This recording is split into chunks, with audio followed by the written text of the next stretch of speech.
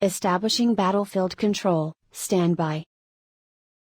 Hello Brigadiers, Haywire here. Brushtail Command has launched an adventure beacon. We will be joining up with the fleet momentarily. I'm just doing some last-minute diagnostics on your ships. Make sure to rally to your ship by typing !locked in chat. Diagnostics complete.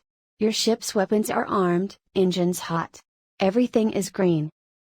Ready? We are launching in 3, 2, 1. Good luck, have fun, Brigadiers.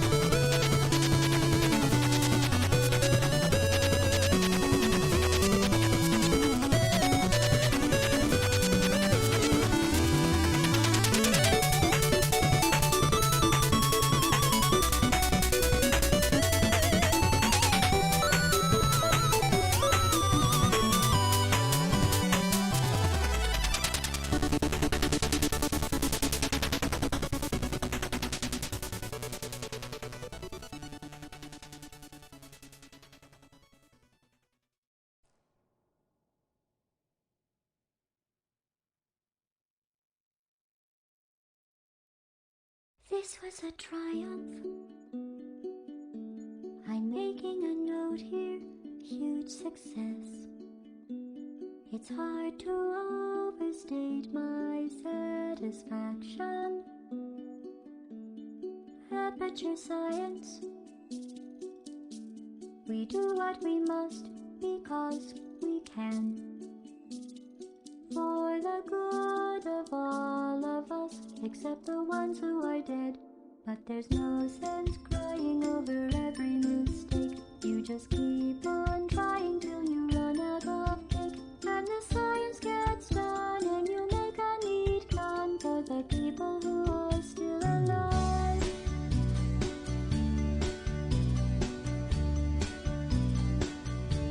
I'm not even angry.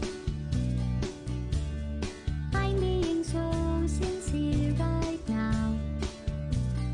Even though you broke my heart and killed me and tore me to pieces and threw every piece into a fire. As they burned, it hurt because I was so happy for you. Now these points of data make a beautiful line, and we're out of data, we're releasing on time. So I'm glad I got burned. Think of all the things we learned for the people who are still alive.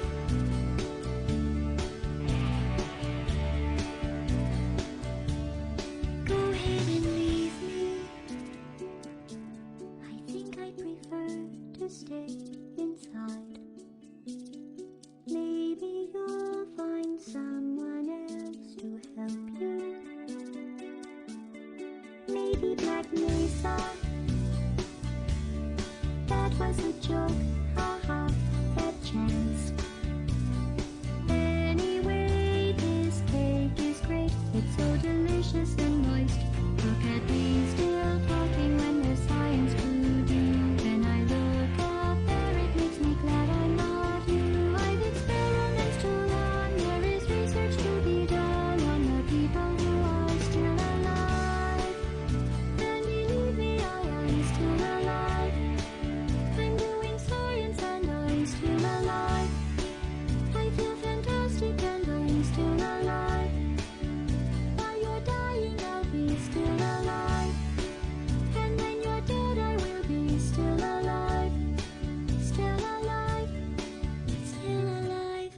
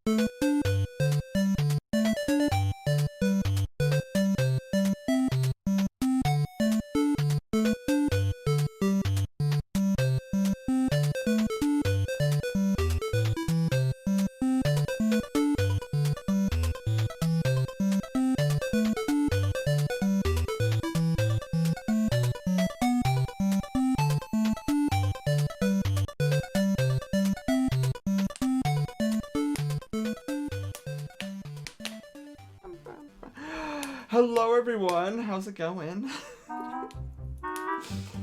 Welcome on in. Bowser, hello, how's it going? Welcome to the lounge. How's it going? Happy Thanksgiving, even though it's 2 days after Thanksgiving. Shockwave! Welcome to the Brushtail Brigade, and congratulations, you're no longer a peasant! Woo! Oh my goodness, a lot better from last year? I know, right? Hang on, let me turn down the music. I knew I was forgetting something. Okay. So, welcome on in. You can hear the lovely fire in the background. Yeah, isn't it so cozy? It's so cozy. I was like, I want to make something cozy. So we have this is what the lounge is like. So if you go into our Discord server, you know, the lounge deck or whatever we call it. This is kind of what I imagine it looking like. I was like, we could do the normal just chatting, but I feel like for such an event, we should like host it in the lounge. And Shockwave the Hedgehog, I'm a Decepticon who gets along with all furries in particular. Oh, well, welcome on in, Shockwave. Happy to have you here. This is our annual Thanksgiving stream. We usually don't do it on the day of Thanksgiving because usually I'm hanging out with family. And so we usually do it like 1 or 2 days after Thanksgiving, and it's basically me hanging out with you guys and chit-chatting, where I tell a bunch of interesting stories from the cons that I've been to, you know, just how did I start my Sona. Taylor, hello, how's it going? Welcome to the lounge deck. What? Wow, that overlay is new, looks good. Thank you. Yes, it is brand new. I've been frantically working on it all day yesterday and somewhat this morning. I slapped it together at the last second today. And so I guarantee there's some stuff that's off still. Finish watching the archives of Unis and Honest. Yeah, at first it was funny when Twitter was going ballistic about that. I was like, wait, Markiplier did what? And then I was like, oh, because I did not keep up with that channel. I kept up with mostly just Markiplier's main channel. But welcome on in. And yeah, so we're gonna chit chat. We're gonna you can see my monitor over here. It's a giant TV. Watch, if I shut this off, watch this. Where's the shut off the TV option? See, I can shut off the TV. And now it's just a TV. Well, I mean, it's always a TV, but I hear Charge Man from Mega Man 5 in the background. I'm a huge Mega Man fan, especially the Battle Network series. Oh, Shockwave. I am a fan. I'm a super fan of the original series. I also love the X series. Haven't really played much of the Network series, but I hear it's super good. And as you can tell, I decided to bring in Haywire for this event too. So she'll be hovering there, just kind of monitoring, listening in. That is until we get our first troll. Because honestly, guys, I fully anticipate a troll entering the chat. Sometimes I don't know what it is about just chatting, but it seems like there are lurking trolls in the just chatting section. Collect all the Mega Man games. I have the Legacy collection for the Nintendo Switch. But how was everybody's Thanksgiving? Did you guys do anything, or is this your guys' Thanksgiving? Sashay, thank you for the host. Also, also the don't mind the positions of the alerts. I had to leave them in those positions in order not to screw up our entire gaming setup, so they might be a little off, but that's totally fine. Like, I'm sure you guys didn't even notice until I actually said something. Taylor, thank you for the host. Oh my god. I also like how we have apple cider over near the fire. It's great. If there's one drink I love, well, okay, there's two drinks I love to have with cinnamon rolls, and that is apple cider and milk. Not at the same time, but like those are my two go-tos when I'm having cinnamon rolls. But yeah, so this is our new little setup. I was super excited to show it off. I think we might be using this for our Just Chattings, since it's cozy. I might use the other scene more as like tactical combat for, you know, when we're doing stuff. I love apple cider. Oh, so do I. As you can see over here to the what is that? Your guys' right side. That is River Ridge apple cider. It is the best apple cider I have ever had. Outside of like fresh press, like out in the fields, this stuff is the stuff I go to. We should do it for Christmas. Oh, you can count on it. Actually, speaking of Christmas, so what we're gonna do here during the Christmas holiday, well, I should say all throughout December, I will be scheduling movie nights in the Discord server, where we will be watching holiday specials, and I'll keep you guys posted. We'll actually have it posted. I'll have the posts of what movies and when we're doing them on our streaming schedule. So, for those of you who do not know, we actually do have a streaming schedule. Haywire has it in her data bank. It's !schedule. Which, actually, I think I need to update it. Ooh. I don't think I've updated it yet. Anyways, so that's where I update my streaming schedule. I like Google Docs, specifically Google Spreadsheets.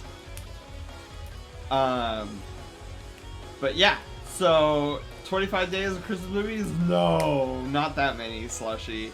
But we will do a set of few. I want to do at least 3 holiday movie nights in December. So you can look forward to that. We also we have our movie wing, so we'll gather up in the lobby when movie night happens, and then we'll go into one of the 2 auditoriums we have set up on the ship. Where we'll watch the movie, and then afterwards we'll leave the auditorium, go back to the lobby, and talk about it, and just hang out for a little bit. It'd be great.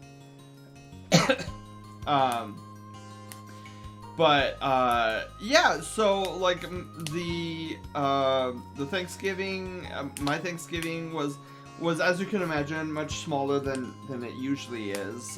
We just had a small little get together, nothing huge.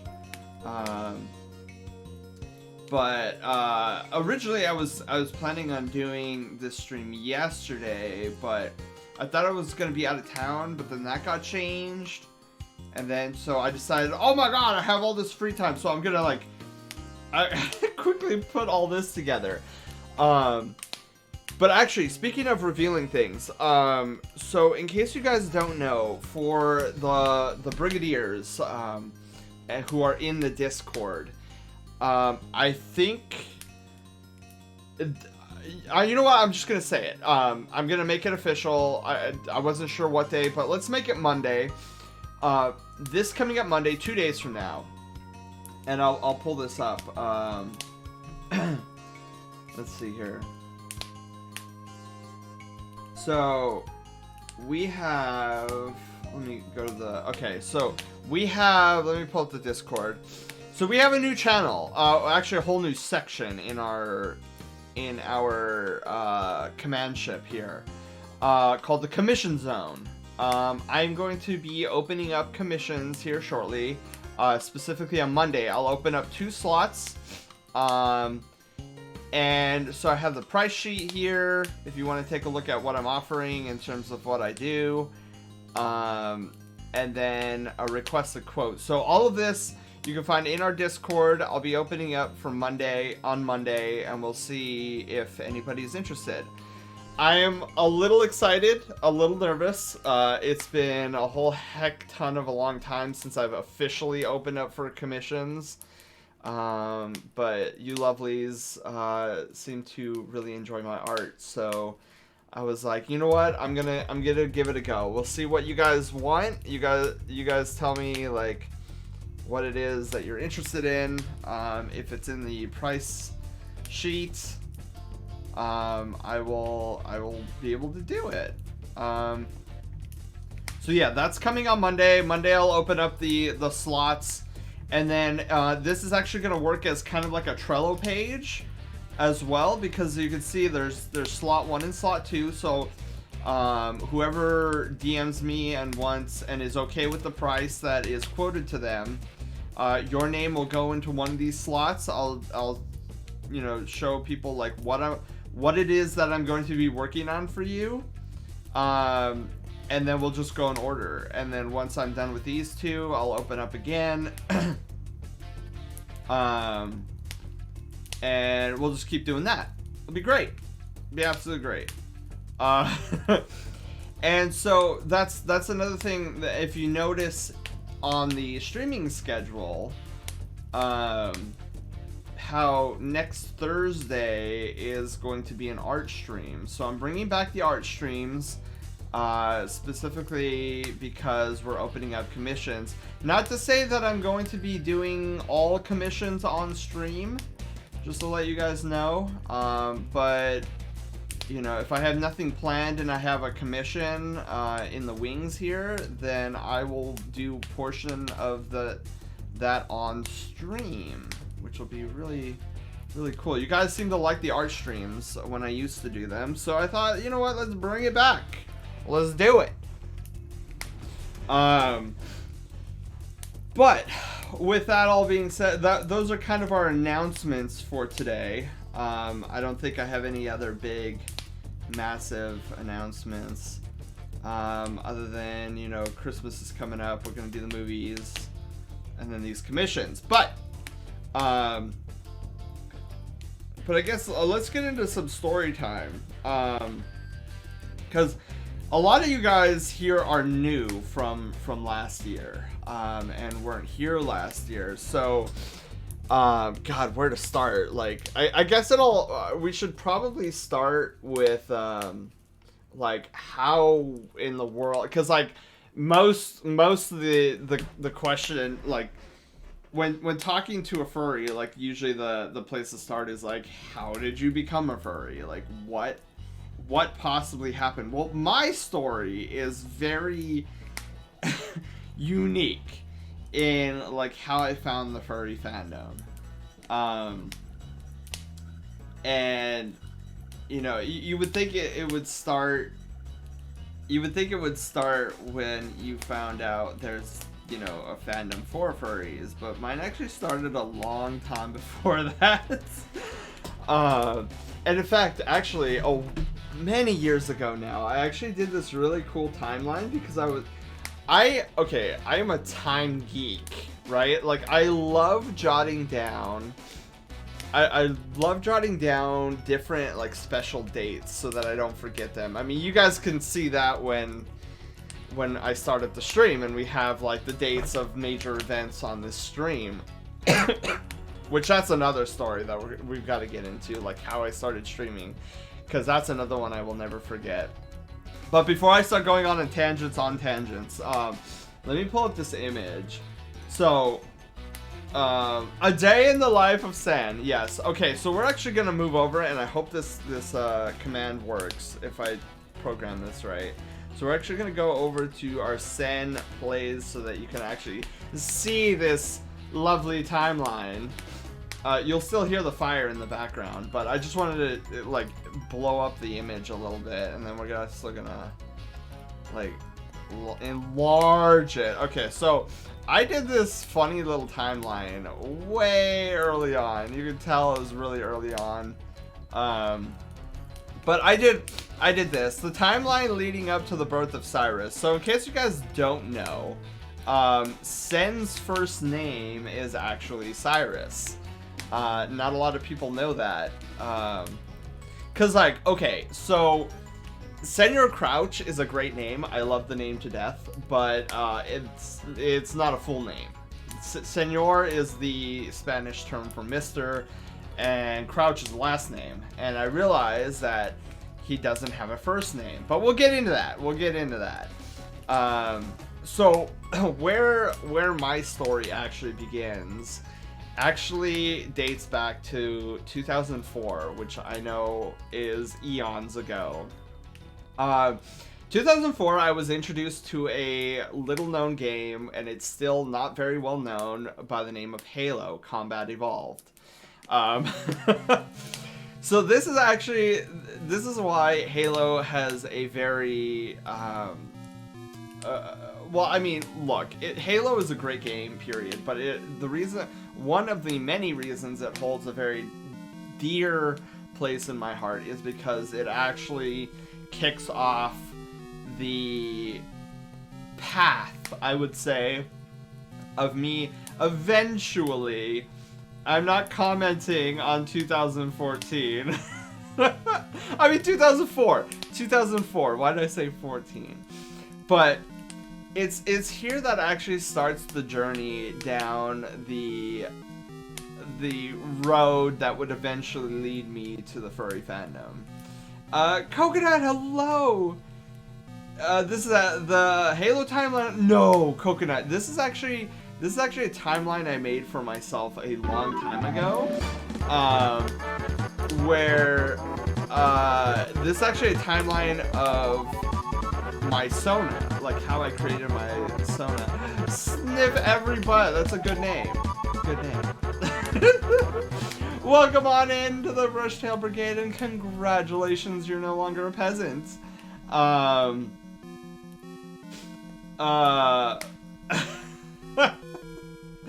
Well, have you ever seen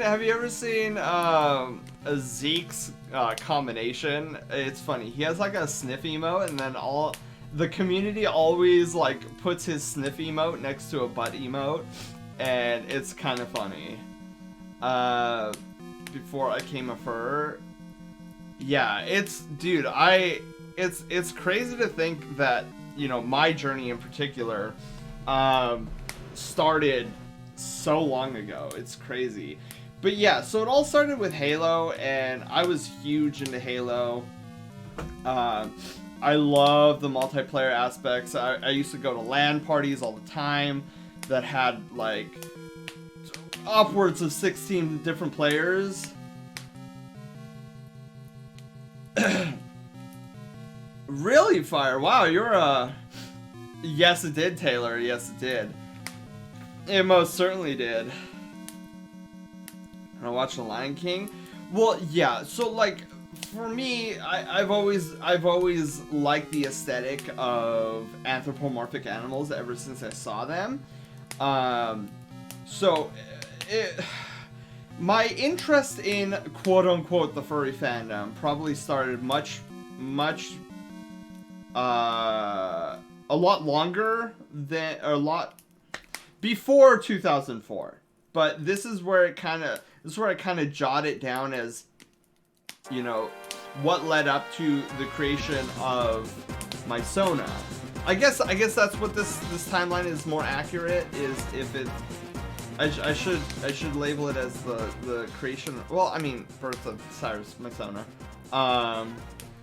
So the thing about Halo that blew my mind way back when was, see, before Halo, I was basically a Nintendo exclusive fan, and you gotta think too, I was roughly 13-ish or so years old, so I didn't have a lot of funds to spend on PlayStation, Xbox, and a bunch of Nintendo games. But Halo, there was something about Halo that really sparked my interest. So my brother and I, we got an Xbox and we started playing Halo like constantly. But the thing that really intrigued me about Halo is that you can create your own custom Spartan.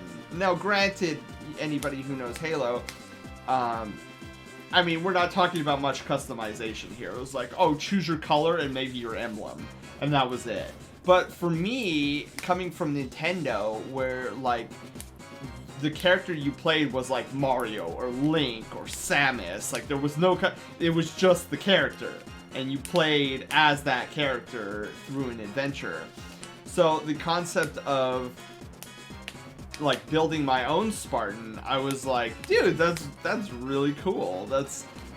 And so that kind of always stuck with me. And so naturally I had to come up with a name. Anybody who's played Halo multiplayer knows that you have to, or even nowadays, really, it's like your gamer tag. Like you have to make a gamer tag. So I'm like, I don't know, like I don't even know who I am. So eventually I came up with the name Phantom because I thought it was like, ooh, spooky, ghosty, and like, at the time I was kind of into like ghosties and whatnot, but not in a scary sense.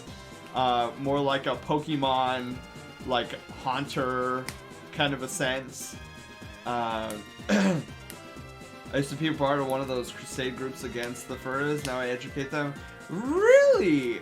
Coconut, that is very intriguing. That you did a complete 180 on the subject. But I never really played Halo. I only played the third one with my friend. Yeah, it's a good franchise. So yeah, I created a name, Phantom. I thought it was pretty cool. I guess looking back at it now, it's probably a bit edgy. But hey, I was never a cool kid, so I had to take what I could get. But anyways, so that moved on to Halo 2, and dude, I remember Halo 2. It's funny because I actually got into the Halo series right before Halo 2. So like it was, unlike most fans, I didn't have to wait a long time to get Halo 2. Thundercats was good. Thundercats was definitely good. Silver Age of Disney going on. Oh yeah, I know a lot because I grew up in the 90s, so I'm very familiar with a lot of those older series. Yeah, and then with Halo 2, I believe you could actually customize your emblem. I don't think you could do that in Halo 1, but in Halo 2 I was like, ooh, so this was my first emblem that I created. And the reason, it's funny, and Taylor, if you're here, still here, you'll enjoy this.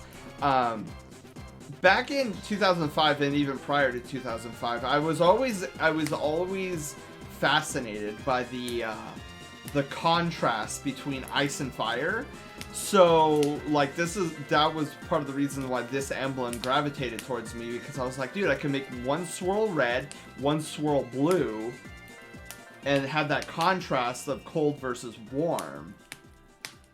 And then so here's where things get interesting, right?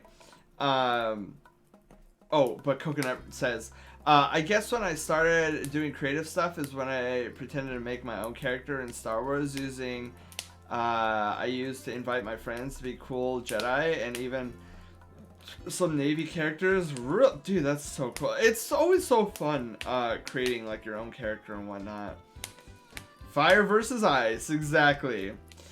But so this is where it starts to get interesting in terms of like me understanding a little bit more about myself.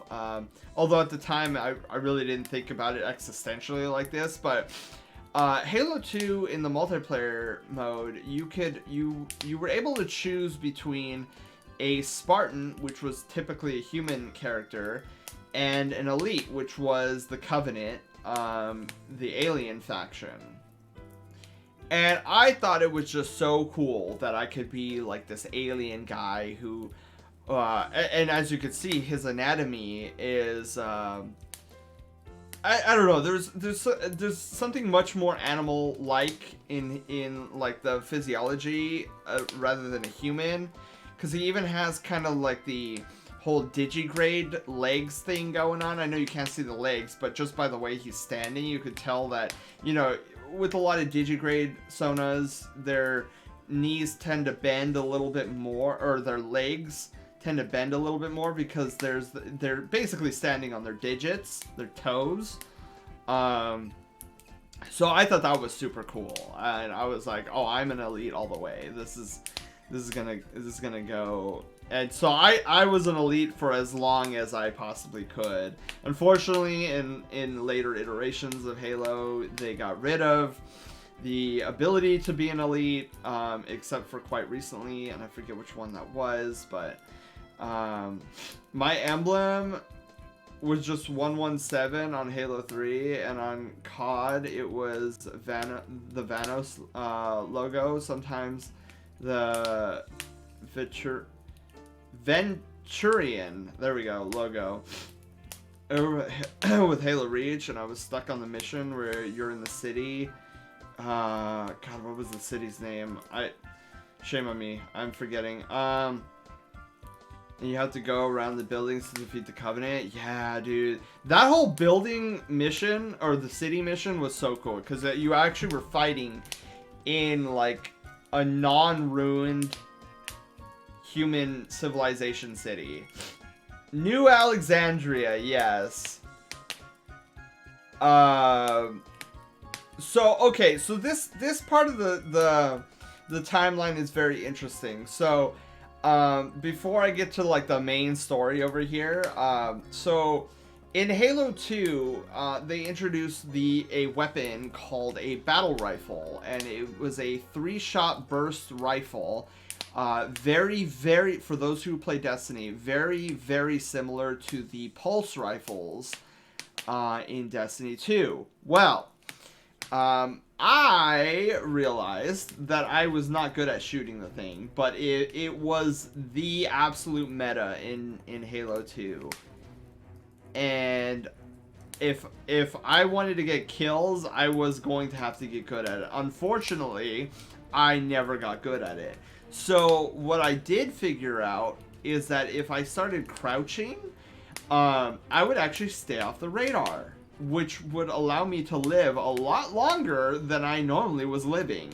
Albeit, crouching everywhere was not a particularly exciting venture, but I got into that habit. Still was crap at the game, but at least I was living longer than I was dying. So we fast forward to December 2006. I was gonna say 2016. So we got together as a family like mid-December, and this is kind of an annual thing that my Sen Mom and I host. Paula Plays, hello. Yeah, welcome on in. A lot of open world games, but most were for older audience. I never played online mods since I was always more play the story. Yeah, I'm very much the same, Coconut. Like, this is why it always amazed me that Halo attracted me so much, because I'm a narrative guy. Like, I want games for story. First rainy Black Friday this week. Lucky, can you send that my way? It is way too sunny for my liking right now. I want it to be raining over here. But give me a second. I'm gonna get a tissue to blow my nose. I'll be right back.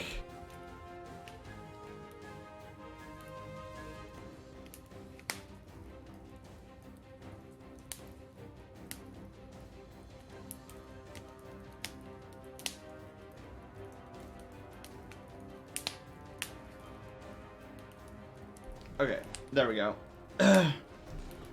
Sunny, 59 degrees here. Oh, man. Decky, hello! How's it going? Welcome on into story time. Well, a glorified story time. Because for me, Thanksgiving is a time, like the magic about Thanksgiving is when I get to hang out with family.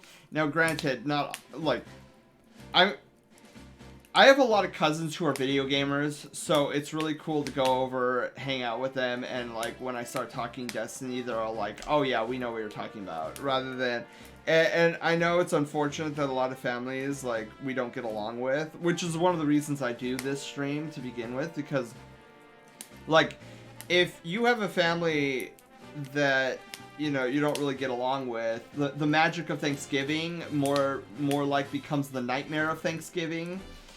And so that's why I really enjoy doing this Thanksgiving stream, because literally what I'm doing now with you guys is literally all I did on Thursday with my two cousins. We were talking anime, we were talking games, we were talking all sorts of different fun things. And for me, that's very magical. So I wanted.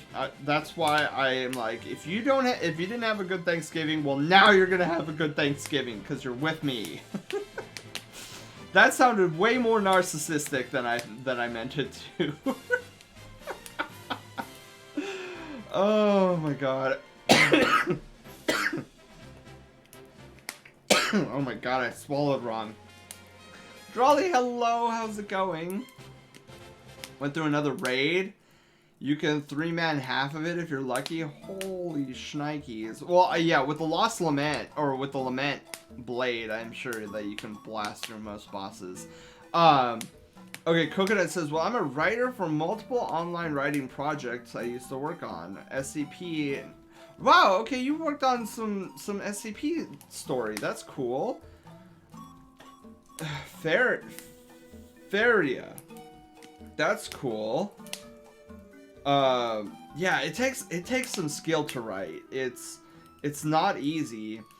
Thanksgiving the awesomenesses. Same to you, Drawley. I was always in my room during Thanksgiving, sadly. I wasn't very social, and my cousins were the Christian New Jersey boys I never really saw. Ah. Yeah, see, I can somewhat relate, not in the Thanksgiving sense, but like you know, grade school was, for the most part, was a very lonely time for me, not having much friends, especially in high school. Which that's another story I'll get into later today. Family got drunk, that was it. Ah. I made all that special food and took it to them. Sweet! Oh wait, I just read you're basically canceled this year. Ah. So that's why you made the food and brought it. Okay. That sucks. Well, at least you're here, Fire. Maybe with the fire crackling in the background, which once we're done with this timeline, we'll go back to that scene so that you guys can warm up by the fire. But I wanted you guys to at least see the timeline and not just be like squinting, like, what is he reading? First year at my girlfriend's house since we moved in together, and it was kind of awkward being in the new place. Really? Oh. Well, I mean, hopefully next year the awkwardness won't be there. But where were we on this thing? Oh, right. The Christmas get together. Okay. So, we were all excited. Most of my cousins were, because we were all gonna bring over TVs, and Xboxes, and we were gonna hook them all together and do this giant Halo 2 LAN party. And so, so what had happened was I was getting slaughtered. Like, we set up, there was about 16 players. It was great. And I was just getting decimated, and I was starting to get legitimately frustrated. So at one point in time, because I didn't want to leave the frivolity of what was going on around me, but I was definitely furious. So the round that became like infamous in the family was as soon as the round started, I went and hid in some obscure corner of the map. And for whatever reason, I don't know why exactly, but I had the sniper rifle, which, like I am 100% not good with any form of sniper rifle weaponry. I'm too jittery to keep still, so like me having a sniper rifle was probably the worst idea. But alas, I had the sniper rifle and I was in a corner. And when I say obscure corner, I mean obscure corner. Like nobody would ever go to think to look in this random corner of this map. And so I just sat there. You know, it was about a good 10 minutes of me crouching, and for me it actually became like a game. Like how long could I last out? Because I was crouching, so nobody could see me on the radar. So I was like, I wonder how long, or if I could just like be invisible, the entire match. Well, idiot me, in all of my infinite wisdom, didn't realize that the long barrel of the sniper rifle was actually clipping through the wall on the other and into the other side of the room where there was a lot of action. So one of the more skilled members of my family noticed that there was a sniper rifle barrel jutting out of a wall, and he was like, oh, I know exactly who this is. So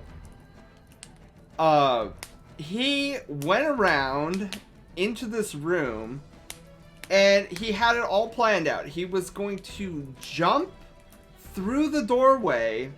He had the shotgun. With the shotgun, he was gonna look down and shoot me point blank. So that's exactly what happened.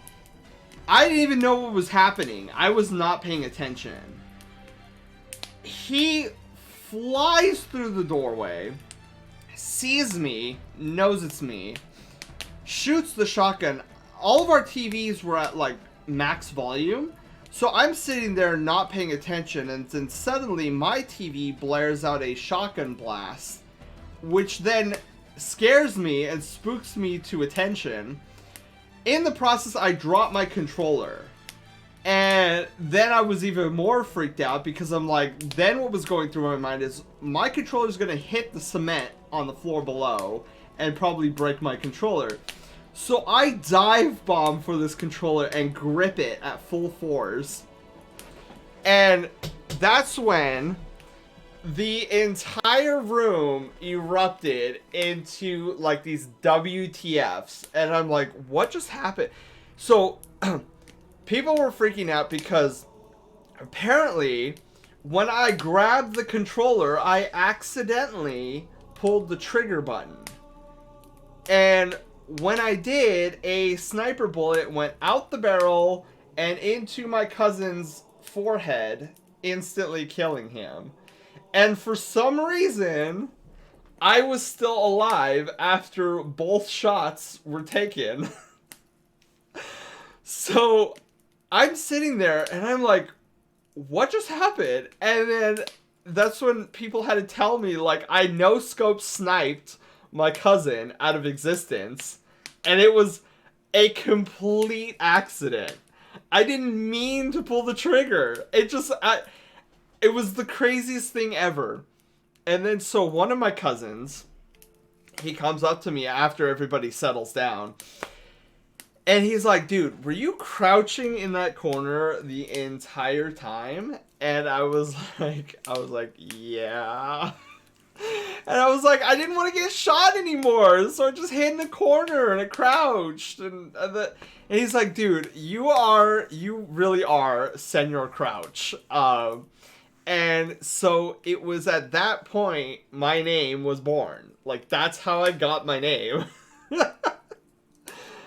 My friend would have said I was cheating. I know. Like, if people weren't there to witness it, I'm pretty sure they would have thought I was cheating.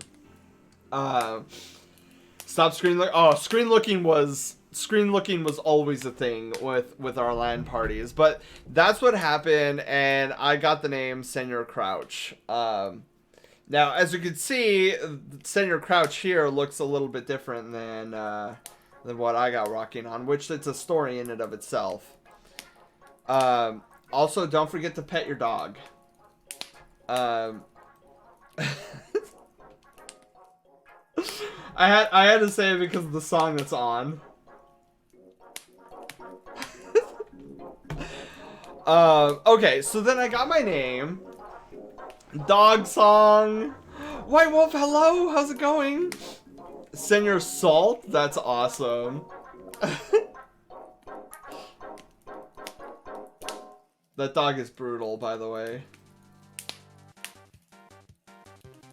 Okay. Is it me, or is the song... Oh, maybe it's just me. Maybe the music is, like, really low. I don't know. I don't know. We'll keep it at 40%, and then if it's too low, you guys can tell me. So, you just woke up? Well, welcome on in, White Wolf. Today is our Thanksgiving stream. It's a massive Just Chatting stream, for those of you guys who remember it from last year. So... Moving forward from that epic story, we move on to after Christmas. So after Christmas, I got the game Pokemon Battle Revolution, which mind blown at this point, because like this was the most customization of like your avatar I had ever encountered at this point. I was able to dress him up and all this stuff. It was great. And as you can see from the image, the timeline, like this is how I kind of dressed up my character in Battle Revolution, and I cannot believe I actually was able to find a picture of of my character.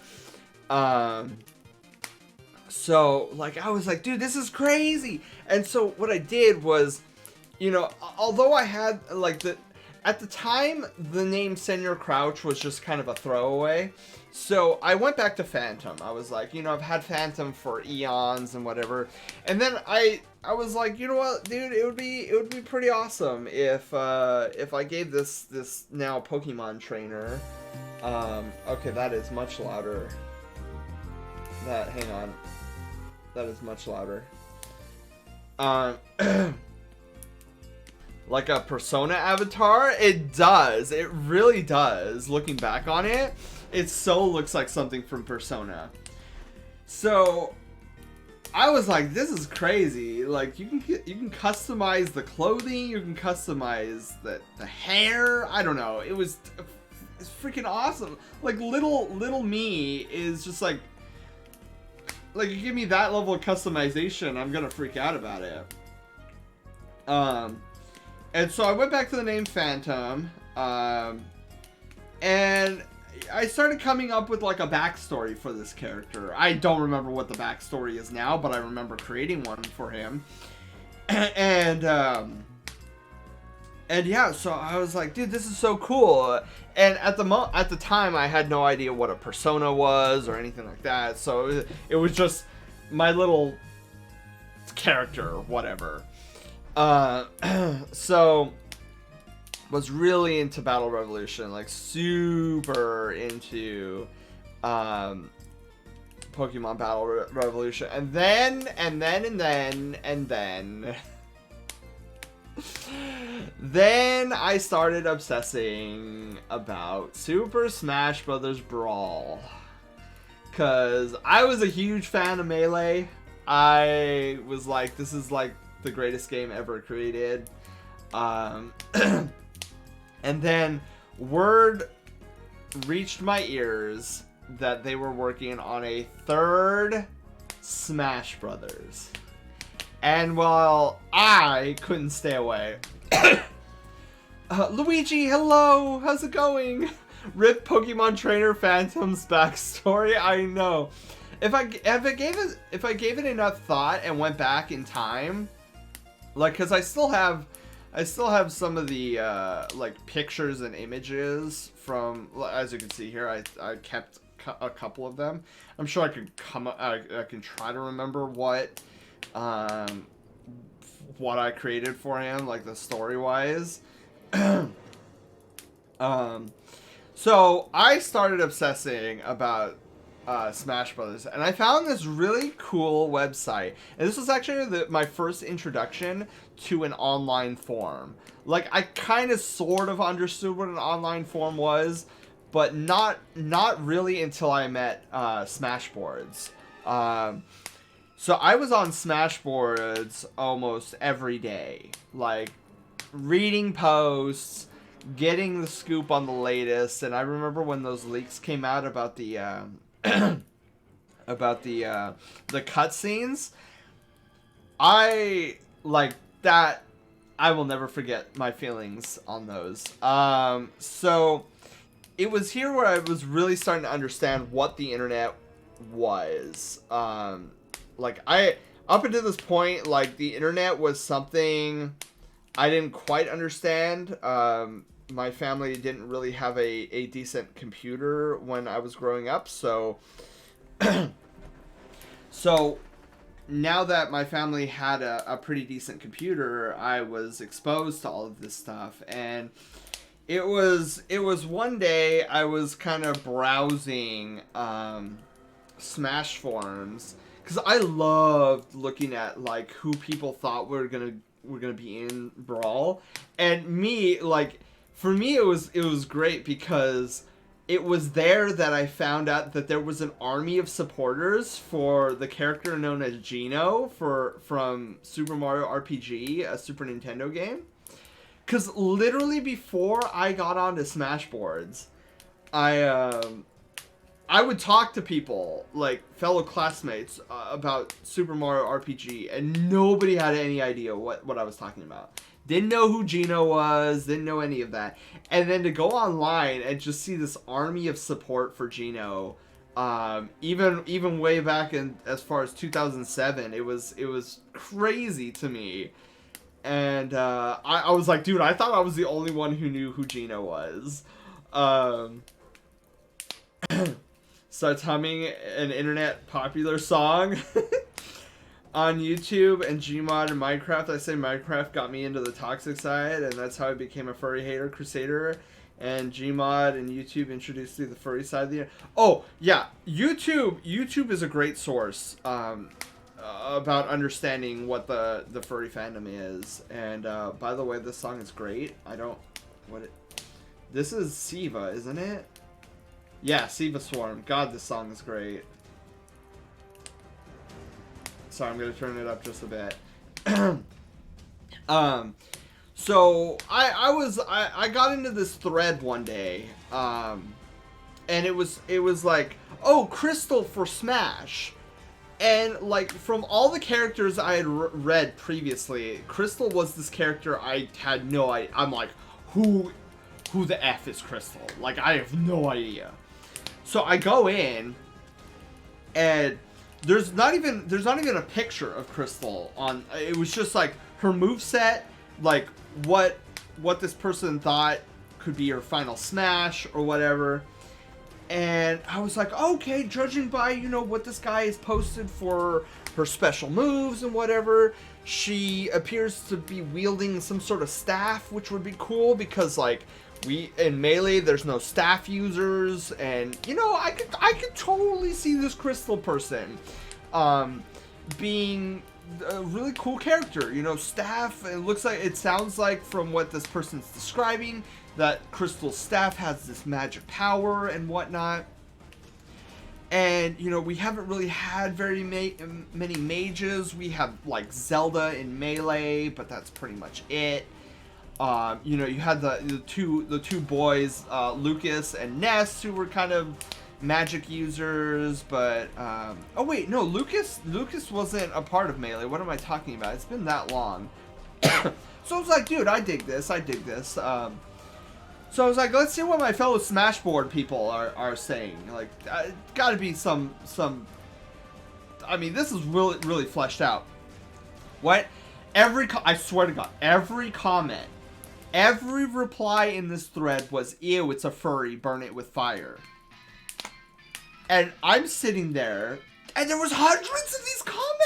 hundreds of them, all saying the same thing, and I'm like, what the F is a furry?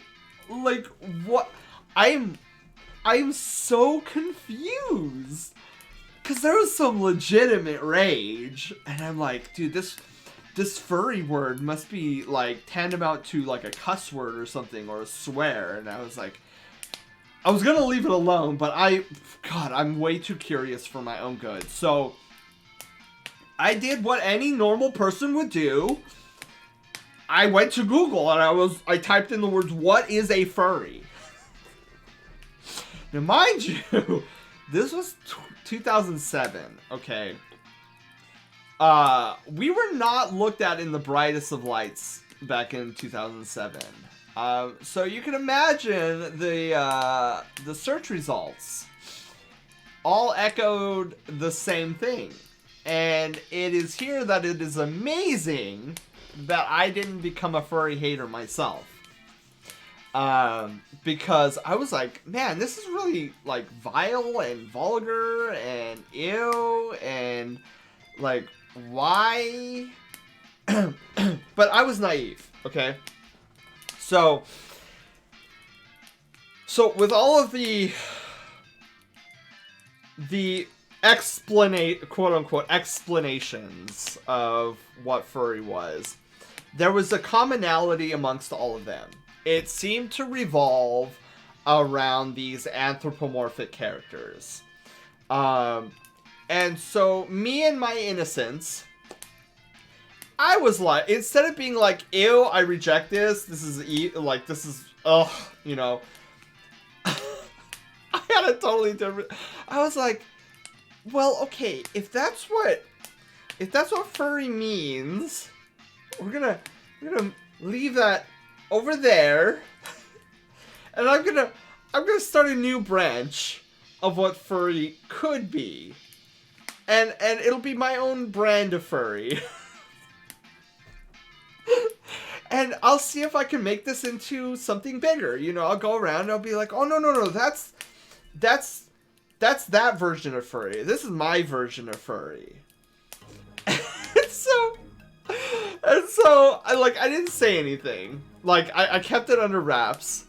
But I was like, I'm gonna be my own brand. Like, I'll create a new definition for it. And who knows, it might be something later down the line. So, so then, you know, I was further curious. I was like, I wonder if, like, I want to know. And this is another funny thing. I was like, the other half of me was like, I really want to know if this is all it is, right? If it's all this vulgar and vileness and stuff like that. And so I was like, my brain was like, I really want to talk to one of these people. Like, they seem creepy, they seem weird, but maybe in, like, a safe environment, I could, like, speak to one of these people. Oh, V-Drift, hello, and Flurry the Fox, hello, welcome to the Brushtail Brigade, and congratulations, you're no longer a peasant! Chrissy, hello, how's it going?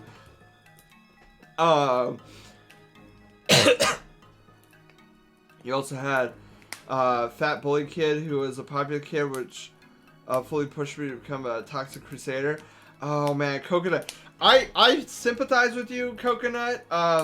Because, like, in a story that I'm going to get to later on, which I think I'll bring up during, I think this timeline actually goes into that a little bit, where I was bullied, the bejesus. Are you playing something IRL? I keep hearing pops like, oh, yeah, okay, sorry, White Wolf, that is actually a fire. Hang on, let's go back to the lounge really quickly.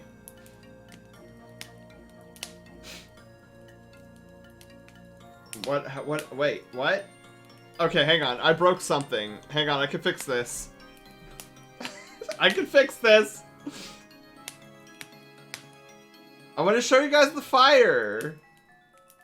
See? Fire. You has mac and cheese? That's so cool.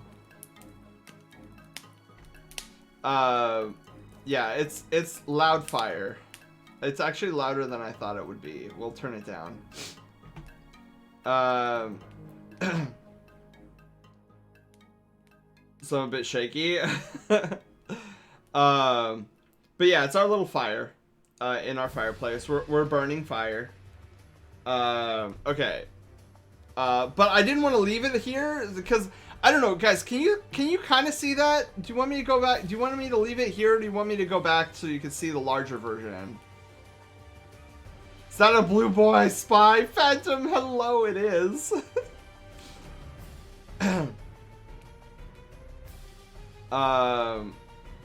Casually takes cider, yes. Okay.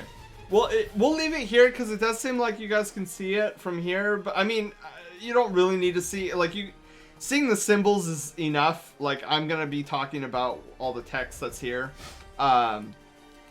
So where was I? Oh, right. So I was like, dude, I wanna talk with one of these furries. I wanna see, like, what this furry thing is, and if all of them are creepers, like Google says they are. Not in this mode. Yeah. So fire everything. Oh, I mean, I try to join? Link expire. Wait, did the link expire? I set it to not expire. Okay. Nate, hang on. I'll have to look into that.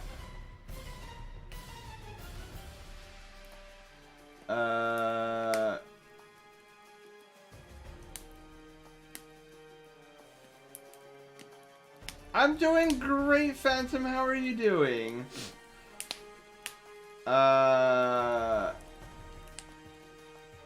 Whatever. I'll figure it out later. Here's a temporary one. Here's a temporary Discord link to our server. Feel free to use it to get in. I don't know why. Yeesh me into the sun. Your community has been one of the best to me. Oh, Decky, that's because you're in it.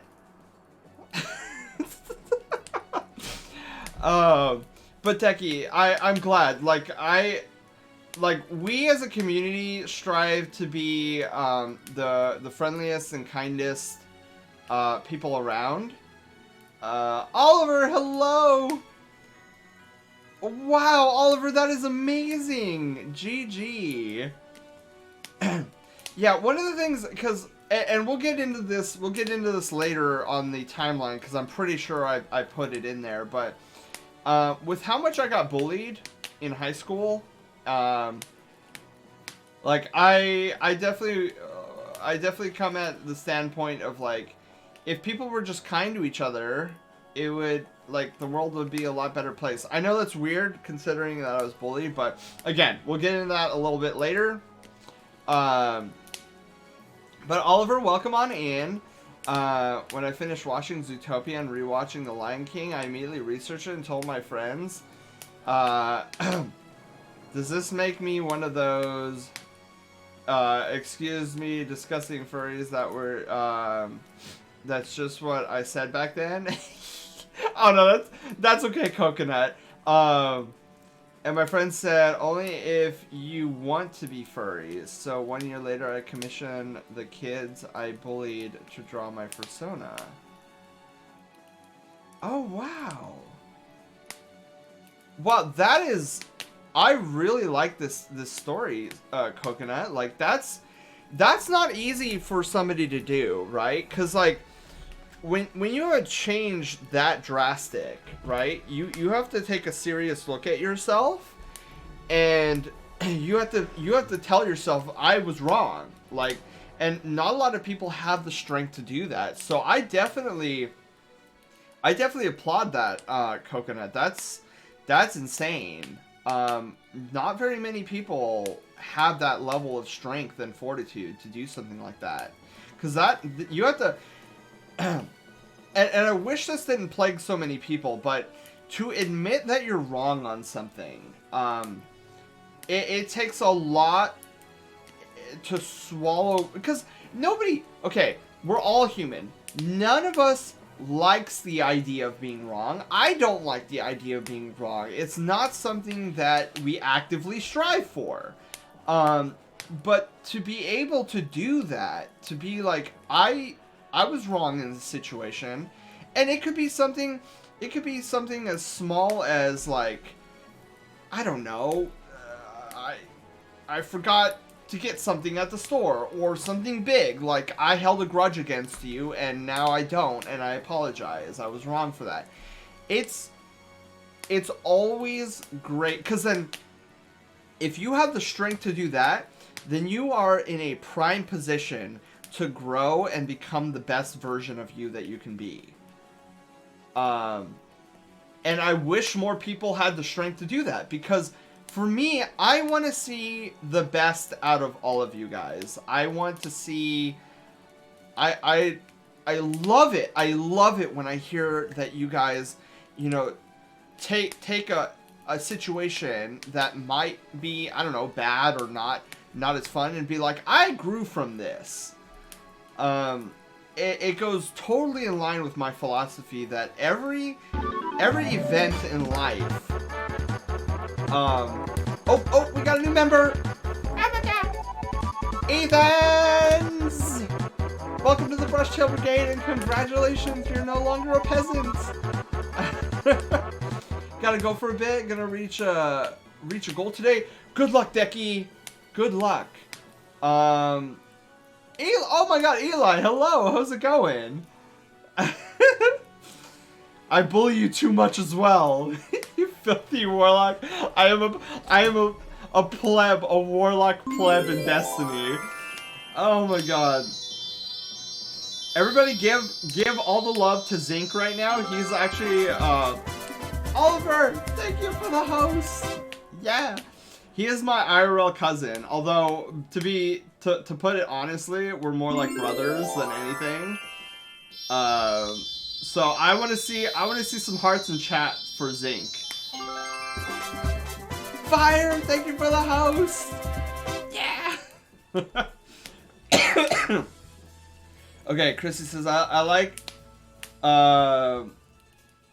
who? Zinc 354 is IRL related to me.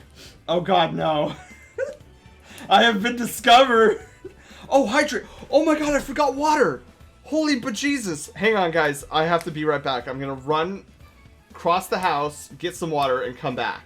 Okay, be right back.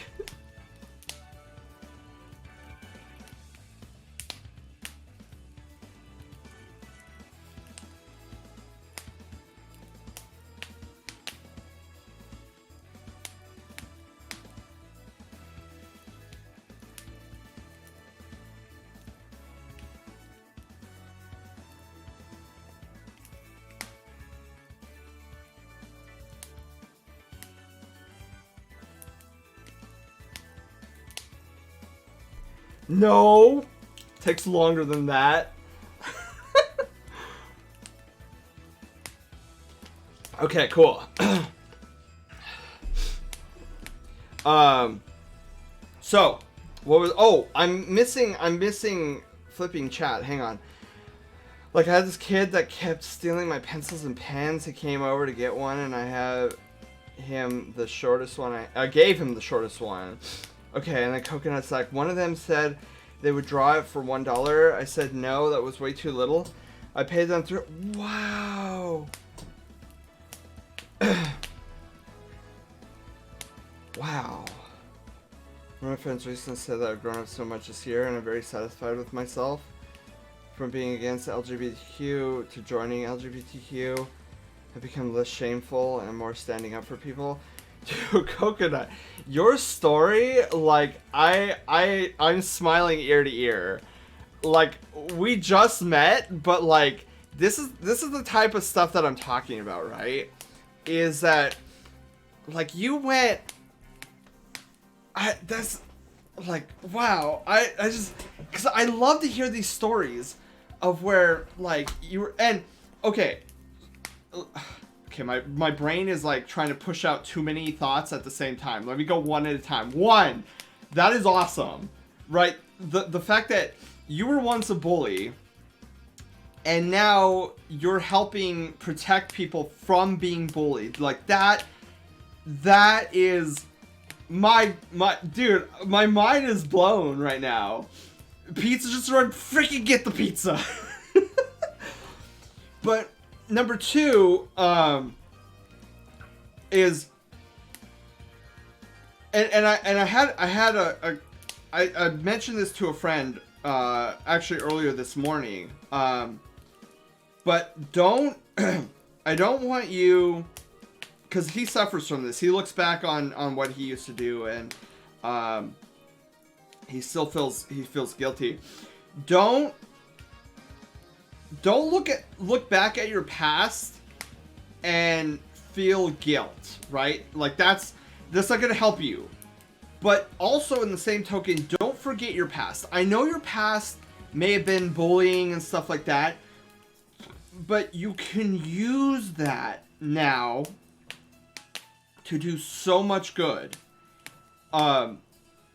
It is a tool that you can use to remember where you have been and how not to act. And furthermore, since you were a bully and overcame it, you are in this very unique position where you can kind of, since you know the mindset of a bully, you can more effectively get through. I feel like you are in a great spot to be able to get through to other bullies to make them stop bullying, because you understand that mentality. Where a lot of us were not bullies, we don't understand how to effectively, like, I'm not saying all of us, but like average person doesn't understand. So you are in this amazing position where you have this amazing skill set because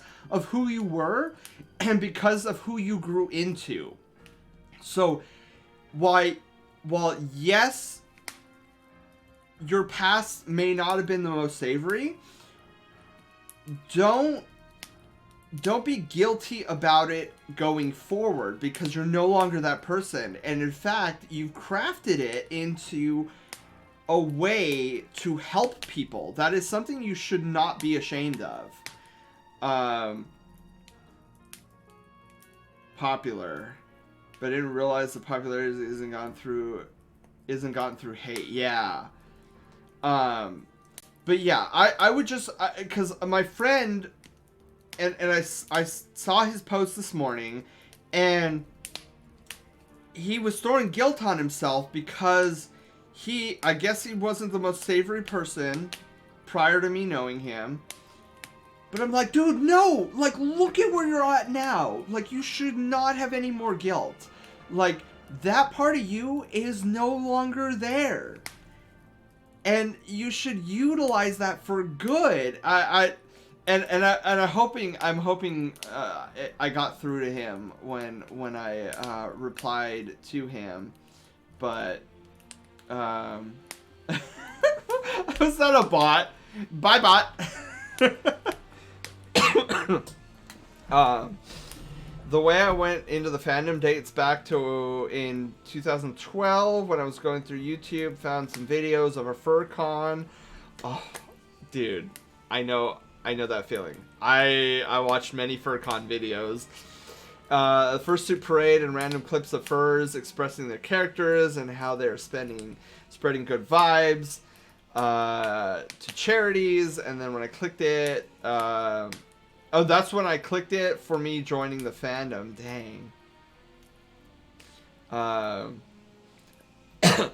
lot more bullies suddenly. Try to year of wait, okay, so I had a lot of bullies suddenly try to be my friend senior year of high school. They would swarm my table and try to push me, my usual hangout groups, all because I was on the year. Oh my god, so superfluous. Yeah, just, you gotta watch out for that, Chrissy. It's a little annoying. My old school Discord says used to be, why do furries exist? Someone DM'd me saying that I'm a furry, and I responded to him. After that, I became a furry, and now he's my RP buddy. Oh, that's so cool, Coconut. Yeah, it's crazy how we all have our own stories of how we got into it. But yeah, getting back to mine. So I was super curious. I had to know, because like everything I was reading, all the vulgarness and all, like it was all, like everything I was reading was by people who didn't seem to be in the fandom. So I'm like, dude, I have to know if these weirdos are really all like this. So I'm like, so the next search thing I went is where do furries hang out, right? I wanted to know where they hung out. And so I found this article, talking about furry conventions, furry meetups, and I'm like, dude, I am not socially equipped to go to any form of like meetup. Is there some place that they meet online? Well, sure enough, came across I'm skipping ahead in the story. Okay, we'll put a pause on that. First, we need to go back to how I started using the name Senor Crouch, because at this point in time I was still being known as Phantom. And so it all started with Xbox Live. Like, one of my cousins got me a subscription to Xbox Live, and I was like, oh my god, this is crazy. So he explained how it worked, and I had to have a gamer tag, and I was like, whoa, Phantom, of course, like I've been Phantom all this time. And then I tried putting it in, he's like, that name is taken. I was like, oh crap. Because I'm like, at that point when I realized that it was a unique name, I'm like, there's probably Phantoms 1 through 1 bazillion already taken. So it's like, there's gotta be a name. I'm like, what would I call myself? And then that's when I kind of remembered back to that whole like fiasco of me accidentally shooting my cousin in the head with the sniper rifle. So it's like, oh my god, Senor Crouch, that's gotta be it. So I typed it in, but then it gave me an error. It was like, oh, I'm sorry, we don't accept Enyes on gamer tags. I was like, what do you mean you don't accept an Enye? Like, don't you understand Spanish? So I had to drop the Enye, which for those who are not of Spanish descent, an Enye is just the N with a little squiggle above it. And I was so pissed. I was like, oh, you gotta be kidding me. I kept with the Enye. So I got rid of the squiggle, and I just became Senor Crouch. Like, I was like, I'm still using the name, whether the squiggle is there or not. You did what? I was not the cousin that got him into Xbox. Yeah, actually, Zinc, it was actually Matt, Ronnie and Dorothy's brother. Because he, like, talked big about it, and then Vince got into it, and then Kevin, Andrew, and then I was like, okay, Ronnie and Dorothy are now into it, Mark's into it. I'm like, who isn't into this game? So I'm like, okay, I gotta try this out. Yeah, dude, Matt was the one started it in the family. He was hardcore into it. So I had to drop the Enye, unfortunately. And so I was now Senor Crouch on Xbox Live. I still am. Really? Wait, hang on. Oh, really? This came first before? Okay, alright. So, in the timeline, I should really give it another name. But in the timeline, I named it the Steel Cage era. So, it was at this point where I was going through a lot socially and mentally. So, and I directly attribute to, and this is where we're gonna get into my high school affairs. So during high school, my high school wasn't great. It was far from it, actually. I never felt truly safe there. And so, so with all the bullying that I had to endure, and then also kind of the crazy time in my life, I started developing these anxieties, which actually culminated into me not being able to function properly in an open setting. Blue, hello! How's it going? Thanks for the host. Yeah. So, this was pretty much the darkest portion of my life. And it spanned for 3 to 4 years in all honesty. So how do I describe this? So and this is all self-diagnosis, right? After researching it, after the fact. But I had severe cases of agoraphobia and I forget the other one. But basically, I had a fear of being out in public spaces and having a fear of other people.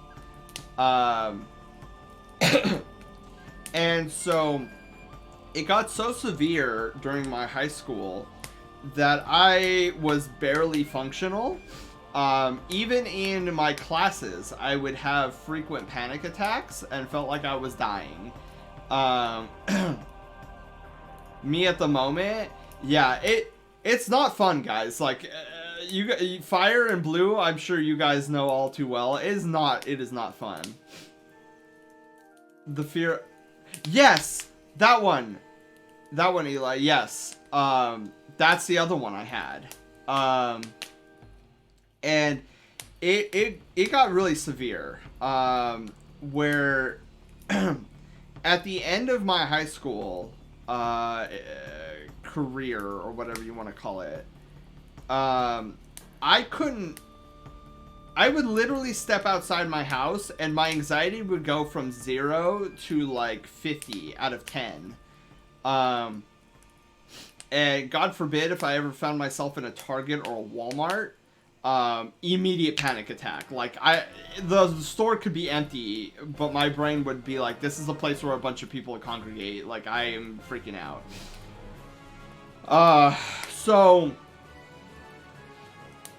because of this, I started developing more of a habit of being online and hanging out with people online, like specifically on Smash World forums, to the point where it had pretty much consumed my day-to-day life. Because I was like, cool, I can socialize with other people, albeit through an internet form.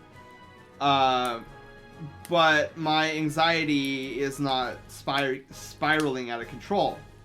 So, resuming on to the whole furry thing, and where we paused, you know, I really wanted to get to know like these furries. Like, I'd never talked to one before, and like Google and everybody else were always telling me that they're these sickos. And I'm like, I need to know if this is actually true.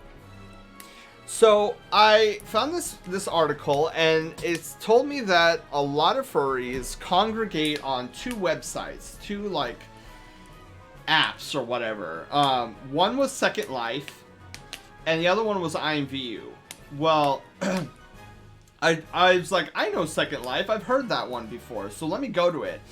Well, my computer, or the family computer, couldn't handle Second Life at the time, so I was like, well, I guess Second Life's out. But I was able to get on IMVU, and I was like, okay, but it seems like this computer can run IMVU. And so I went on, and I went and searched for furry. I was like, there's got to be communities and whatnot. And there was. I found it was not hard to find. So I found a whole community of furries on IMVU. And it took a while before I I had actually said anything because I was very nervous. I was like, these are actually other people live in a live setting. And so I started talking with them, and they seemed pretty chill. And funny enough, my idea of what I wanted a furry to be was actually the general consensus of what a furry is. Like, for those who knew what furry was, that was it. You know, people who are in a fandom that enjoy the anthropomorphic art style. I was like, that's why I joined. So I was like, it's not just me then. So, like, my naive little definition, the new definition of furry was actually the definition. So it was really, really funny to me that these, like, what I wanted furry to be, it was exactly what that was. I ended up staying inside due to constant bullying, people staring at me, making comments behind my back. Yeah, it's not fun being bullied. I can tell you that, and it's funny that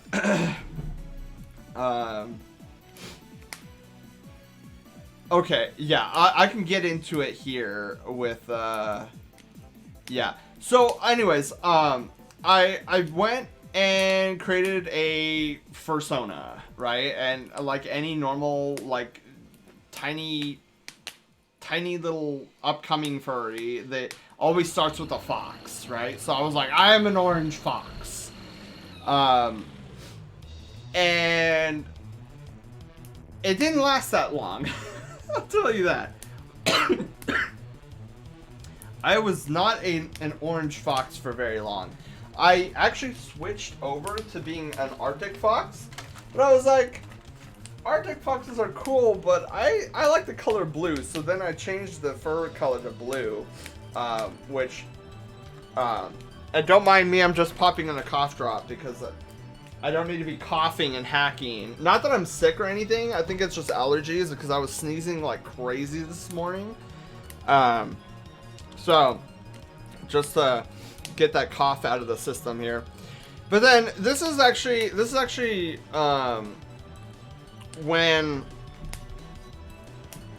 things kind of got out of control, and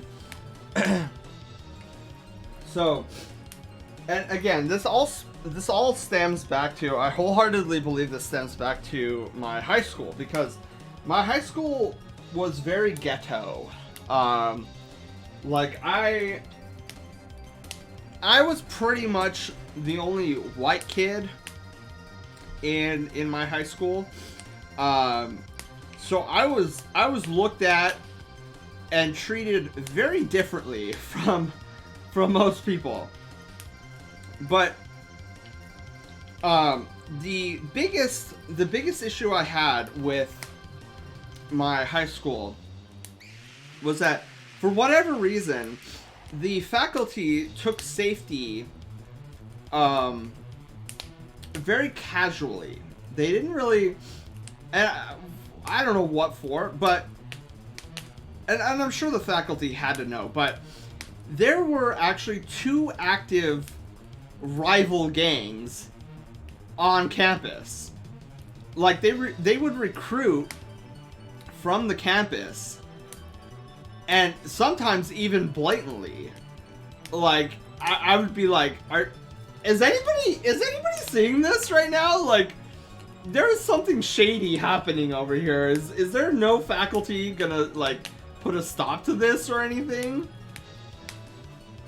Silver, hello, how's it going? I could be a penguin? That's cool. Yes, Lavos music.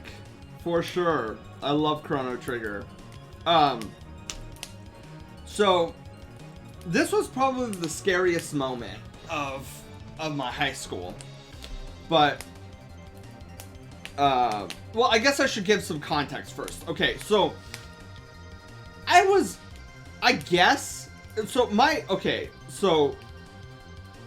thoughts in order. My goal for my high school was to be as invisible as possible. I didn't want to be seen, heard of. I didn't want to be talked about. I just wanted to go there, get my studies, go home, and not be injured, right? That was my main goal. And I don't know how, but it backfired on me. It completely spiraled out of control, and I don't know why. And the only thing I can think of is that the two rival gangs saw me as a trophy to collect, because all of a sudden these two factions were trying to recruit me to their side. And I'm like, I don't even know you people! Like, I've literally tried to be invisible. And yet, so, the only thing I could think of is that they saw me as this oddity. Like, this really rare, like imagine a gem that nobody's ever seen or heard of before suddenly becomes a hot commodity. I apparently became a hot commodity because, like, my interests were super bizarre to them. Like, I would rather talk about Pokemon rather than girls. Like, I would wear the same things over and over. I wore the same things over and over because I wanted to be invisible. I didn't want like this bright logo on my t-shirt or anything. I didn't want to stand out. I was just like, just get me through these years. I'll be fine being invisible. And because I didn't swear, because I, wasn't constantly talking about women in sexual ways and whatever, like, I guess this intrigued them for whatever reason, and I guess it became my only guess is that the two factions had so much control over the campus that it was like, where do we go from here? And I guess they saw me and was like, oh, we've got to have him on our side, right? So I had these people trying to recruit me, and I would try to avoid them and dodge questions all the time. I felt like I was going through like a 3-ring circus, parkouring my way through. I would find the most abstract spots to eat lunch just to avoid any gazing eyes, but it never worked. They always seemed to find me, so I was like, okay. So I felt like I was a nomad, just like moving from campus portion to campus portion, like trying to find these new locations to avoid the eyes of the gang. Made you visible. Yeah, Taylor, it was the weirdest thing. So now I had these people who I'd never seen before. I wouldn't even know what their names are, coming up to me and like trying to offer me gifts and whatnot. And then this one time, it was probably the scariest moment of my life. So I don't know how, but they found out my birthday, and so I got this guy who came up to me, and he was this big guy. He was like this big dude. And I could tell he was a recruiter for whatever gang he was a part of. And he was so brazen about it, because like during class, he slips me 2 items. And so the 2 items he slipped me were like these crumpled up pieces of paper. So he said, if you unfold one of them, it's porn. I was like, what am I gonna do with this, right? And then the other one he said is weed. And I'm like, are you serious right now? Okay. I was freaking out on a multitude of levels, right? So I did the only thing I could think of, right? I actually threw the 2 balls of paper and chucked them sliding on the floor, and they both landed underneath the teacher's desk. And I was like, I could tell he was pissed off at me. And later on that day, he threatened me. And he says, don't you ever do something like that again. Because I will. And I swear to God, I think he had a knife on him. But I was not sticking around long enough for that. So I booked it. Like, I don't even know what happened afterwards. It was just a blur. I'm like, I gotta get to the office, right? Because I'm pretty sure my life's in danger right now. So I book it to the office. And the nicest, most gentle sweetheart of a faculty member was behind the desk. I'm running up to the door and I'm pounding on the door. I'm like, I need to go in. I need to see my counselor. And this sweet old lady, I shouldn't say old, she wasn't that old yet, looked at me, then looked back at her book. And I was like, excuse me, I need to get in here. I need to get in here. She looks at me again, and she the most grumpy face ever. Go away! Go away! You're not allowed in here. And I'm like, sweet lady, I am on the verge of getting stabbed, I'm almost sure. And I would not leave this lady alone. Like, I absolutely hated this lady because she was the most vile person ever, and like everything I said, she never believed me anyways. So the sweet lady act, I said that was all sarcasm. So she finally opens the door. By the way, the reason I'm slamming on the door is because she had it locked. Like, she literally had the doors to the office locked. You would think that the doors would be open during office hours. So she finally gets up. Oh, I'm sorry, ma'am, that you had to get up from your book you were reading. And so she opens the door and she basically is like, get the hell out of here. Like, you're supposed to be in class, get out of here, you know, what, there's nothing you need at this time. I'm like, I need to talk to my counselor. It is emergency. I am pretty sure you know, I don't feel safe right now. And she was like, well, you have to have an appointment for that. You can't just go and talk to a counselor. And then she was insinuating that all I was trying to do was get out of class. And I'm like, you are a brain dead piece of an individual. I am like, you have no idea what just happened to me. So luckily, thank my stars, my counselor was actually walking in from lunch, and she could tell I was distressed. And I was like, I forget her name, but I called out her name, and I was like, I need to speak with you, like, now. And she's like, oh, okay, yeah, come on in. And the lady who had the door open, she gave me the meanest scowl ever.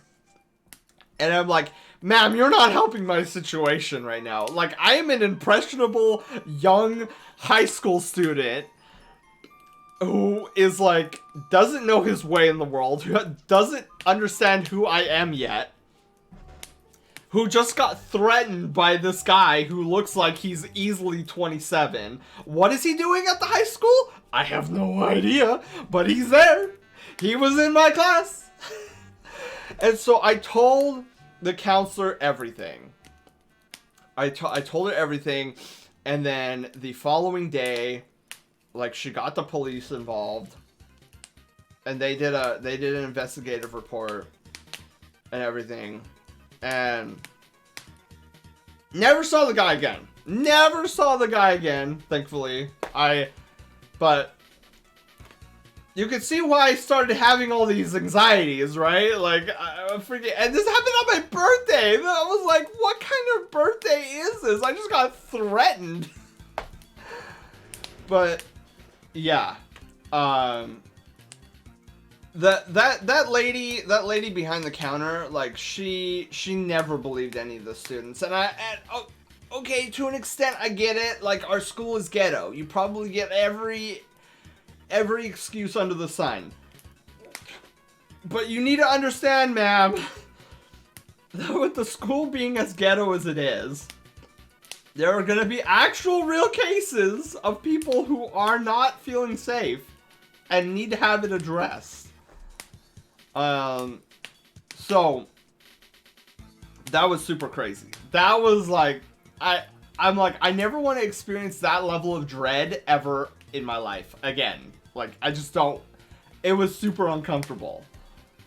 Because I'm like, the guy was reaching into his waistcoat or whatever it was he had on, and I'm like, I'm pretty sure that his lackeys are gonna, like, string me up, and he's gonna, like, have a knife to my neck, or, I don't know, a bunch of things were happening in my head.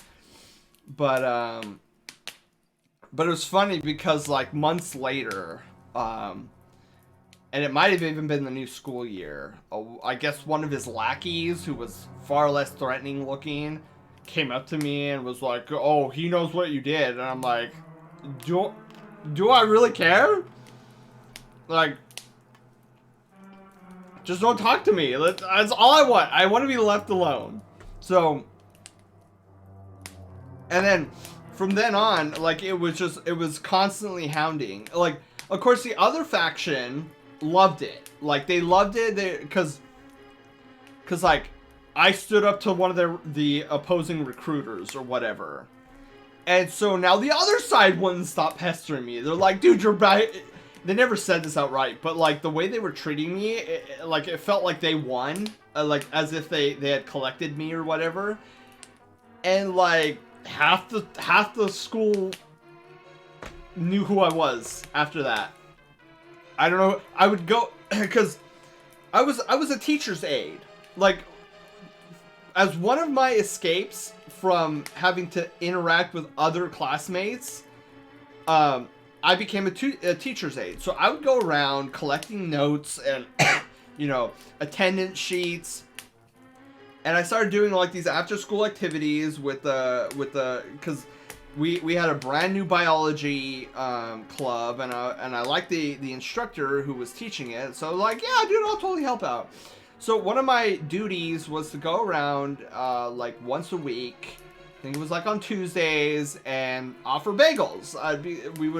We would try to fundraise for this club by selling bagels for $1. So I would go around and be like, does anybody want bagels? And dude, I swear, like everybody in the class would erupt like, oh my god, it's San, hello. Well, they didn't call me San, but like, I'm like, how do you guys know me? How do you guys know my name? Nobody has ever come up to me and asked me for my name, but then suddenly all of you guys know my name.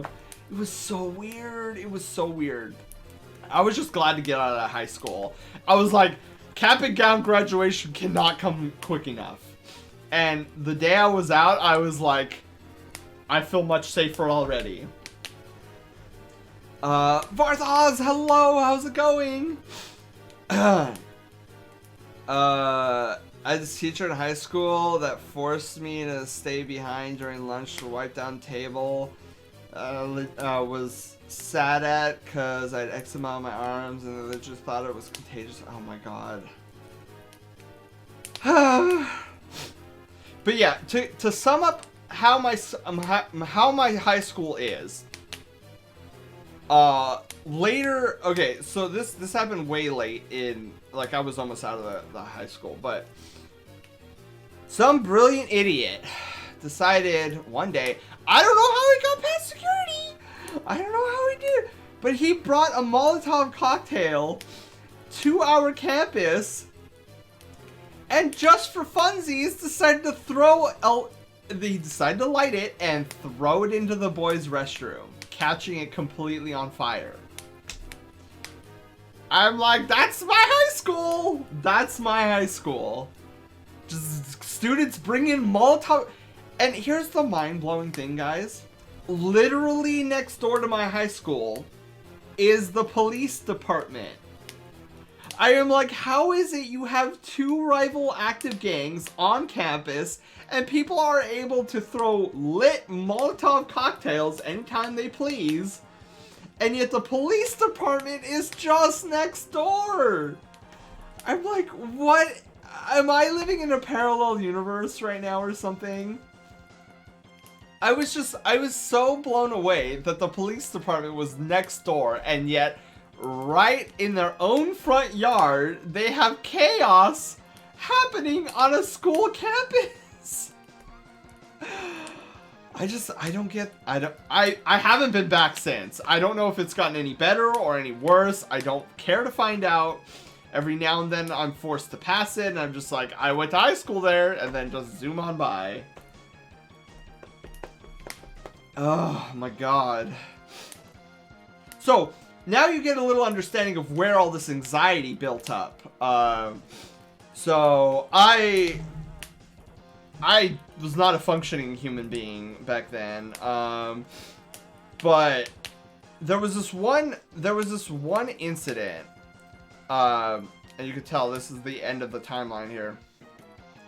There's this one incident. Oh, I'm missing a bunch of chat. I should probably... Okay.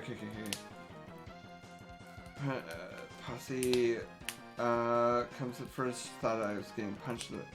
That I punched a person and rip. That's annoying. I had a teacher in high school that forced... Oh yeah, I just read that. Sometimes... You need an adult. I know, right? Lucky Squad. I was the second man in command at my school and was like freaking mafia. Yeah, dude, that's what my high school felt like. I felt like it was being controlled by two different like mafia things. Parts of school. Sorry, school, not just school, not schools. Alright, bye, Chrissy! Controlled the lawn area, the biggest part of land. More than anything else. Zorak, hello, how's it going? Welcome on in.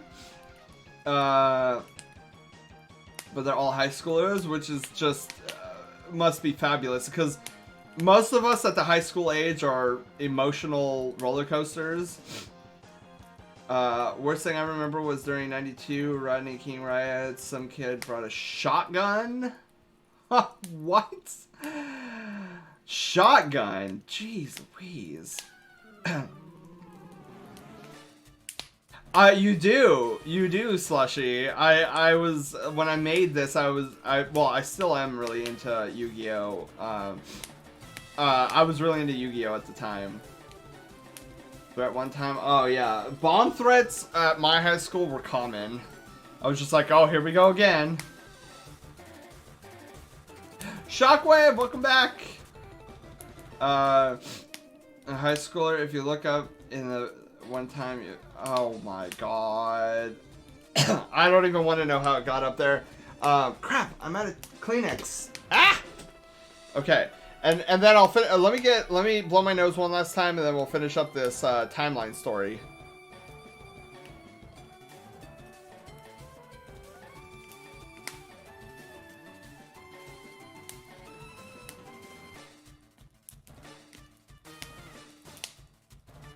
Okay, so one day I was particularly miserable. I was like, I don't want to go to college. I don't want to do anything. I just want to lay here. Luckily, it was Saturday, so no college anyways.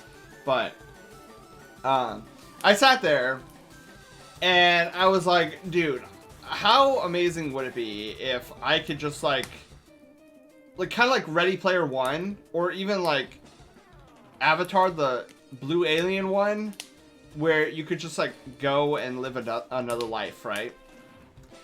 And like, I was like, dude, how cool would it be to just live the life that Sen lives, right? Like an adventurer who has these magical powers and goes on these crazy adventures and whatnot. And so then I was like, it was here that I actually started creating a backstory for Sen. And really solidified who Sen was. Like I had Sen for a while at this point, almost a year now. And so I sat there, and I was creating like this whole story on like what Sen would do and stuff like that. And then I realized that I wanted to bring, and mind you, I was in bed I was just laying there staring at the ceiling for like 4+ hours, doing literally nothing but contemplating. And then I finally came to the realization that, you know, I want to see Sen live. I want him to, you know, come out of my brain and into people's lives, right? I want people to get to know Sen. And then I came to a revelation where I realized that the way I was living at this rate, Sen was never going to be alive. And if you're not alive, you're pretty much dead. And so I was like, alright, you have all this passion to make Sen like a breathing character, like alive, breathing, all that stuff. And the only way to do that is to take control of my life. Like, there's no other way to do it. So I had this moment of incredible determination to take from a line from Undertale. I had incredible determination because I didn't want to see Sen die. I'm like, I want him to go on adventures and stuff, and I wanted people to know what those adventures are. And so it was at that moment, it was at that morning, I guess afternoon at that point, where I had decided, okay, I don't know how I'm gonna get over all of this, but I'm gonna see about, you know, getting some control back in my life. So for the following 2 years, I actually, and I don't recommend this for a lot of people. I did something very extreme. Most people would go to therapy. What I did, because this is the only thing I knew at the time, my brain was like, well, you get extreme anxiety in large, public, crowded zones. So what did I do once a week? I went to a Walmart or a Target, and I stood in that store for at least an hour at a time. And the first several months of doing this was very rough. Extremely rough. Anytime my folks had to go get something at like Walmart, I'd be like, I'll go with you, and then I'd like break away from them and then go into the most crowded areas. It was rough. I went full ham. And it took me 2 years. It took me 2 full years to get it under control. Which is surprising considering that this built up for over 4 years. And so to be able to tackle it in 2, I thought, cool. But I will distinctively remember the day. I was in a Target, of all places. And I probably looked like an idiot to the associates because I was literally just standing in the middle of like a major thoroughfare. Like it wasn't one of the aisles, right? It was like the main walkway inside the department store. And I remember being like super self-aware. I was like, I'm standing here and there's like a million people around me. I'm in the middle of this floor. And I feel like I don't feel like I'm like crumbling into pieces. I feel normal. Went to like, yeah, so I hovered around like the electronics portions, and then if there was like a food portion, because you know everybody's gonna get food. But it was crazy. It was crazy. And then I saw the light, you know. I was like, dude, if I can do this in a public space, just exist, right? Just exist in public space without me totally panicking, crying, panic attack, fetal position, whatever, you know, I can actually work now towards, you know, understanding how to socialize. Like, what is this magic science that is socialization? So that took me a while, but luckily I was in college, so college helped with that. And yeah, I started developing social skills. I knew how to say hi without running away or breaking down and crying. And it was great. I was like, dude, it's like learning a whole new language.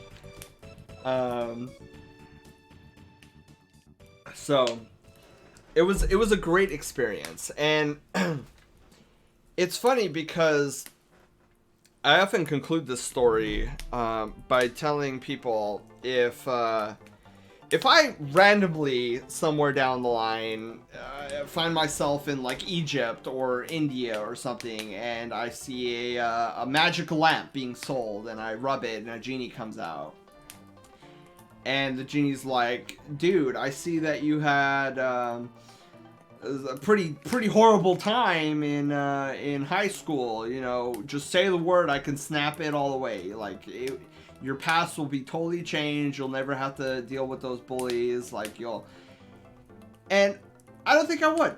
I think I would keep it just the way it is, because like with all the bullying, with all the crazy, with all the anxiety, like I wouldn't be here right now. I mean, not in this capacity anyways. Like, I'm sure I'd be doing something, but like I would never have met you guys. I would have never created my Sona, who I love to death.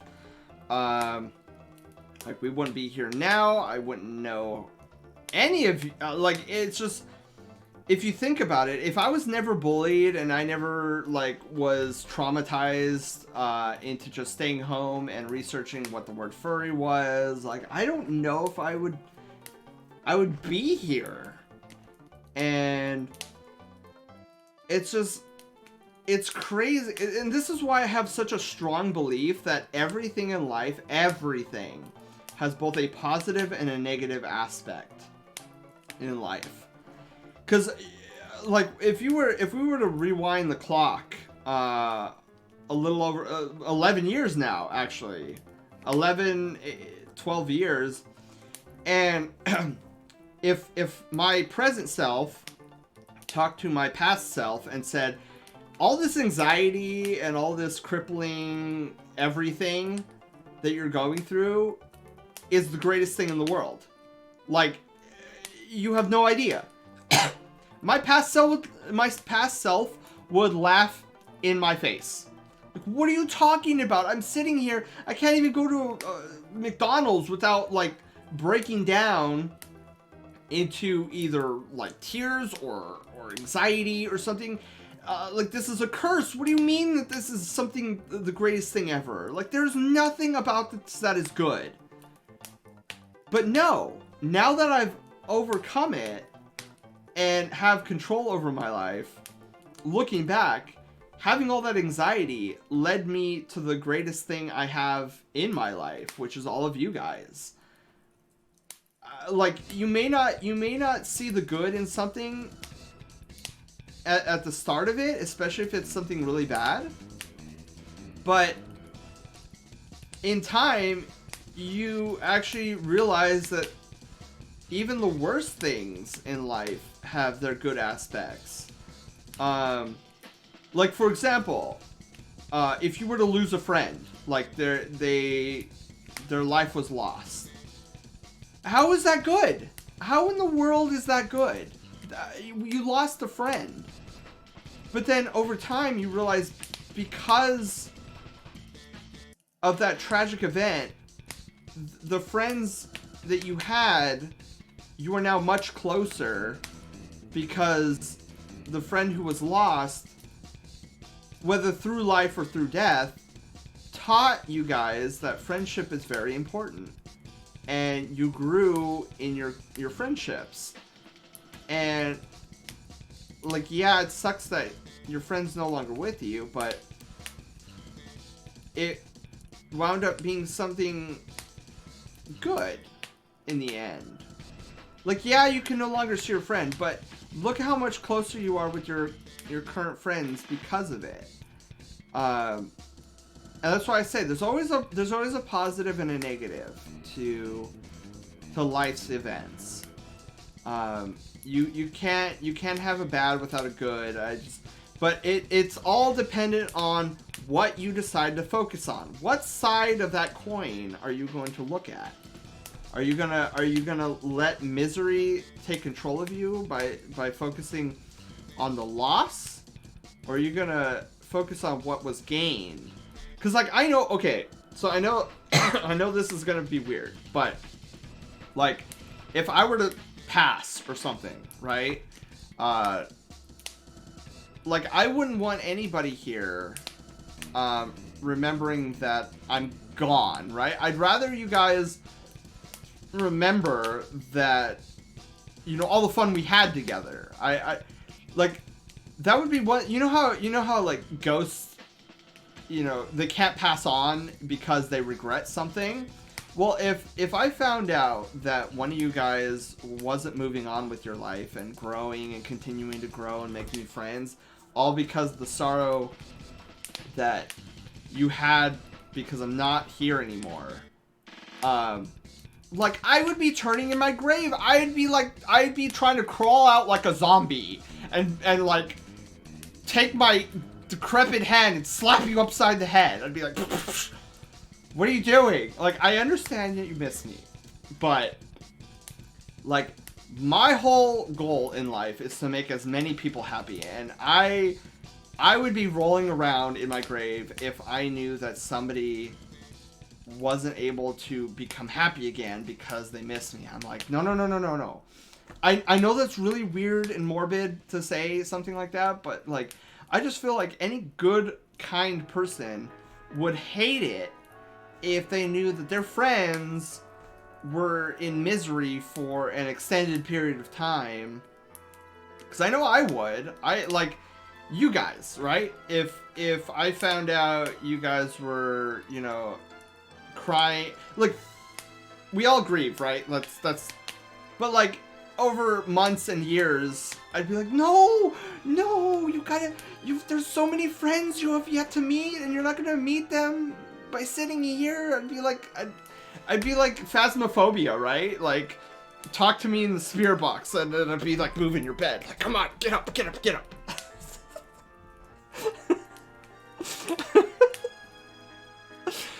I wouldn't be a good ghost, okay? Like, I'm not a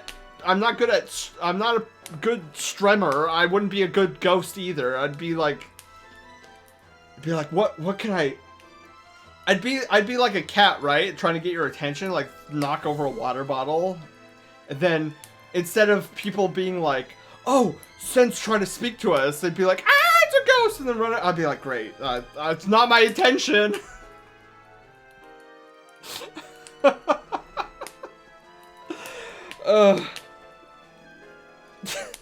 don't even know what started us down this weird path anyways. But anyways, so that is the story of how I joined the fandom, and then created my Sona. It's a very unique story. I'll tell you that. And now you guys know why. Kale, hello! How's it going? I know you couldn't see because I don't have the arm trackers, but, like, I was doing the whole wavy arm things. Ford, hello! Oh, wait. Ford is here. Ford! Ford! I want you to, Ford, I want you to do something for me. Are you still here? Nod your head if you're here. I'm at work, but I hear... Oh, shoot. Are you on a break? Cuss, hello, how's it going? Cause I would hate to do this while not yet. Okay, let me know let me know when you're on a break, because there's something I want you to do for me, but I'd rather be on a break. Cause I don't I'd rather be on a break. So let me know when you're on a break, and then we'll reconvene on what I want you to do. Don't worry, it's not anything important. It's just typing in a little something in the chat. How long is this request? Probably like 10 seconds. But the effects of the effects of it might last a few minutes or so. But if you're curious to know and you don't care, just type in !Ford Smush. It's not busy? Okay, hang on. I'm gonna yeah, !Ford Smush.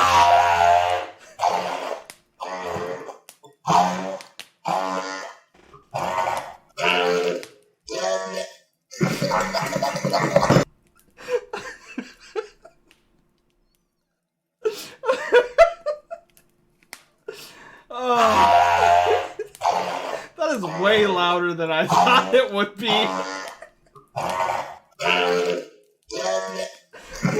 Hang on, that's really loud.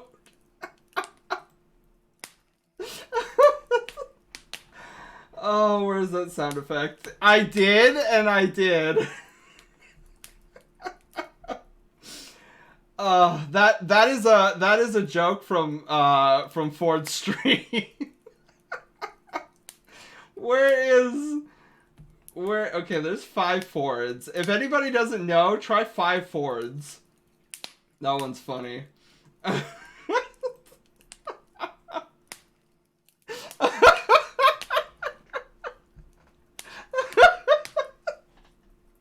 Oh my god. I warned you. The results might have lasting How are you effects. having hours of time to watch me and not 5? Ford Fusion Huskies. I love it because you were so unprepared.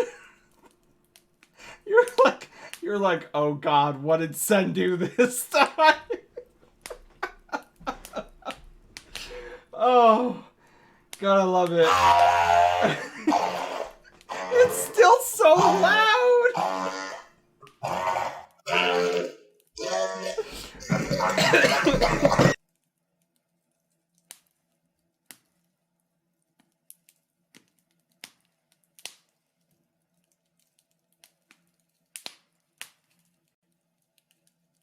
What even? So wait, I think I still, hang on guys, I think I still have the clip where that comes from. You guys, if you guys haven't seen this yet, we're gonna show it. God, where did I put it? Crap. I know it's around here somewhere. I know I gave it, I distinctively remember. No, it's not here. Is it on Telegram? Okay, you guys have to, for those of you who don't know where that smushing sound comes from, I have a clip for you guys. I just need to, I need to figure out where I sent it. I sent it, okay, hang on. I remember dying of laughter, and I was in a voice call with Taylor, and I was like, dude, you've got to see this. Let's see if I can. But was it in his server, or was it? Oh my god, hang on. Dude, I will find this, guys. It is too funny. See, this is what happens. I get into these. It's got to be somewhere. Where is it? Wait. Links. Okay, hang on. I like how you hear the fire in the background. Okay, it had to have been in the server. If it just has to be, right? I know it was somewhere, guys. And when you see it, you're gonna be like, I needed this in my life yesterday. Oh my god. Where is it? You're killing Ford. I know, I'm gonna kill him some more once I find it. Oh my god. I know it's here somewhere. This is going to bug me until I find it! Oh my god. I put too much emphasis on that. So this is welcome to Just Chatting with Sen. But yes, Kale, Ford, what the F am I hearing? Taylor, oh my god, was it not you? Hang on, it might not have been you. It might have been... Did I send it to Gold? Was it Gold I sent it to? Dude, I swear I thought it was you, Taylor. But maybe...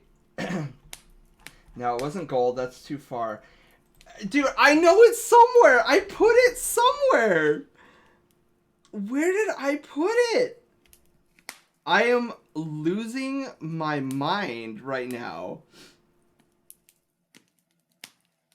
Because I distinctively remember posting it somewhere. And I was like, guys, you've got to check this out. Because I was laughing hysterically at the time. Is it in my server? Did I put it in my server? It actually might be my... SK, hello, how's it going? Welcome on in. Dude, guys, I'm losing it. Holy mackerel. I'm gonna be so sad if I can't find this clip for you guys. Because I was dying. I was absolutely dying. Was this a few days ago? It was like a week or two ago. Ford remembers it. He was there. Oh my god. Dude, who did I send it to? Now I'm like really, really curious. Cause like, oh, maybe it was Germ. Hang on. Let me look for Germ. Hang on. Germ, I might have sent it to you. Cause everybody, like, I was in a call, and they were like, "What on this planet are you laughing at?" And I was like, "I've got to send this to you guys." Maybe it was in Taylor's no mic. Cause here it is. Here it is. Okay, hang on. Oh god, no. It's not supposed to pause that. Okay, so hang on. So this is Ford. So I don't know if you could see. Okay, you could see Ford up on the TV. So this is Ford, and I was losing it. I was absolutely he was doing a Just Chatting, and we were watching like these food videos, and he came across this one, and she's trying to make spaghetti, but out of ice cream. So it's like, it looks like spaghetti, but it's actually ice cream. So for the marinara sauce, she was gonna blend together fresh strawberries for like it was supposed to be the marinara sauce, right? Oh my god, Pop Pads! Pop Pads, hello, how's it going? Oh my god, you're about to witness hilarity right now. Pop Pads, how are you? Oh no, it's broken! Oh my god.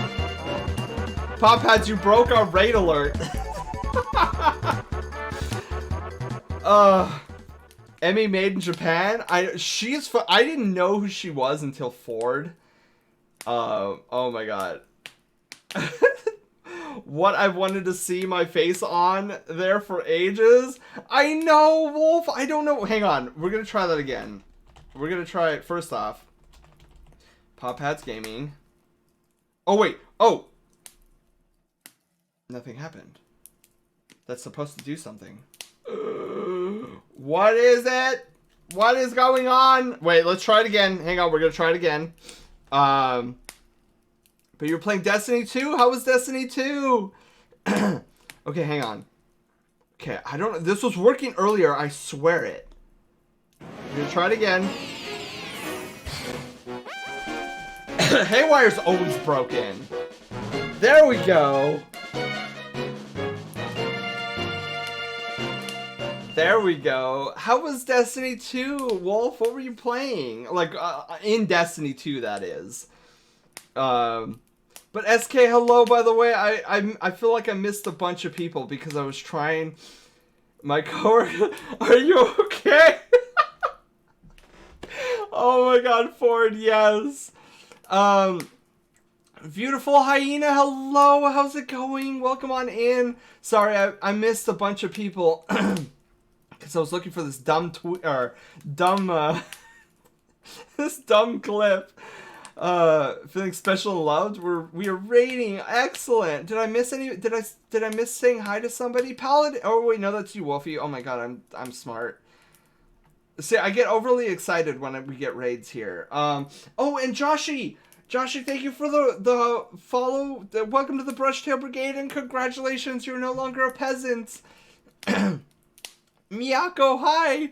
Okay, so you Wolfie, you came in at a perfect time. We're going over like this clip of Ford that had me in tears laughing. Like I could not stop laughing when this happened. I was like, what is happening right now? So up on the TV is the clip. We're gonna play it right now. And Ford loses his mind here. And smush. Here we go.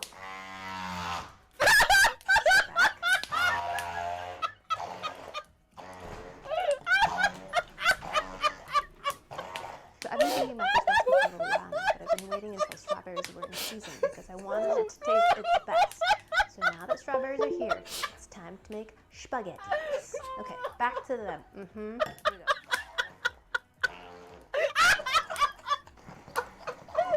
I'm gonna add a little bit of lemon juice. Holy shit! To help with the color retention. I might add a little sugar. No, I'm not. It's delicious. And smush. Here we go. I love this. That initial reaction. That moist sound. Yeah, so after I regained composure after a good so we made the Ford smush sound. I like how you get the vicious reaction of the ball being stirred at the end.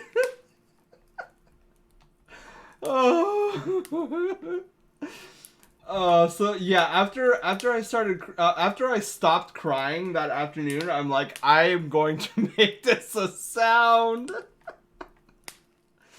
And then I was like, just wait till Ford comes in. Oh my god. My stomach hurt so badly after that. I was like, what's happening here? Oh my god. Yeah, I couldn't stop laughing. Like, Germ thought I was dying because it was like non-stop. Oh my god. So yeah, that was the clip it came from. Where is that? Okay, because I still feel like it's too loud. I didn't mean to make it that loud. Okay, there we go. Oh, what have you done? Yeah, I shouldn't I shouldn't have that much power. So we can't stick around. We were trying to resume raidiness in Destiny. Ooh, okay. So you're trying to prepare for the raid. Definitely make sure that you have the Lament blade. That's something you want to take into the raid. I heard that's really good. So yeah, God, what were we talking about before that? I don't even remember. Oh, we were at the end of this. Oh, man. But good stuff. Yeah, this... I'm just hiding behind Wolfen. That's my strategy. Keeping amazing, adorable being. Oh, you too! You too! And yeah, I will definitely catch you guys in the next Destiny one. Like, I enjoy watching you guys go through Destiny. That's another game I'm super grateful for. Like I absolutely. Oh, I see that gold roll.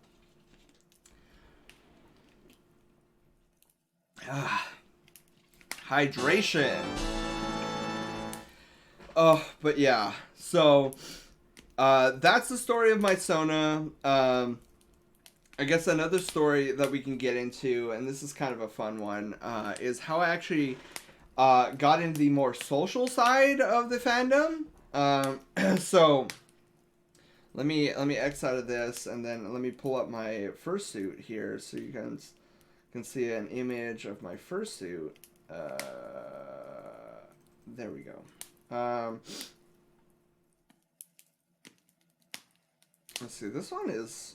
Oh, is this the small version of it? This might be the small. Oh yeah, there we go. Look at that adorable being up there. I also really like this one. This one I enjoy a lot too. See if this one will pull up. Yeah, look at me. Another gold roll. Oh, okay, thank you, Slushy. I didn't see that for, at the moment. And Miyako, thank you for the gold cinnamon rolls.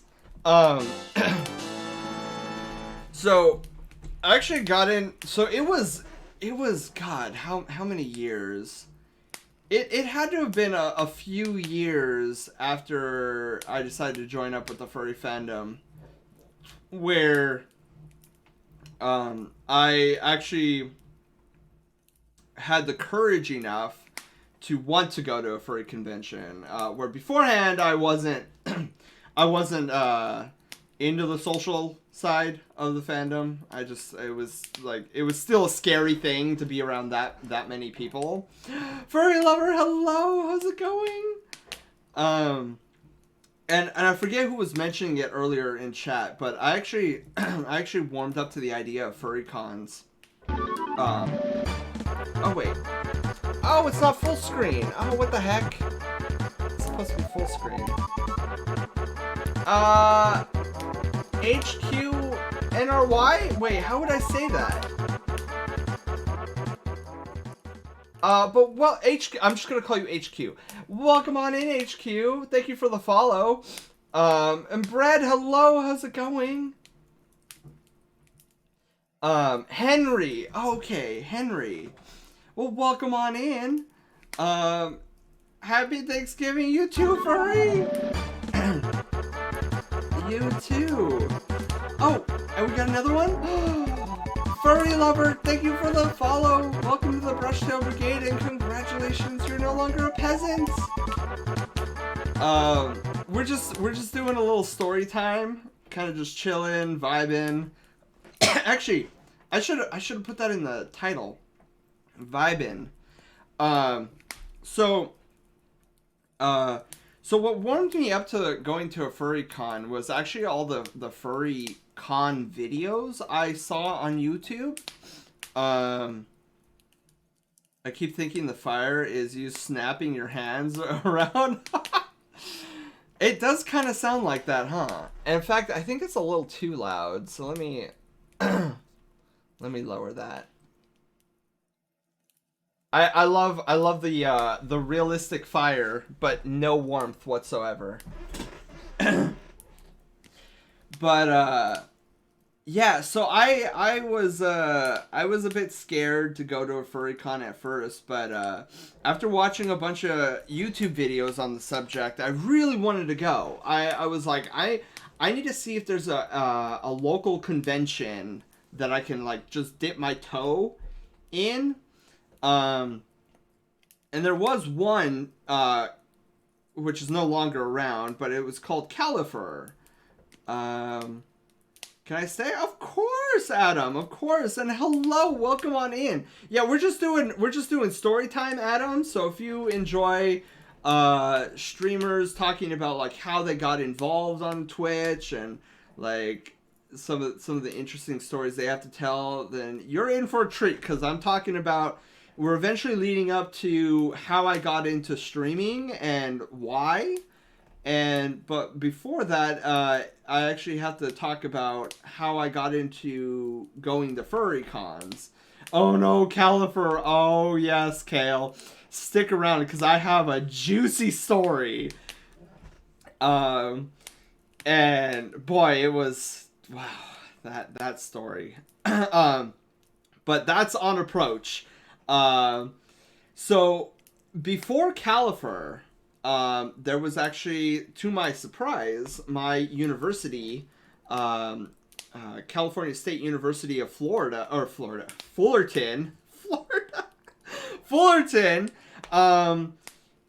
was actually going to host their own anime convention. So I was like, oh, dude, I can actually dip my toe into the whole con scene at my own school, like at my own university, so why not?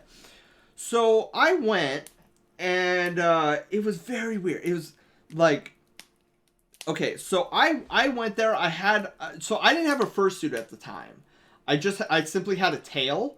So I went there with the tail, and then when I got there and parked, I was really nervous. I was like, people are going to judge the bejesus out of me. I'm going to be looked at as a freak, because, you know, from my high school experience, I was known as a freak in my high school. Obviously, I told you guys the story, but so I was like, crap. I like to take a line from Back to the Future. I don't know if I could take that type of rejection, and so I was gonna. I left the car and I was like, you know what? I'm not gonna dress anything. I'm not gonna wear the tail. I'm just gonna go and whatever. So I was heading towards the elevator to get down from the parking structure, and there was like this ethereal force that stopped me, and like I just stood there, and like something was telling me, go back to the car and put the tail on.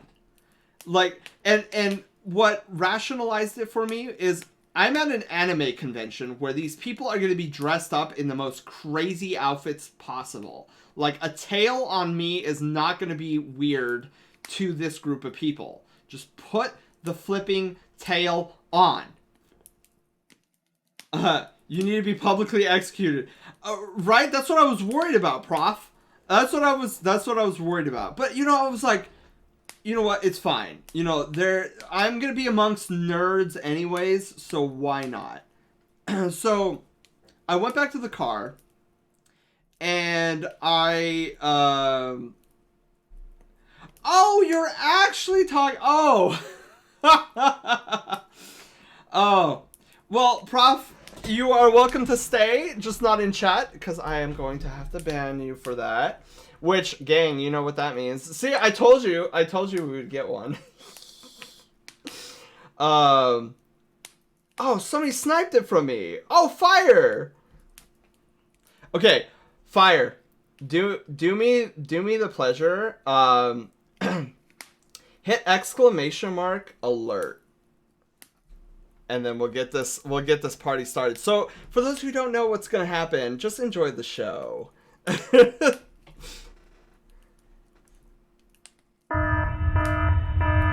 And here we go.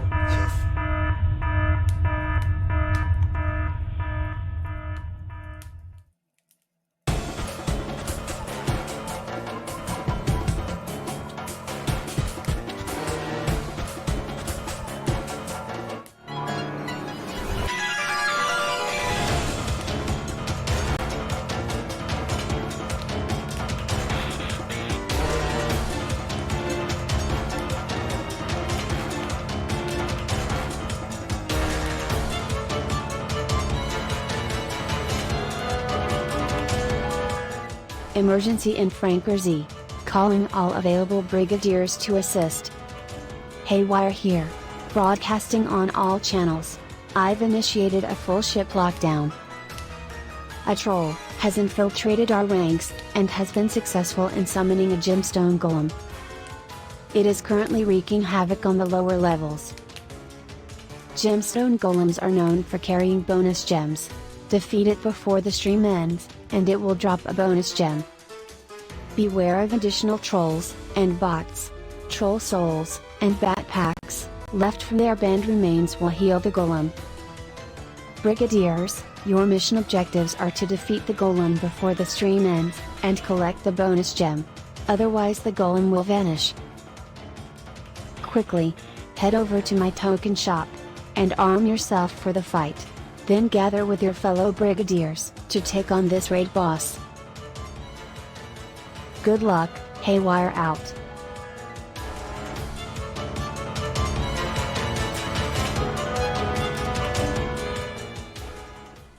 So,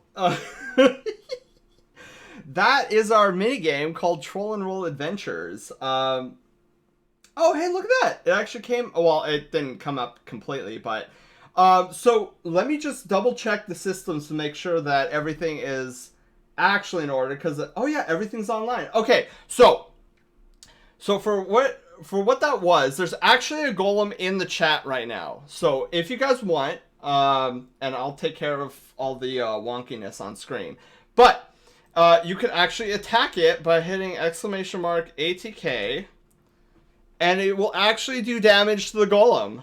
The golem has 500,000 HP, and yeah, and if we defeat it before, like Haywire was saying, before the stream ends, we actually get a bonus gem, which is awesome because that'll be our third and final bonus gem, which means I will do an extra stream sometime next week outside of normal scheduling. Can't we just see you and not a VTuber? I do face cams every now and then, but it's so much more fun being this blue fuzzy thing on screen. But let me figure out well, okay, I knew this was gonna happen. I just need to figure out how to fix it. Okay, hang on. I have all these things. Ah! Okay, well, there's half of it. We need to... Where's the bar? The bar oh, wait, no, the column, right? Okay, so I need to shut that off, and I need to shut that... There we go. Ta-da! Oh, man. Yeah, so for those who are new to the channel, so that is a minigame we rarely get to play. But as you can see, things are kind of locked down. You got the red overlay now instead of our Thanksgiving. Actually, oh, the fire stopped. Garble. There we go. We want fire. Uncle Roger needs the fire. So yeah. Feel free to attack the golem if you want to participate in this fun little mini game that I designed. We did it because, okay, so actually this is a perfect segue into. I know we'll get back to furry cons, but since we're talking about Troll and Roll Adventures, so I designed Troll and Roll Adventures as a mini game for us to play, so that way. We could take something negative, which is, you know, what a troll normally is all about, and turn it into something fun. Kind of like a boggart from Harry Potter, as it is. And it's great. I've had a lot of great feedback from it. Like, there's a bunch of people, you lovelies, who have been in with the channel for over a year now. Say you guys I love it. I was just, okay, not gonna lie, I was scared to activate it because the last time we activated it, Haywire went absolutely crazy. Like, nothing was working. I was like, please work this time. So yeah, And you guys have time. This stream will go on probably for another few hours if I had to take a wild guess. So Fire, what you can do, and this goes for anybody. So you can only do a normal attack once every 5 minutes, but with your brush tail tokens, you can actually buy an extra attack, and this is limitless as long as you have brush tail tokens. Is actually X attack. So if you do X attack, Dex does the stream. Dex, welcome on in, and congratulations, you're no longer a peasant.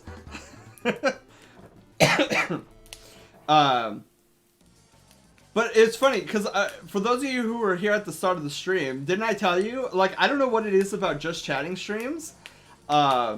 It's cool because we can actually use it. So every time we want to really play Troll and Roll Adventures, it's great. All I have to do is put the Just Chatting category on the tip of my my fishing rod, and then just push, like throw the fishing rod out in the ocean, and we usually get one. So yeah, so I designed Troll and Roll Adventures because, like, for me, trolls don't really bother me. Like you guys have heard with my story of high school, I've been bullied most of my life, so usually what they say doesn't really affect me. But what I didn't count on when we got our first troll, like way back when, was, like, I didn't realize how much it would affect you guys. Like when we had our first troll, and we're gonna turn up the music a little bit. When we got our first troll, I realized that it really bothered a lot of you guys, and I was like, okay, attack me all you want, I'm fine with that. But like once you start like flustering my community, that's where I had issue. So I went out and designed a mini game, and by all respects, this mini game shouldn't work. Like the way I programmed it and the way it works, it honestly shouldn't, but it does, oddly enough. So I designed this mini game, and I was like, dude, we gotta hype this puppy up. So before I released it, I created an entire opening cutscene, which is what you just saw there. And I always love giving the reins over to the moderator who bans the bot, and that's why we did the exclamation mark alert. And the alert kind of triggers that. It notifies me, and it kind of kicks off the whole game, and then it goes into that cutscene. And then that's when, as you saw, the crazy begins, where like a golem, a raid boss, is now actually in our chat. Wreaking havoc, and it's up to you guys to decimate it. And the world record that you guys have set so far is like 47 minutes on taking it down. You guys were savage that round. I couldn't believe, like, there was just chunks of HP just dropping off the golem. I'm like, you guys are insane. But the first instance of the golem being summoned, it took you guys 3 hours to chew through its HP. And we'll see how long it takes you guys this time. I know we started a few minutes ago, so I'll keep that in mind. I'm gonna say we started at 2:50, so you guys have been at it for 9 minutes. But getting back to the story that I was talking about earlier. So I originally wasn't gonna go to the anime convention with the tail on, but I decided I was gonna wear the tail. Something was just telling me to wear the tail, whether or not I was rejected or not. So I wore the tail, and I went in, and it was cool. It was cool to see all the different costumes.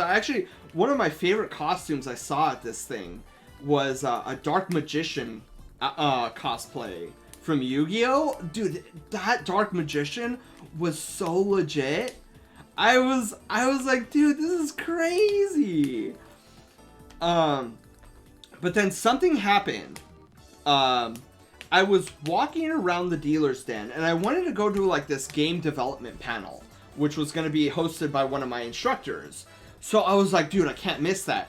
Well, I caught up with one of my friends in the dealer's den, and we were chit-chatting, and, dude, we chit-chatted for a long time, and then I realized, the time. I was like, crap, we're already 10 minutes late to this, this panel that I wanted to be at. So she was like, oh, shoot, and I was like, I really want to say hi to one of my friends who's got a booth really quickly. So she was like, okay, I'll go to the panel. I'll save us a seat if there are any left.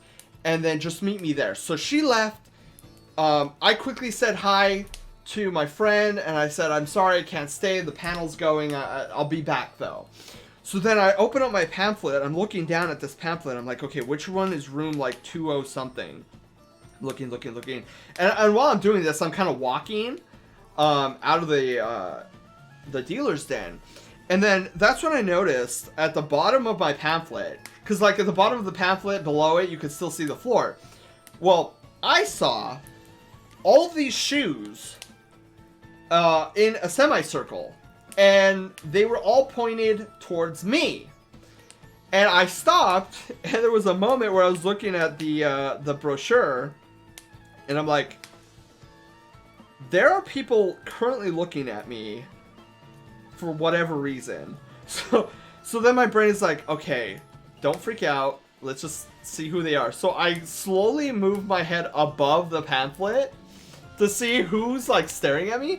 And you had like 8 different people, like all staring at me. And I was like, hi.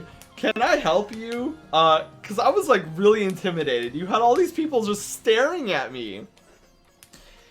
And this one person stepped up and she was like, hey, you know, we'd noticed that around your belt loop, you have like a badge. And also, we wanted to know, like, where did you get that tail?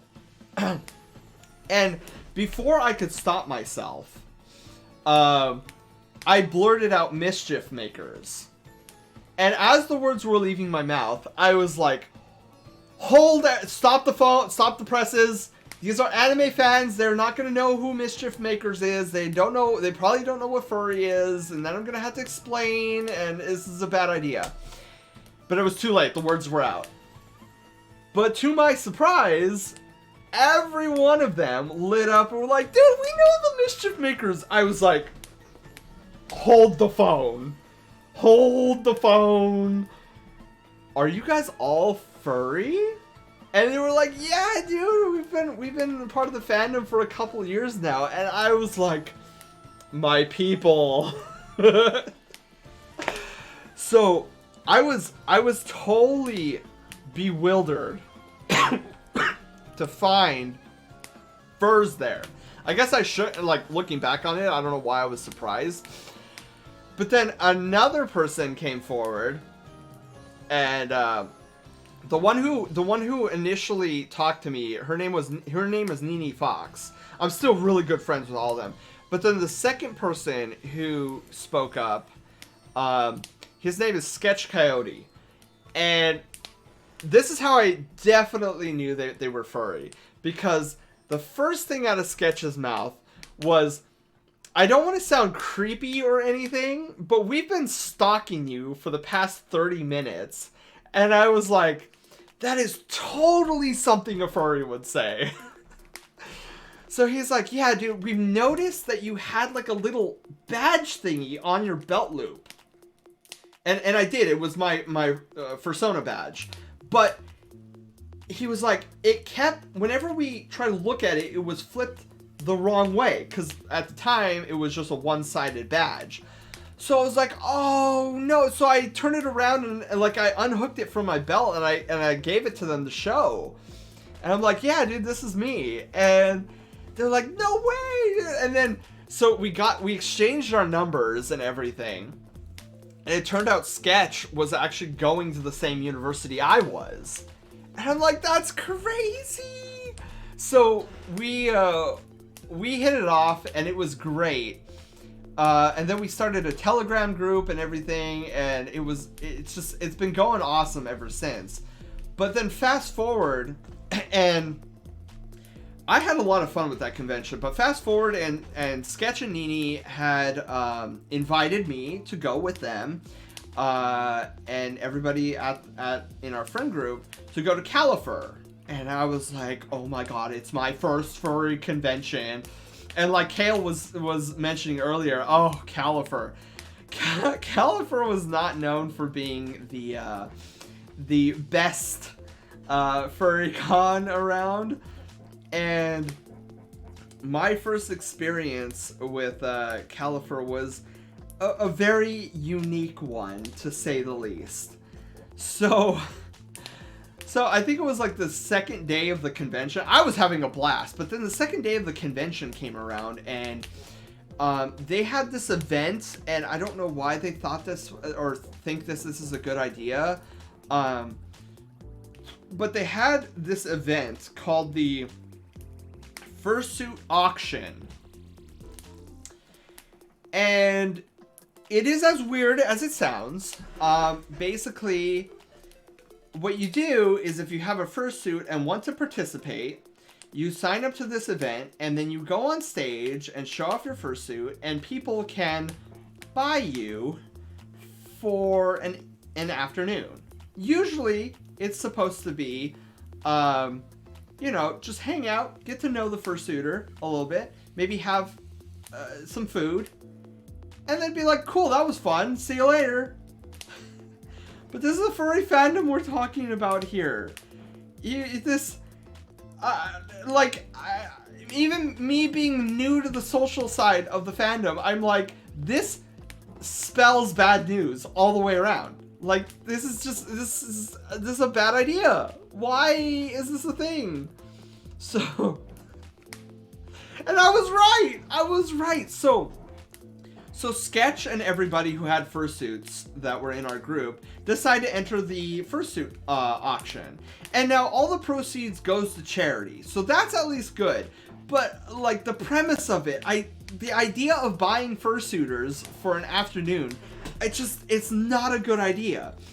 So I go and I'm in the audience, and there is this girl over on the other side of the audience, and she's buying up fursuiters left and right. I'm like, who is this person buying up all these fursuiters? She bought a good 8 fursuiters, and I'm like, what is happening? Because like I'm looking at her and I'm like, she can't like, if she's, because the event is 18 up, right? And I'm like, if she's 18, like, I'm a leprechaun, right? Like, what is, I didn't understand. And so she had racked up like $1,500 worth of money. Like, she was like, oh yeah, $200, $205. I'm like, where is this lady getting her money? So then the fursuit auction ends, and she's up like to $1,500 or so some odd dollars. And then everybody goes to the back and, you know, waits for the payment transaction. She's nowhere to be found. Like, after the event ended, she like left. And then we find out later that she wasn't even 18. So how she was let into the event, I have no idea. None whatsoever. But now we had this minor who had bought a bazillion fursuiters, and the charity is kind of expecting the $1,500 that was promised. And so, I mean, that looks really bad. You're like ghosting a charity event? Like, come on. So then, this knight in shining armor comes and steps up and is like, hey, look, I'll front the cash. You know, I'll buy these fursuiters. Here's the $1,500. And we're like, dude, like, we asked him several times. We were like, are you sure? Are you sure this is okay? You're just gonna drop $1,500. And he's like, yeah, dude, it's for charity. It'll be fine.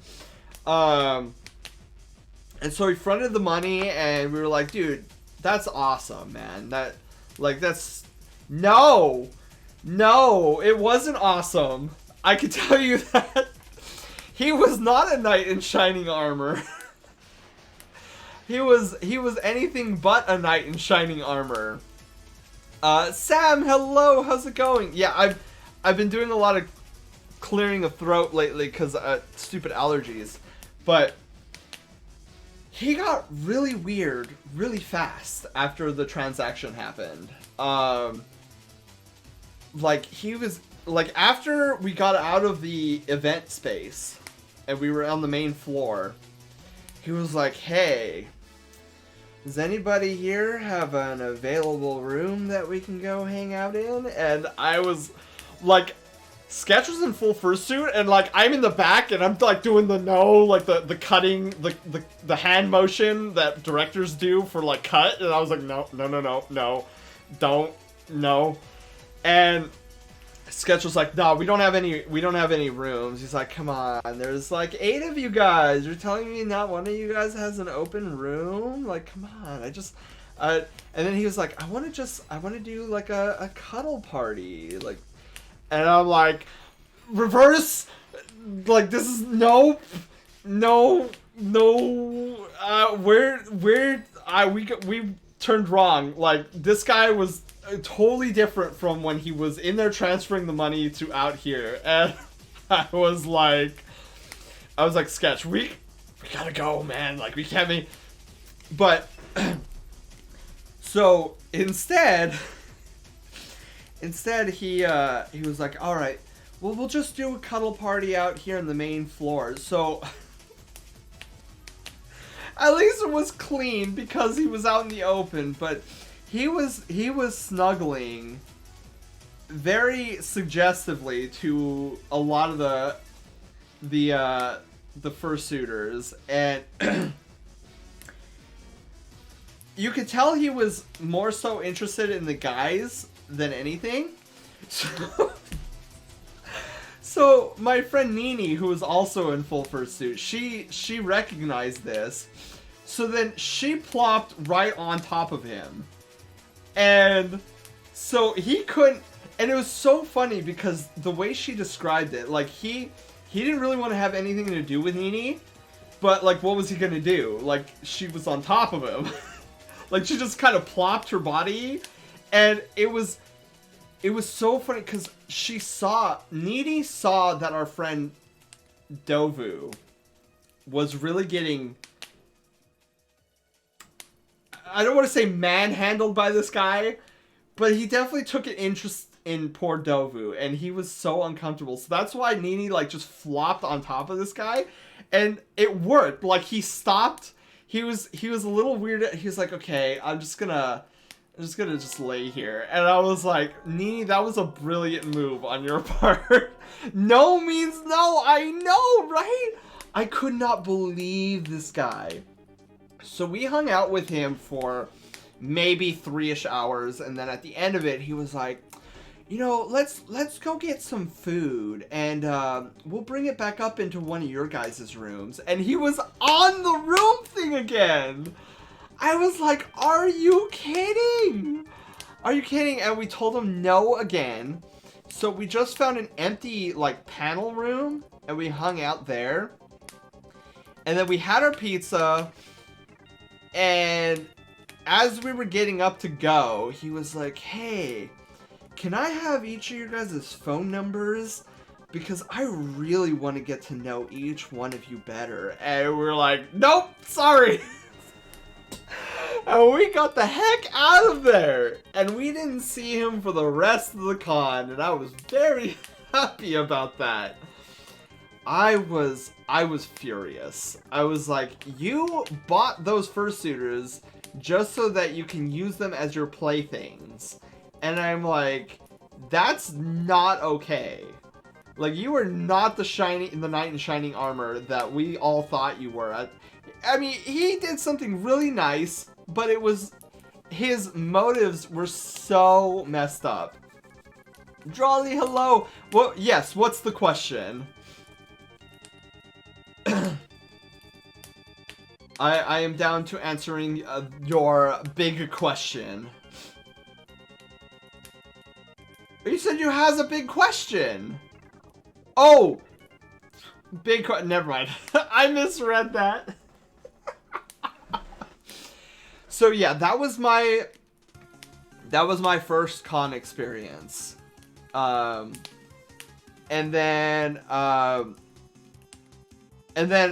later on, I went. Oh, so really fast forwarding. I was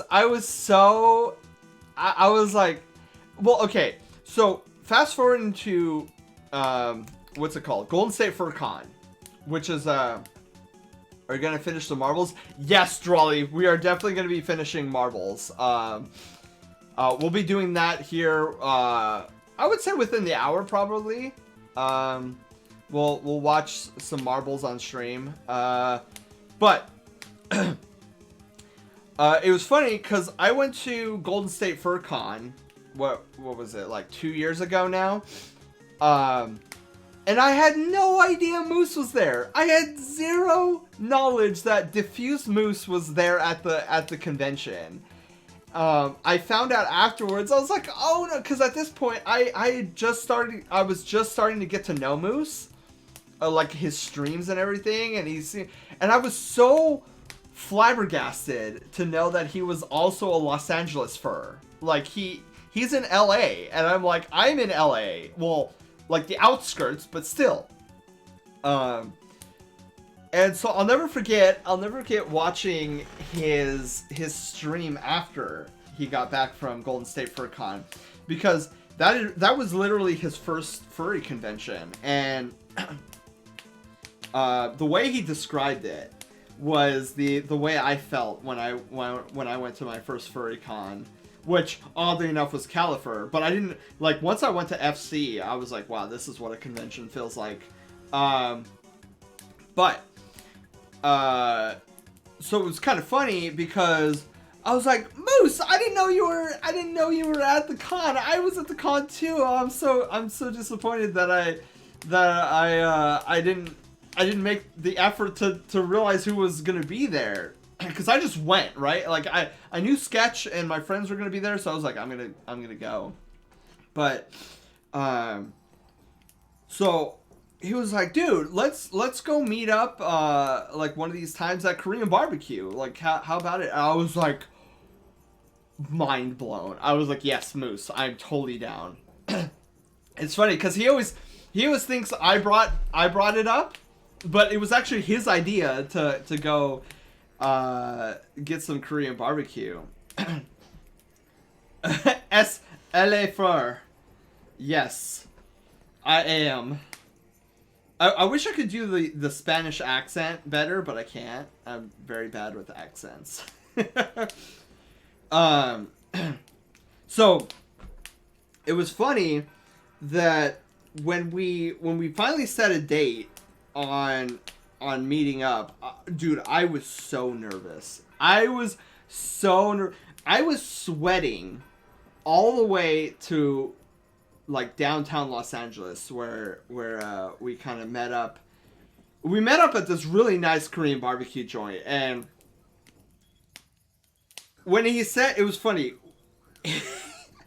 I got there a little early because I was nervous. I didn't want to keep him waiting. So it was funny because Moose was like, "Oh my god, I'm not even ready," and I was like, "Moose, no, you don't understand. I didn't get there early. I got there early because I was nervous, and I didn't want to. If you were there early, I didn't want to keep you waiting. So I said, just take your time. I'm enjoying the scenery, because it was in this really nice. It was small, but it was in this like little nice shopping district area where they had like a plaza with like a fountain in the center. It was really quite a nice area. So when Moose, and at this point I didn't know what Moose looked like. I had zero knowledge on what Moose looked like. And so he said, "Oh, I'm here." And when he said that, I got up and I looked around, and I didn't even need, at this point, like, I just knew that was Moose. So I went over to him with a giant beaming smile, and I was like, "Hey, Moose." And oh, I felt like such a dork, right? Cause I know there's some furries that they like their distance and they don't like hugs from random other furries. So I was like, I don't know how to approach this. And so he came in for a hug, and you know I'm all about hugs, but I wasn't sure if he was, right? So then I was a little confused. I'm like, oh, okay, hug. Okay, so I put my arms around him, and I'm like, oh, hey, Moose, and stuff like that. It was probably one of the more awkward hugs I've ever given, because I wasn't sure. Because I wanted to make sure that I understood, you know, what his preferences were. You know, I didn't want to just run up to him and like give him a hug if he was the type of person who's like, you know, hugs are nice, but I don't really know you. You know, it's Aquos, hello, how's it going? So I felt like an idiot. I'm sure Moose didn't realize it, but I was like, that's probably one of the most awkward hugs I've ever given to somebody. So we sat down, and the wait time was like 30 minutes, which was fine by me because I got to speak with Moose a little bit, and I don't know if he could tell how nervous I was, but you know, he asked me the usual questions. He was like, oh, you know, what's your Sona's species? What's your Sona's name? And stuff like that. But it was so hilarious, guys, because at the start of meeting him, I was like this box, right? I was frozen. I was very, like, my words were very, I don't know if you want to say short, because I was worried. I didn't want to come off as, like, overly talky, but then I didn't want to also be on the side where I'm like, oh, I don't want to come off as not being interested in having this conversation with Moose. But it was funny how when we sat down and first started talking, I was like a turtle, right, in my shell. I was like really rigid. And then by the end of it, I was like, dude, Moose, let me tell you this. And it was just funny to see that transformation of me being like super timid about meeting Moose and like not sure, like, you know how to interact with Moose, and then going to, like, basically, I didn't do this at the restaurant, but it was like one of my, you know, when you're in like a relaxed area, you know, you put your foot up on the table or whatever, and you're just kind of just vibing. That's totally how it was. And like, he is definitely one of my closest friends. Like, he is great. If you ever get the chance to meet Moose at a con, please do. He is a joy to be around. He's definitely fun. And yeah, like, he's such a great friend. I love him to death. But where was I? Originally, I was gonna transition into another story, and I forgot. God, I don't even remember. We got sidetracked somewhere. I thought you were gonna say, diffuse. No, I would probably do that now because of how close Moose and I are. But there was no way on this planet I would have even contemplated something like that in our first meeting. Oh my god. That would have been so embarrassing. He probably would have been so uncomfortable. Oh my god. I don't know. Okay, so I don't know where I was gonna go with that story, but another story came to my brain.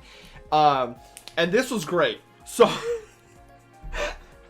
this was FC this year. And so Caribou invited me with him, Evan, Keat, Germ, and who am I missing? I'm missing one more. I don't remember. It would come to my mind. But they invited me to this grilled cheese sandwich party.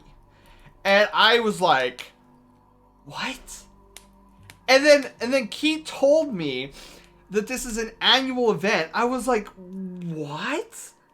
There's an annual grilled cheese party at FC every year that it takes place. And I'm like, I must be in the dark, right? Grilled cheese? Yeah, White Wolf. I was totally floored. Kale, yeah, see, even Kale knows. I didn't know. So I went to this thing. Now, granted, okay, they decided to go to this grilled cheese sandwich party at 11:30 at night.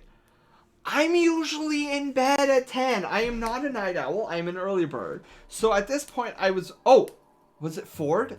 I think it might have been Ford. Yeah, it would have been Ford, right? Oh, I don't remember. No, that's right. Ford wasn't able to make it. Anyways. So, sorry. I get so distracted. But, so they took me, and it was 11:30 at night. I was very sleep drunk. Like, I was I was out of it. Which was perfect because Caribou was out of it too. He had been drinking beforehand. So the two of us were like sloshing our way through the party, and it was so much fun. Vaguely remember any of it, but what I do remember is we hung out at the grilled cheese sandwich party. The room was really nice. I was like, dude, they have these at the hotel? What the heck? I took some grilled cheese. It was pretty good. Jeremy and I kind of found a spot over in the corner because we were like, this is a weird party. Like, it was so funny to see you all drunk. Kale, were you there when we cause like I'm trying to remember if we bumped in, like, I don't know if we formally were introduced to each other at FC. I think it was later when I caught one of your streams that I was like, oh, it's Kale! Belly Pats! Yay, Belly Pats!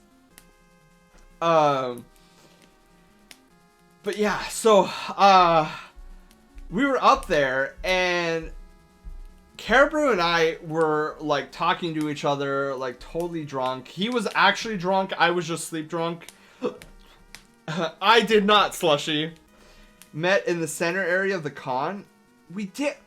Oh my god, Kale, oh my god, why did I forget that? I'm such a dweeb. Kale, see, this is why I'm a professional, because clearly I remember everything's always of all time.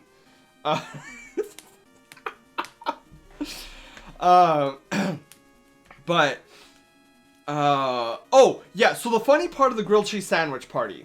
So, somebody had decided of the group of us that we were gonna go to the party floor. And I'm like, whoa.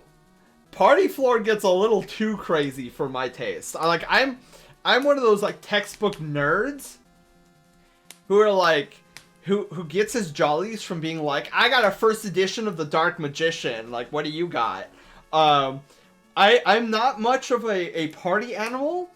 Like, I've been to the scene. It's kind of funny because my friends know that it's not my scene, so they love seeing me in such an awkward position. And which is what was happening right now in this story. So... So I told Caribou, I was like, you know what, I think I'm gonna go back with Germ. We're just gonna hit the hay.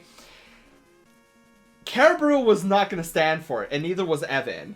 So Caribou and Evan grabbed a hold of my limbs. Evan got my feet. Caribou got my arms, and they were dragging me out.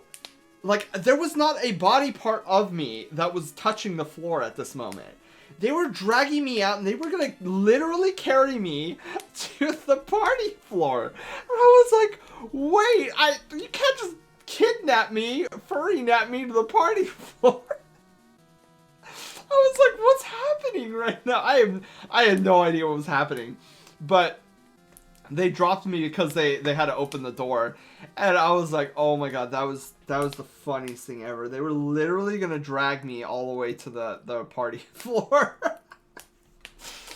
But it's crazy stuff like that I miss from conventions, and I hope that we're able to go to conventions sooner rather than later.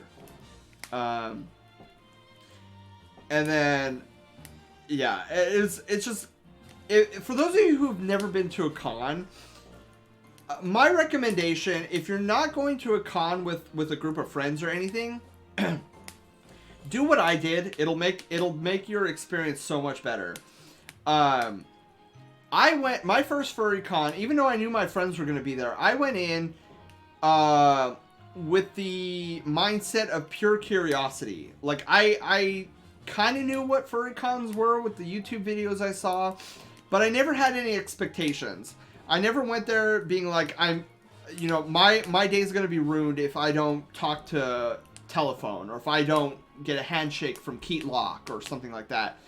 Go in there, don't expect anything, just take it all in. You know, be like Link from Legend of Zelda, just go on an adventure. Like, you wake up in Breath of the Wild, you go out, and suddenly you're hit with all of this amazingness, and you don't. Link never expects to talk to the king. Never expects to talk to Zelda. It's just explore, have an adventure, and even if you don't meet any friends on the way, like, just go there and take it all in. That's what I did, and it was the best experience ever.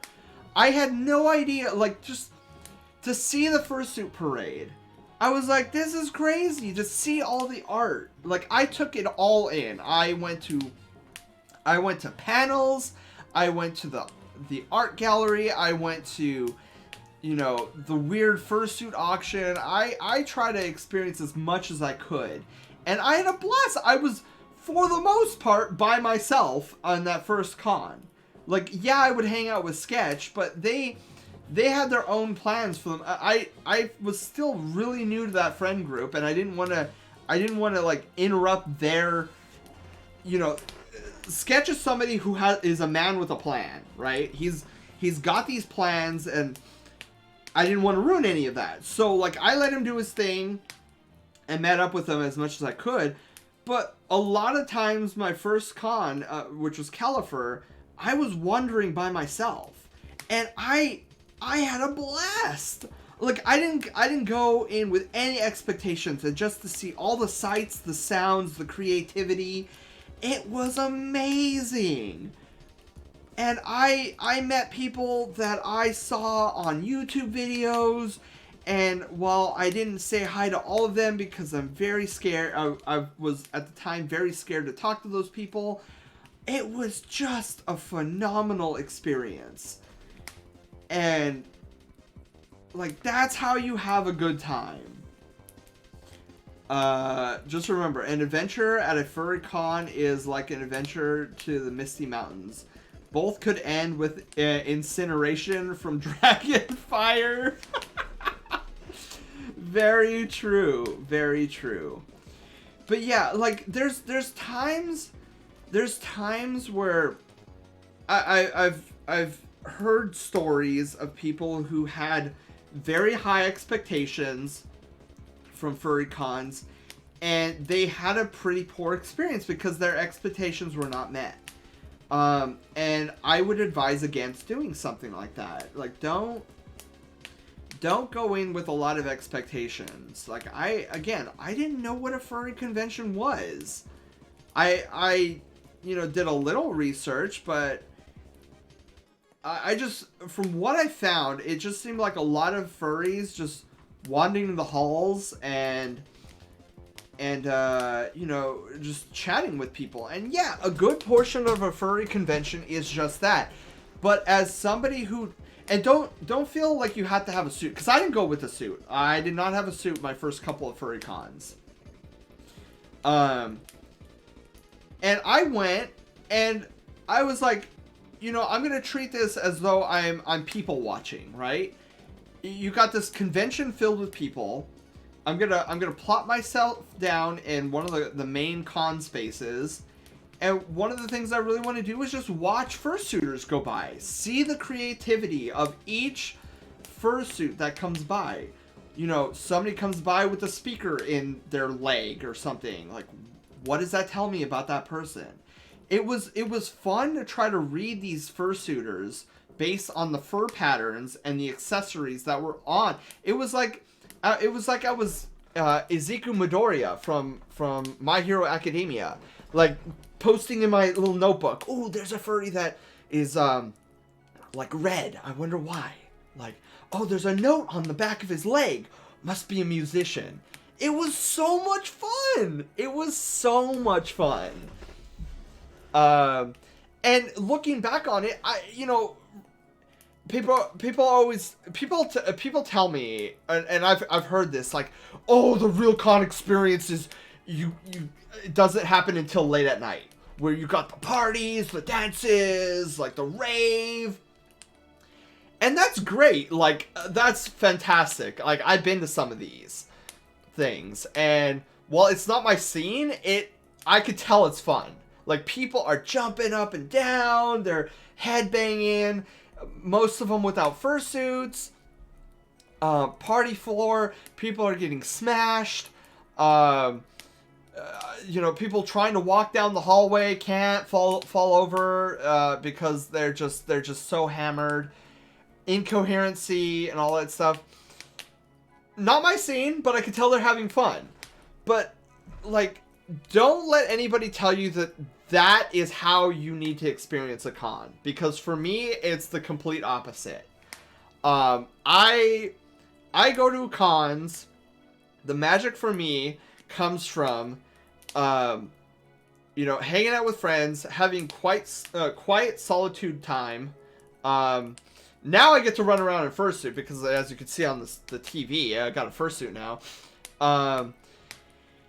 But yeah, enjoy the artistry of it all. Like, I love going. One of my favorite things to do is going to the dealer's den. Like, my wallet doesn't like it, but I adore looking at all of the beautiful art that people have. I love watching the artistry of fursuiters and sonas walking down the con space and eating with friends. Like, that's where my magic comes from. It's nothing glamorous, it's nothing crazy, but it's how I have magic from cons. Other people will say the magic comes from the rave, where you get to listen to amazing tracks and not get DMCA'd by Twitch. Sorry, it was a perfect opportunity. Goodbye wallet. Exactly.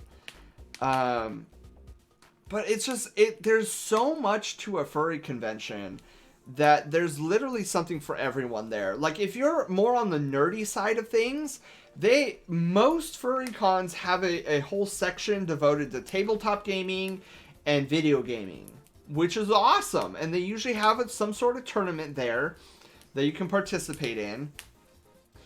And it's cool. It's cool to see all these wide variety of interests coming together in one space to all celebrate anthropomorphic creativity.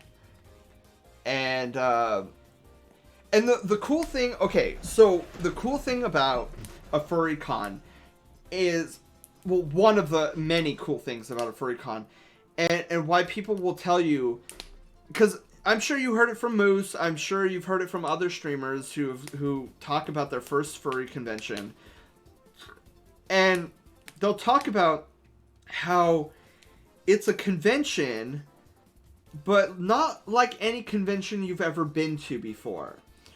And, like, what does that mean? Well, at an anime convention, a lot of times people come for the express purpose of, like, big names are going to be there. Oh, like, Stan Lee is coming to Comic-Con? Oh my god, I gotta go, man. I gotta go.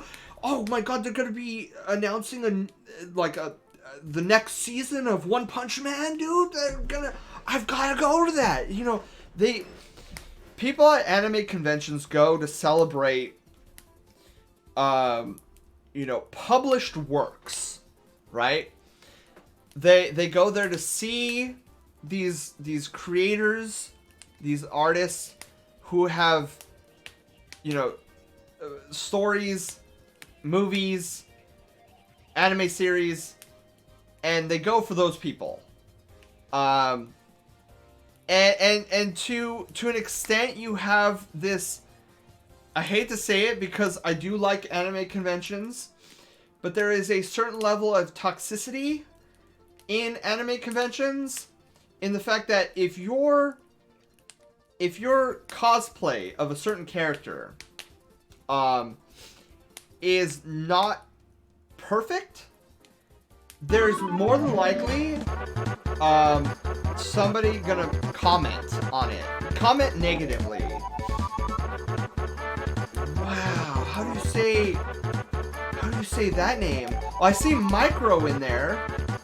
I will call you Micro for now until you correct me, but welcome on in, and congratulations, you're no longer a peasant. We're in the middle of story time with a nice cozy fire on one end and a TV on the other.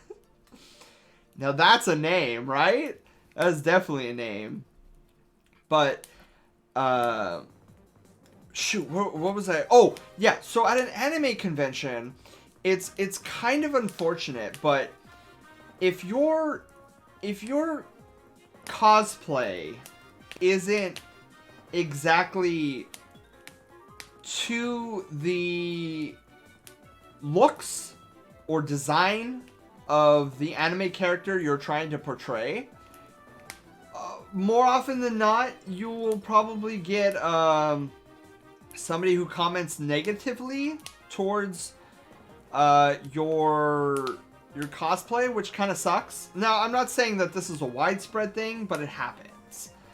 Or you're ignored because your suit isn't on par with like somebody else's like way cooler suit. But at a furry convention, the interesting thing about a furry convention is we're not there to celebrate a particular individual. We're not there because there is a particular studio that makes popular anime or whatever. We go there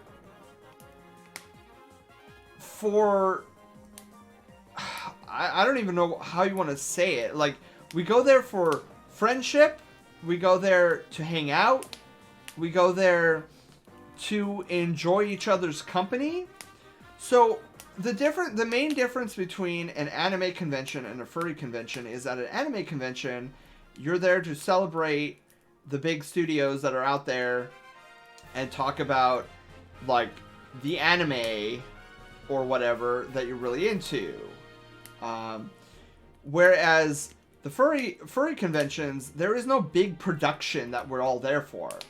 We're there simply because we love the idea of anthropomorphic animals.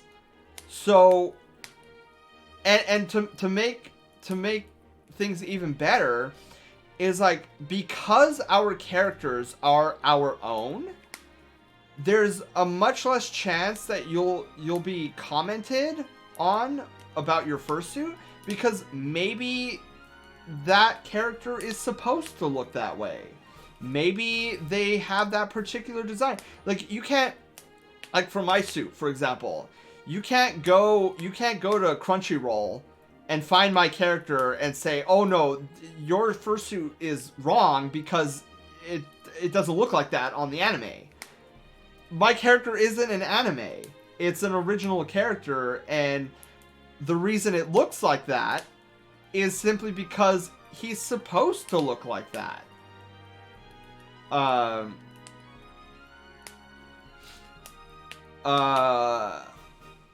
Expialidocious, Xerox says, I was cosplaying Superboy from Young Justice, who wears rather plain clothing. I kept getting called Black Shirt Superman. Oh no. I was in an audience for a cosplay contest that was called out randomly by the MC. What? I remember the phase of my life when I was into anime. Actually, it's funny. I actually got into furry, and because furry, I got into anime. Because there's so many of my friends who love anime. Which Coconut, if you're not into anime anymore, one of the things I would highly recommend, because it's such a great show, My Hero Academia. I don't know if you've ever watched that anime, but that's probably my anime of choice. I'm not hardcore into anime. I would consider myself very casual anime fan. But that anime is one of the very few reasons why I branched out into other animes. I was like, if anime could be this good, I'm curious what else is out there.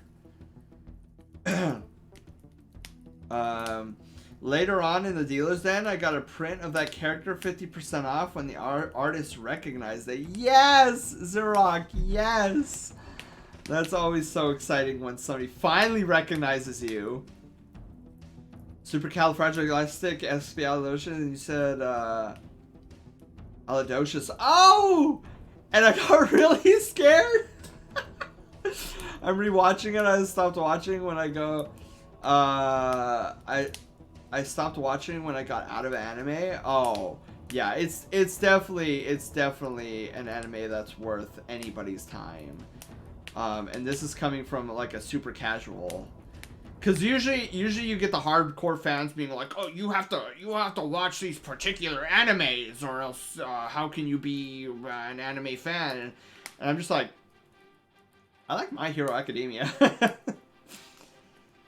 SK with the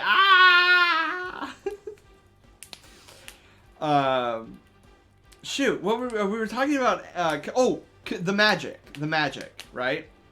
So that's really the beauty of the furry conventions, furry cons, is that because it's your own original character, there's not really a right or wrong way to have your Sona, right? So like even like beginner suitors, like for the most part, like I know there's toxicity where like you get there'll be somebody who sees like a suit that's not professional grade, but you could tell that the person wearing it is the one who tried to make it. Like, yes, there's those ignorant people who will be like, oh, that's a bad suit, but more often than not, that suit was designed by the very person who's wearing it. And the fact that, because I will never, I say that now, but you watch, I will never like build fursuits. Like, it's something that goes beyond my understanding. And the fact that somebody who is much younger than I am has attempted to make their own and is wearing it proudly, like that's a feat.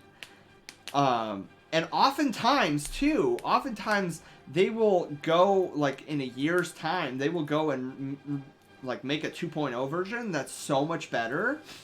And they'll just keep improving and improving. And it's nuts to see that skill just skyrocket.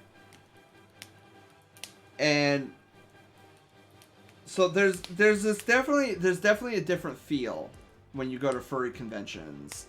And I always love it when anime fans who have like YouTube channels, they'll be like, we're gonna go to a furry convention and then videotape it and give our impressions of it. And they're always so bewildered at like the different atmosphere that you get at a furry convention than you do at an anime convention.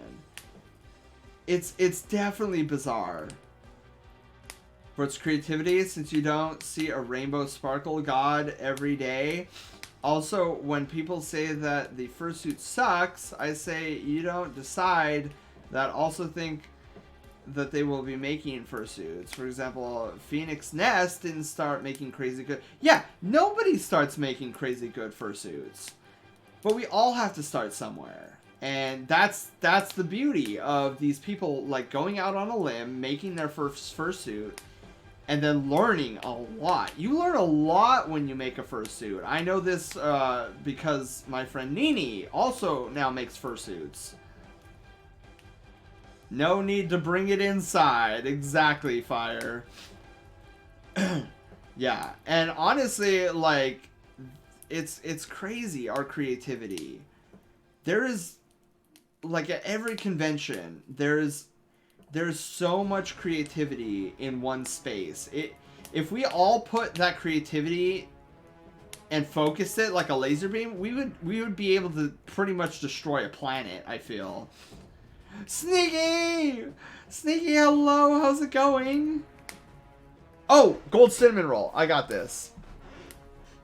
Sneaky, and for those of you guys who don't know, Sneaky Raccoon, Sneaky is one of my beloved friends.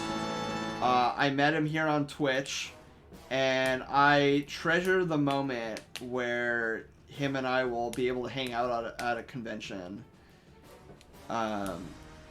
He is also a fellow furry streamer.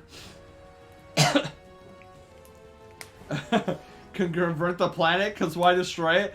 Oh, good point, Coconut. I have no idea why I went to that. But Sneaky, how was your Saturday? I hope you are having a wonderful, wonderful Saturday. As you could tell with the red hue of our overlay, we did get a troll earlier. He told me to kill myself, I think it was, which was funny.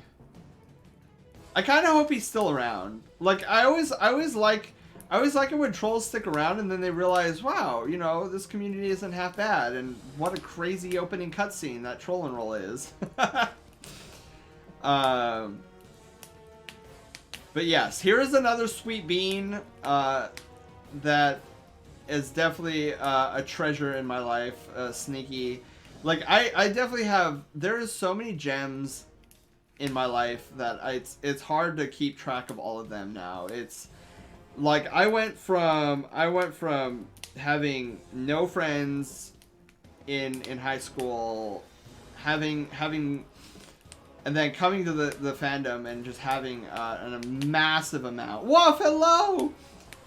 Busting out that Rise of Iron music, huh? Yeah, dude, I love this song. So lackluster nowadays. Yeah. Like, okay, there was one, I think it was in Vince Wolf's stream that was actually pretty clever. And I was like, wow, dude, I will clap for that. That was actually pretty funny. Even you told us to kill ourselves, troll. I still think you have a good, happy life. We'll find peace. Yeah, like, honestly, that's what I hope. Like, any troll that comes around these parts, you know, I'm never upset with them. Rather, I hope one day that they can find, and if it's not with us, it's totally fine. I just hope that one day they find a community that, you know, really jives with them, and like they can actually be a part of something other than just like a deconstructive. Because I don't know, you gotta feel bad for them a little bit, right? Because like, why are they doing it? Most of the times, they, you know, it's a form of entertainment for them, and that may be because they don't have any other entertainment in their life at that moment. And like, it would be cool one day if they find a community that they jive with and help build up that community rather than go around and tearing down other communities. Cause like, that would be cool. That would be cool. That would be using the time and energy that this person has as a troll to actually build up and get to know a bunch of people. Rather than just hopping from stream to stream and, you know, saying all sorts of, mean things. But turns out Hummer! Hello! 12 months! Welcome back to being a Brushtail General, Hummer, for a full heckin' year! I'm not home, but I finally, a year. Love you, Dork, and here's another year. Yes, Hummer! Well, hopefully you are almost home. I also really like the reactions. I like to show friends, but since they don't like what they're doing, they slowly realize what they're doing is bad. Cool, Coconut. Yeah, and like, and that's why I kind of try. I take moments every now and then to try to, you know, help educate my fellow streamers on coming up with ways, because like. What a troll really wants is your reaction. Specifically, a flustered reaction, a negative reaction, a reaction that kind of like derails the mood of your stream presently. And if there's a way where you can turn that around and make it fun. Now, fun isn't the only way to go about doing it, but it's probably the most effective way that I've been able to find. And so that's why the creation of Troll and Roll came around. I was like, dude, we could turn this into a game, like, because how the game works is it's like we're sacrificing, like we're tying this troll to a stick.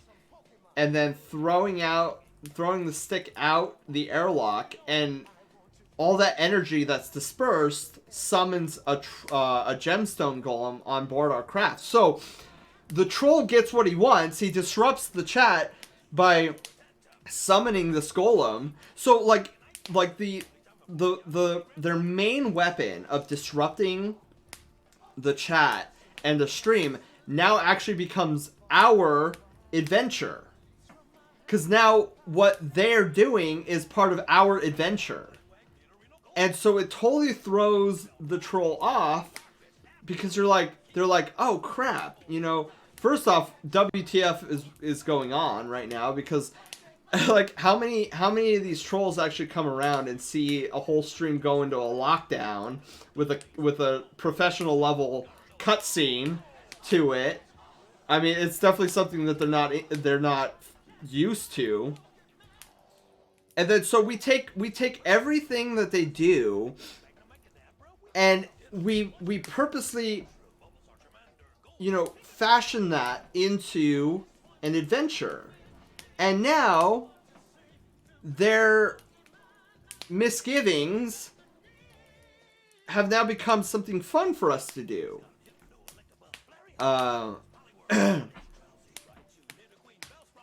And it's really nice, because there have been instances where like we've had a troll or a couple trolls come in and be like, dude, I was the guy you banned, but I just gotta say that was like the most epic thing I've ever seen. And you know, it makes me happy. It makes me happy for the purpose that, you know, maybe going forward that this person won't go to other streams and try to mess with people. That's always my hope, anyways. But yeah, that's the whole purpose of Troll and Roll, is to disarm.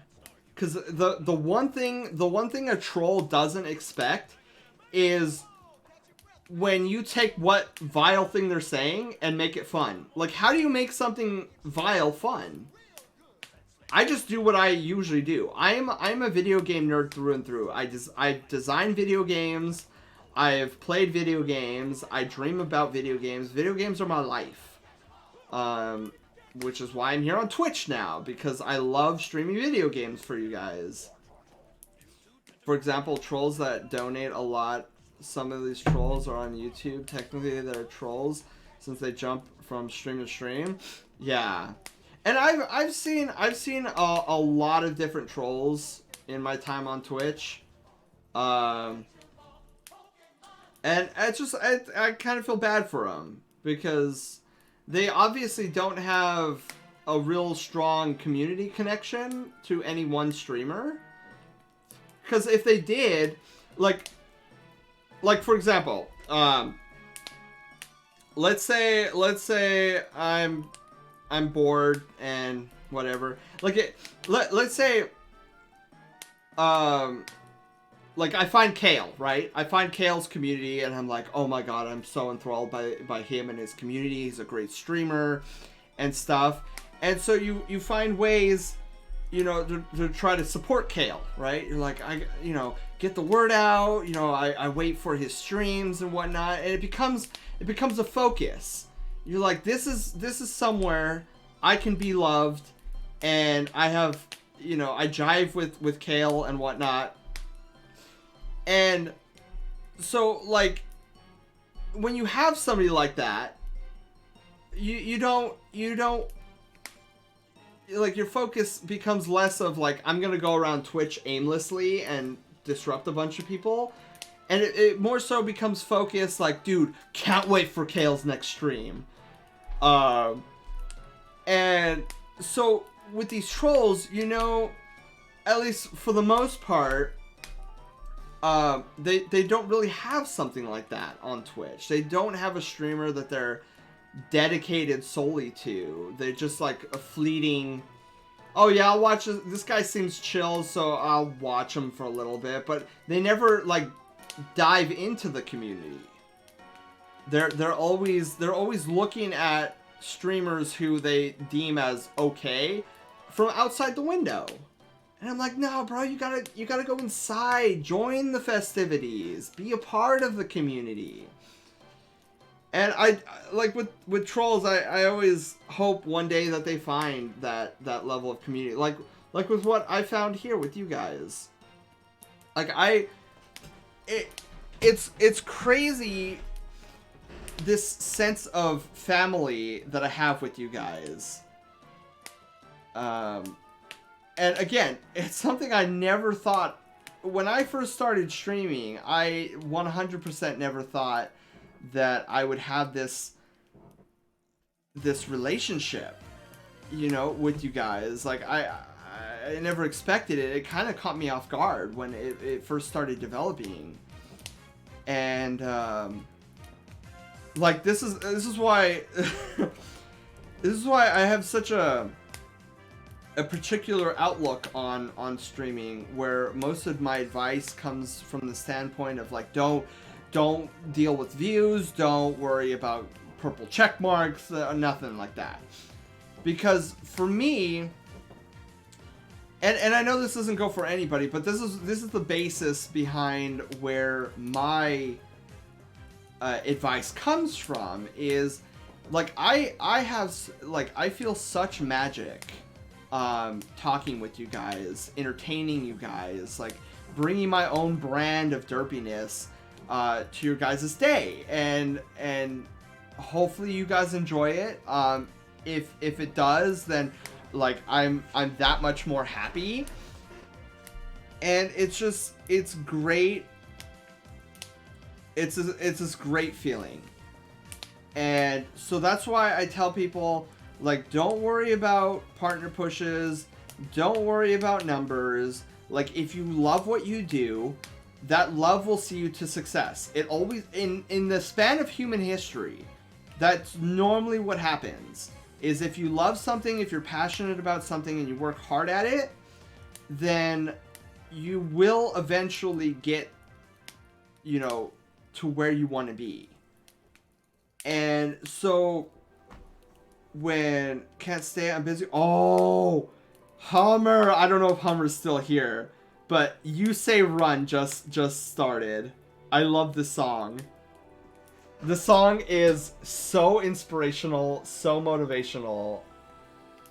Like, I'm gonna turn it up a bit. I'm on fire, hello! This song is god tier. Anytime I want to feel inspired, I put this song on and I am ready to go. After I left Slushdog, I saw you, which I don't want to get into, but I found a new computer. Coconut! Oh! Well, you are very welcomed here. Like, I come from the standpoint, like, what's it called? Like, I know there's a good person in everybody, right? And I come at that standpoint, so, you know, there have been times in the past where there have been, I don't want to say sketchy people, but people who don't have the most savory background.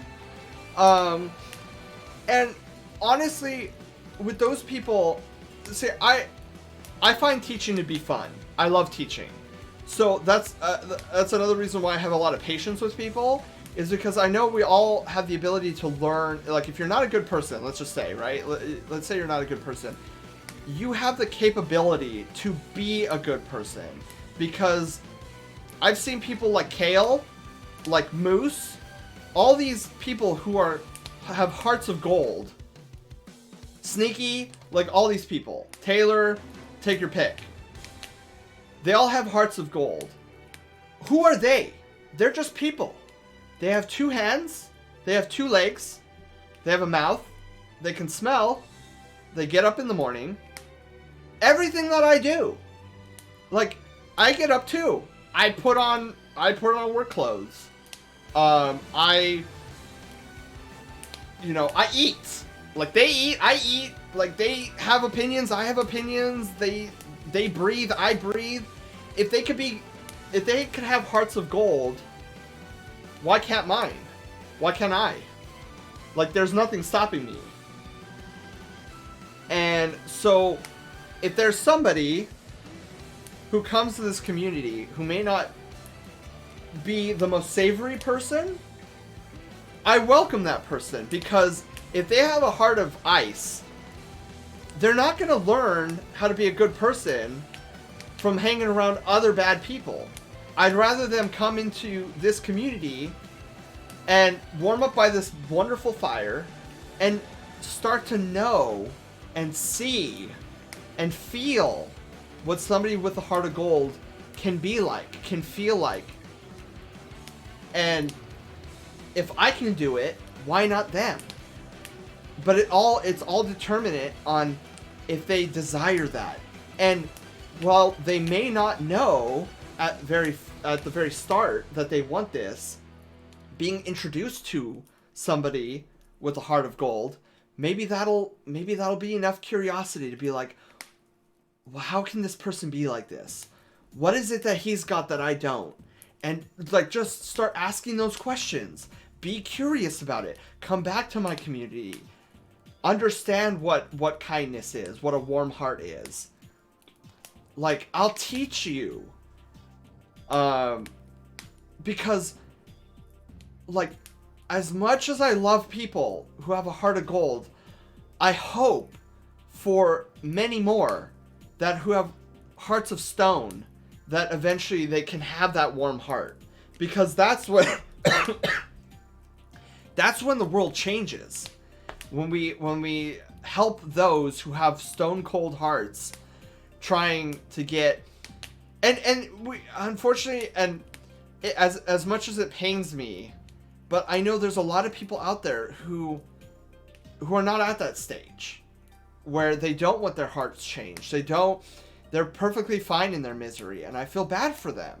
I really do, because, like, if I could just give a fraction of the magic and love I have for you guys to these people who have, they would probably start breaking down and crying, not knowing what this feeling is. Like, this feeling, there's no word in the human language that adequately describes my feeling towards you guys, other than magic. Like, it's something ethereal, like something beyond what I can accurately describe. And I want to share that with as many people as possible. I like, because, and I know this is dumb and it may sound stupid, but like, if I can teach somebody with a bad heart to even change just a little bit, to think about something a little bit differently, without canceling them on Twitter or without bullying them out of existence. Because, like, I don't know, I feel like those are such short-term solutions. I want to see them experience the magic and joy that I have, which obviously their life is missing, otherwise they wouldn't be acting this way. And if nobody sits down and tries to teach them, if they are willing, then how are they supposed to learn? And I don't know. It may be a fool's dream to, you know, but I'm gonna pursue it nonetheless. So, like, that's why I always welcome people of all manners, because, like, they have to start somewhere, right? Just like the fursuit maker, they have to start somewhere. And if they start here, all the better, right? Because I have giant floofy hugs, and I love giving giant floofy hugs. Okay, Coconut says, I feel like my story is a good example. I used to, again, be a rude person, and now I'm here. Yesterday, an anti-furry video came out from the same people who made me an anti-furry crusader. In the comments, I roleplayed with the crusader, the best part.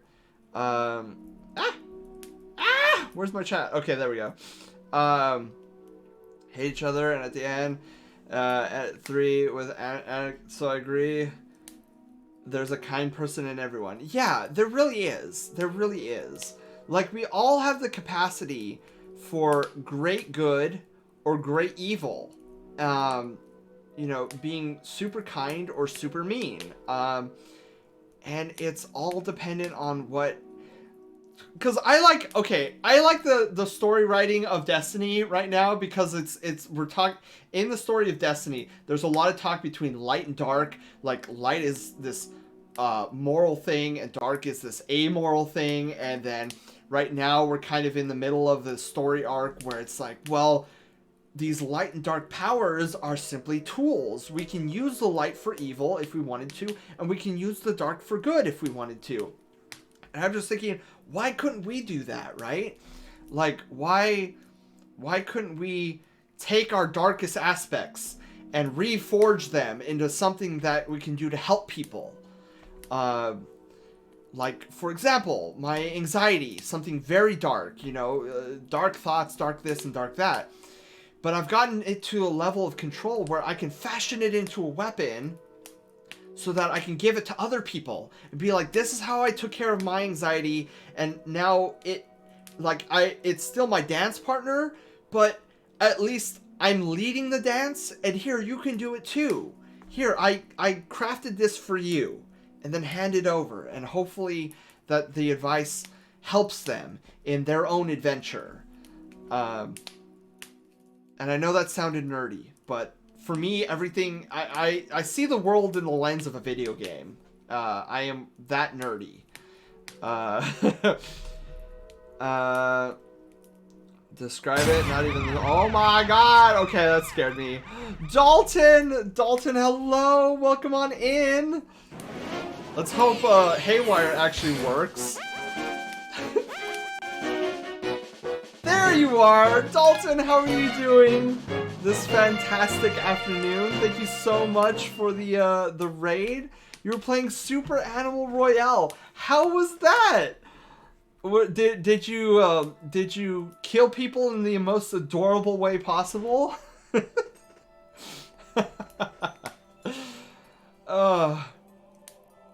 But yeah, Dalton, how was the stream? That game is fun.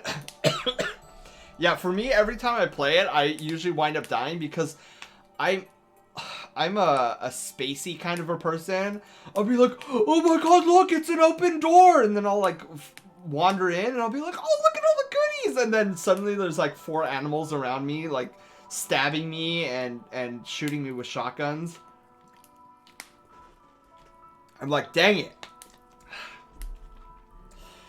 I like cheese! Hello, welcome on in. I love your name. I like cheese too.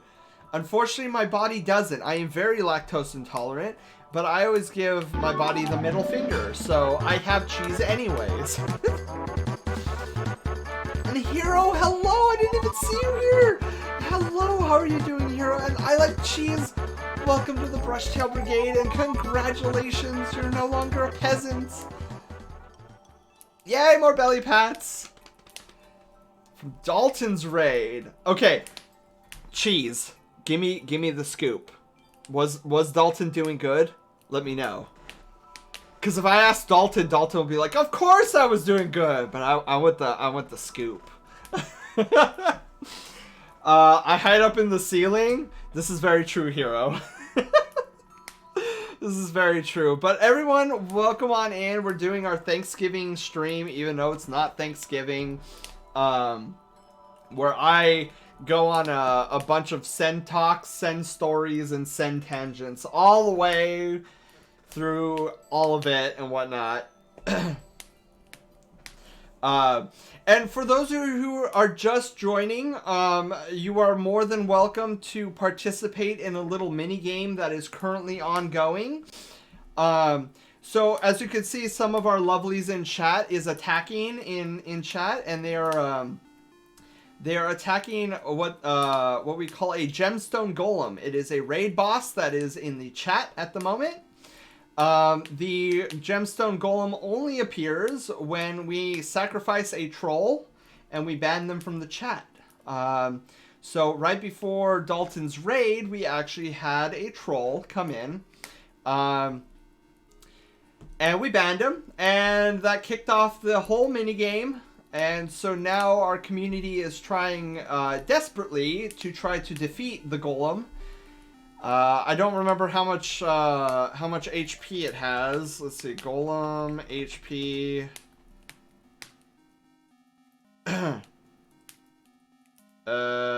Where's the... Oh, okay. We've got it down to 262,000 HP. Perfect.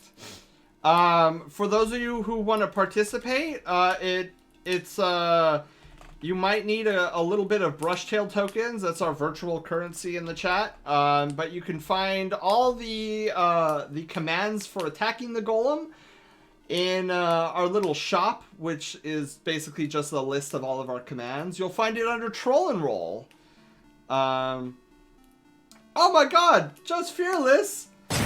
Welcome on in! Wait for it, wait for it. Call of Duty Modern Warfare, eh? I'm trying to like... Oh. Just Fearless, how are you doing? How was Call of Duty? And thank you for the raid. We're just doing our chit-chatting on this fantastic Saturday afternoon. That profile pic though, it's that's SpongeBob, right? Wait, Shinobi! Oh my god, Shinobi! Hello! How did I miss you? Oh my god! Welcome on in. I subbed, but it didn't show if you have notification. What? What? You subbed? It was great, and yes, it was SpongeBob. Oh my god, Dalton! Oh no! I didn't see it! Where? Okay, hang on. Let me look at my activity feed. Oh my god, why didn't it show up? Why isn't it in my activity feed? What? Oh my god, Dalton, thank you for the sub! Welcome to the ranking up to Brushtail General. You have access to all of our floofy emotes! Including the best one of all, which is, well, okay, some people would say it's the belly, but I think it's the cinnamon roll. Cinnamon roll is better. How are you? I'm doing fantastic, Shinobi. I've been, oh yeah, we can't forget about the glorious butt emote. I played the new Call of Duty Black Ops Cold War, and I played the whole campaign. Ooh. Rock on, Fearless. Rock on. Number one butt. He was number one.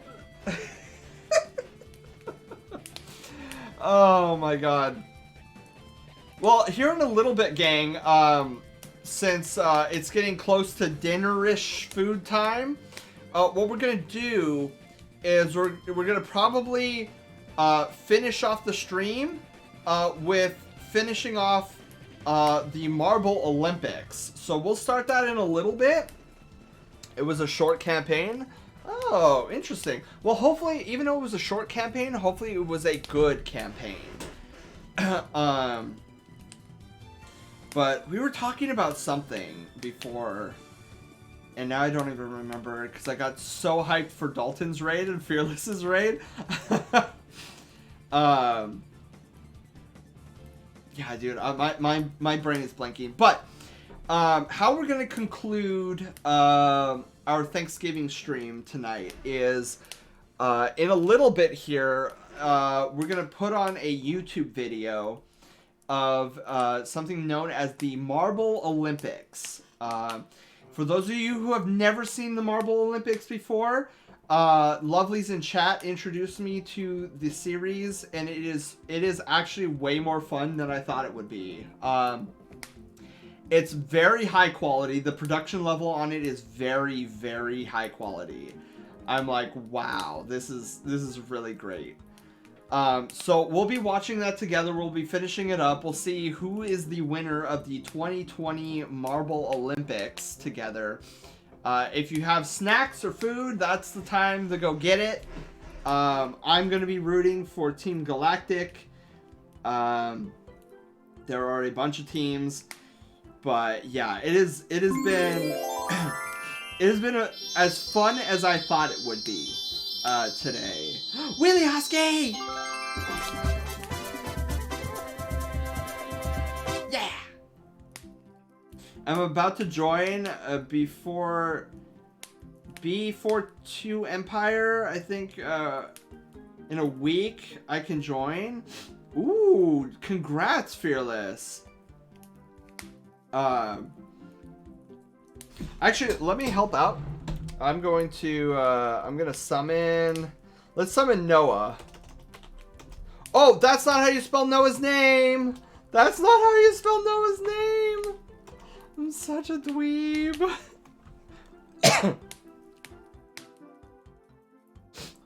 Yeah, look at that chunkage. That was some chunky damage. Way to go, Noah. For those who are unfamiliar, Noah is actually the sidekick character of Moose. Noah serves as Moose's, I don't want to say bot, but he reads off notifications. But yeah, I feel like there's a story I was forgetting to tell that I really wanted to tell. Oh, of course! One of the most important stories of them all! Oh my god! Senor Luigi? Oh yeah, with me and Luigi, like, demolishing a hotel. So, whoa. Oh! Fire summoning in Haywire here. Hang on, where's the Haywire command? Haywire hack, there we go. Cool. So, gang, for the next 10 minutes, all of your attacks will be critical hits. Good luck.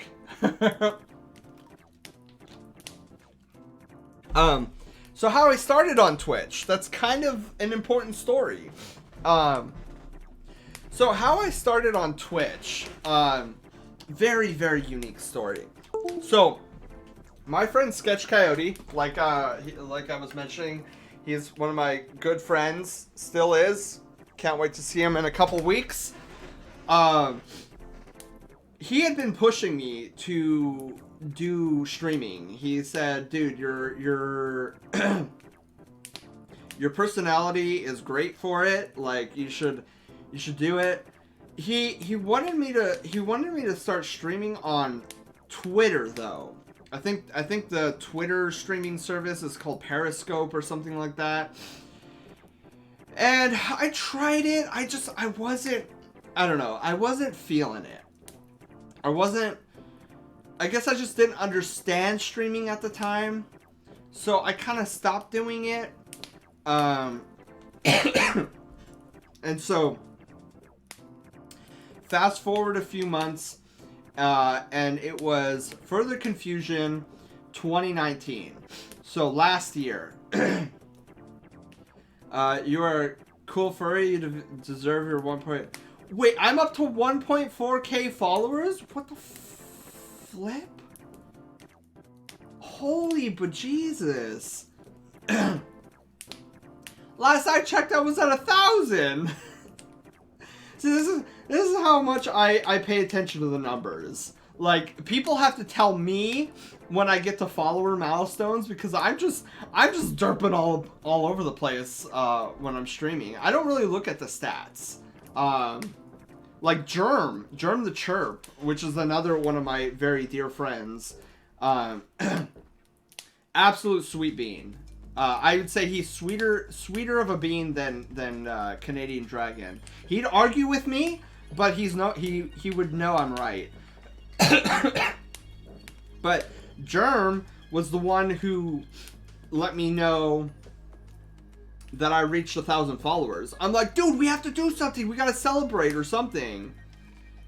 Yeah, exactly, Fire. Everybody who knows Germs knows that he's the sweetest of beans. And so, getting back to the story, though, so it was Further Confusion 2019, and it was a Saturday, and I didn't have anything really planned for the Saturday afternoon. Like, it wasn't until later at dinner that I was going to be hanging out with a bunch of friends. So, my friend Bobo hit me up. He was like, dude, Sen, I'm not doing anything right now. I don't know if you are either, but there's a Twitch panel that's going to be taking place in about 30 minutes. You want to join up and, like, meet up at the panel? And can I have some Reese's Pieces? Oh, I love Reese's Pieces, Fearless. Yes. Which, guys, if you ever meet Jess of the Dog's Breakfast, definitely consider getting him a bag of Reese's Pieces. It is his favorite candy. It's his favorite candy of all time. You will get such a genuine reaction out of him if you were to ever give him a bag of Reese's Pieces. That's the first thing. That's one of the first things I'm gonna do when I meet Jess. Is I'm going to give him a bag of Reese's Pieces. I'm gonna have it in like a little bag so he doesn't know what it's in. Like he'll have to. It'll be like a birthday present. And he'll be like, "Oh, Sen, you didn't have to do this."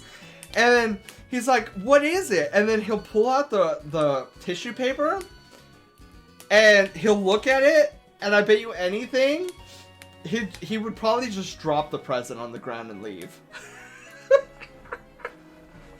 Which is what I want to have happen. Because, in all seriousness, Jess hates Reese's Pieces. If you get him started talking about it, he will go on a good 15-minute rant saying how Reese's Pieces is the most horrendous thing on the planet. So that's why I want to give him a bag of Reese's Pieces and see what his reaction is. Wait! Time out! What did you guys do? What did you guys do? Wait! The golem's HP was in the... What did you guys do? Holy shnikes! Fire! Absolutely insane. Okay, hang on. We gotta stop the fire. And we gotta stop the music. Because we gotta do the end cutscene, which will break my scene again, but I don't even care. I don't even care. Let's go.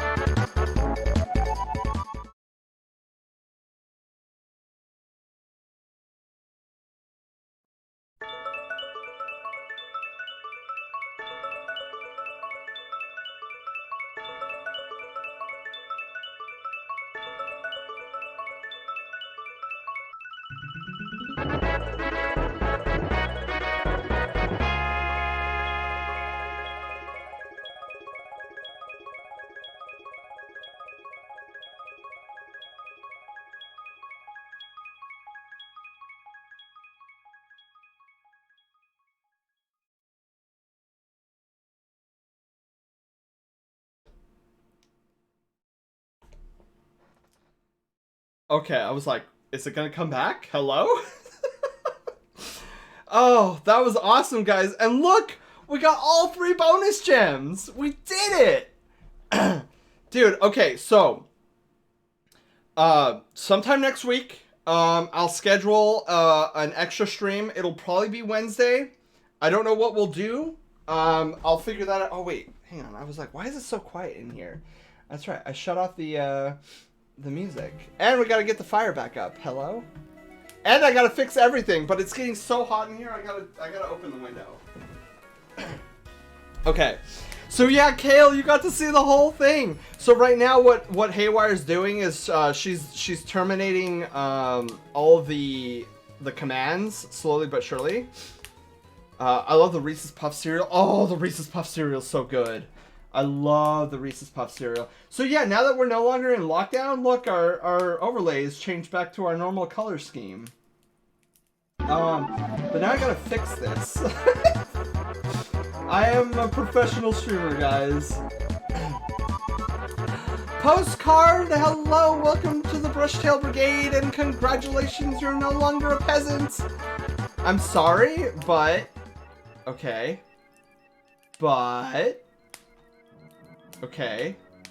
Wait, what's going on? Wait, Postcard, why are you sorry? Okay. So, let's see here. Column there. Woo! But Postcard, welcome on in. Hopefully your Saturday is going absolutely amazing today. So yeah, Kale and everybody who has never played Troll and Roll Adventures before, that was our mini game. I absolutely adore it when we get to play. It's so much fun. And you guys actually get a reward out of it. Now that we have 3 bonus gems, we're actually doing a new, an extra stream next week.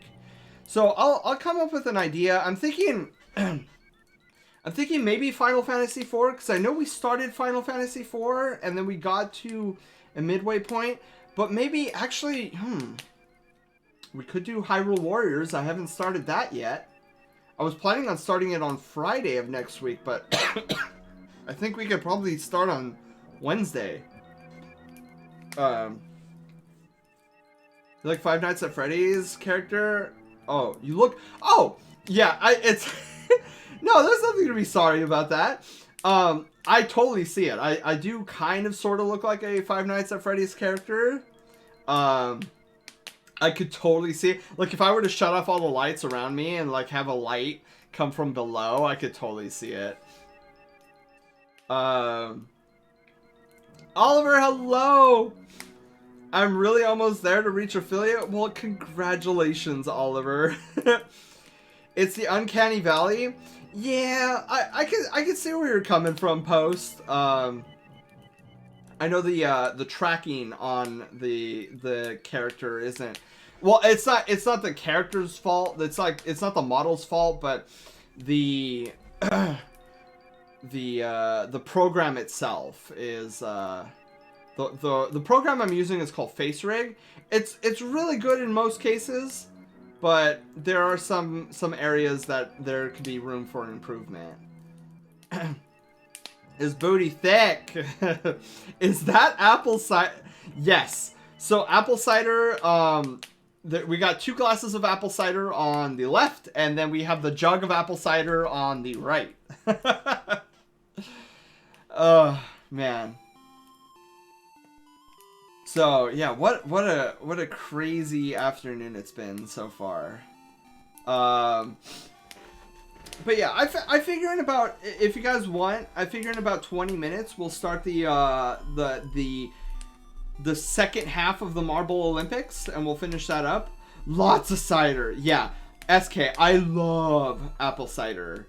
So if you guys notice and I'm not sponsored by them, but it'd be awesome if I was. But see the River Ridge apple cider jug? If you guys ever get the chance to buy River Ridge, I find it, like, now that it's fall, I find a lot of it in the grocery stores. River Ridge. I've never tasted, I mean, outside of freshly squeezed apple cider in an apple orchard, I have never tasted apple cider so good before. Look, I'm an Omega male.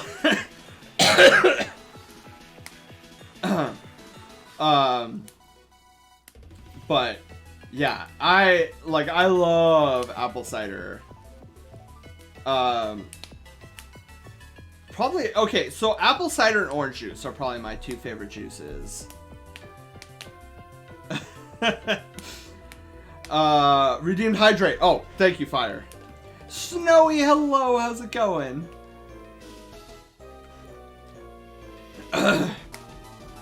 How are you doing this fantastic afternoon? Get cozy by the fire. Enjoy the fursuit up in the corner. How am I? I'm doing great.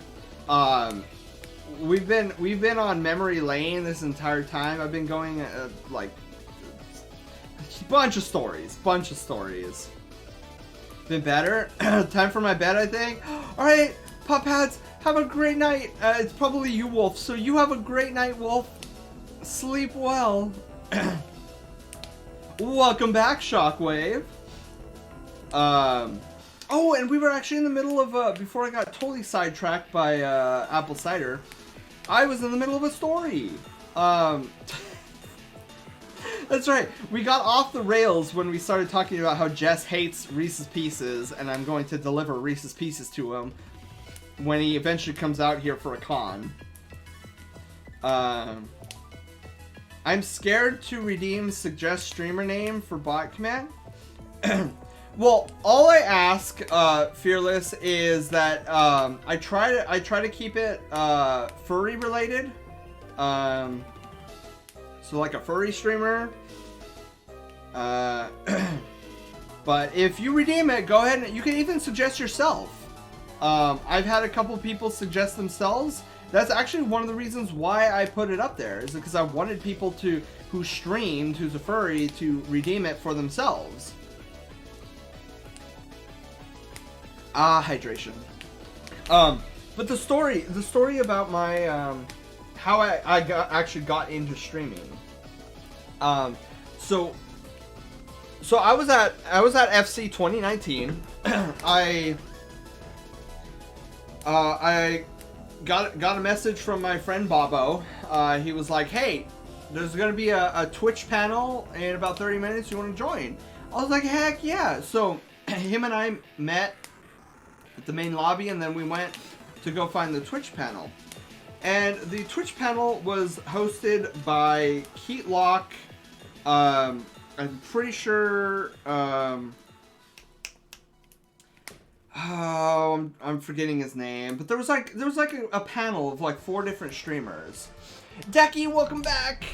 Welcome back. We're just in time too, Decky. I'm actually getting into the story of how I started streaming. Well, I'm a dark green furry. Excellent, Fearless. We don't see a lot of green furries around, especially a dark green one. It's very unique. So I went there, and Keat was doing the majority of the talking. He had 3 other people up there. I'm sure I know them by now. If I had to take a wild guess, it was probably like mic feedback or something. End of a stream to the start of a stream. Exactly.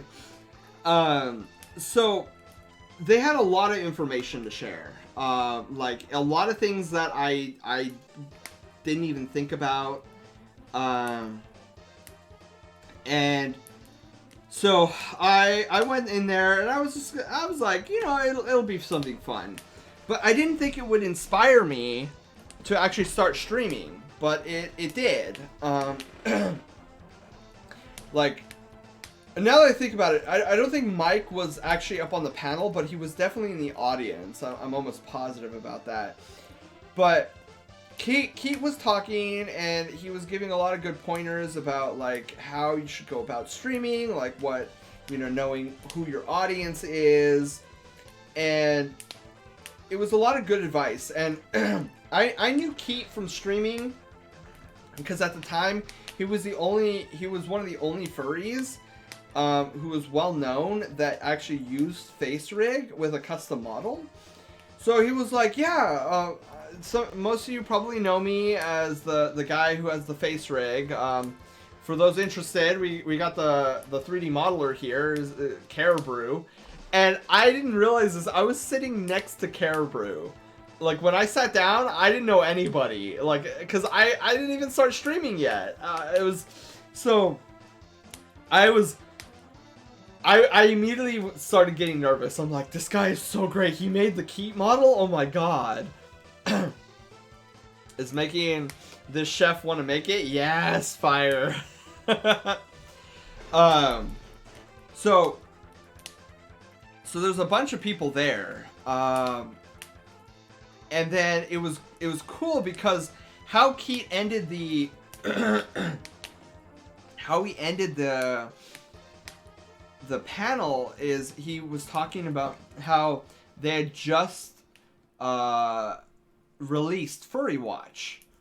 How cute for me. Oh, looks like Fire, you've been cursed with cute. Oh no. Well, you gotta be careful when pouring. So yeah, it was definitely, I didn't expect to get anything out. Like, I wasn't expecting it to inspire me to get to start streaming. Like, I had streamed a little bit here and then before FC, but I was like, you know what, you guys, I'm gonna give it a shot. Like, after with what Keat said, well, hopefully you're okay, Postcard. Hopefully you didn't take a giant fall. So it was at that point I was like, okay, after FC, I'm gonna sit down and I'm really gonna seriously give this streaming thing a shot. But instead of on Twitter, like Sketch wanted me, I was gonna go to Twitch. Like I like the format of Twitch. I don't know. There's just something about Twitch that I've always gravitated towards. So I did it. I started streaming, and it was crazy. It was I never expected I never expected to fall in love with it as much as I did. And I never expected it to change my life like it did. And then for those who usually aren't here at the start of my streams, I actually did an animation, an opening animation that has a 10-minute countdown timer. And let me see about pulling that up, and then I can show you. And I can go over, what I'll do is, like, I want to talk about, since we're talking about the start of the channel, I want to talk through, because this opening scene is an homage to every, like, major event that has happened on this channel so far. So I'd like to show that off. Now I just need to remember where I put it. Lounge starting soon. Okay. Starting soon animation. Okay, cool. Here we go. So many of you have already seen this many times, but I want to show it off since we're going to be talking about a lot of what's in this animation. But let's we're actually going to go over to the Send Plays section really quickly. And since we're not on the scene, we'll stop the fire really quickly. So we're just gonna scroll this along really quickly, because it's about a minute before Hello, the. Brigadiers. Haywire here. Okay. I'm just Okay, so here's where the animation begins. 2, 1. Good luck, have fun, Brigadiers. So this animation was really fun to do. Oh, let me actually. So this goes through the timeline of every major event of this channel. So, like we were talking about earlier, the creation of Mysona actually happened on August 8th, 2008, which I know is weird because if you think about it, it's 888. I didn't mean for that to happen, but it just so happened that way. Which is funny because August 8th is also Fox and the Fedora's birthday. But this is my opening cutscene. And so this one and the next one confused a lot of people. My first stream was in 2017. Yes. So my very first stream was in 2017, and it was my unboxing of my fursuit.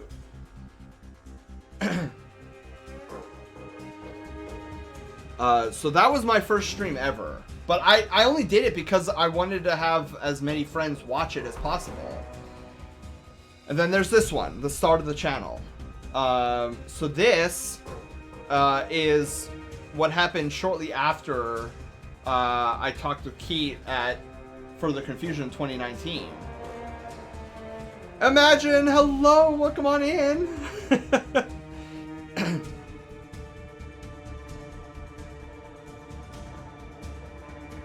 Why do you have so many mods?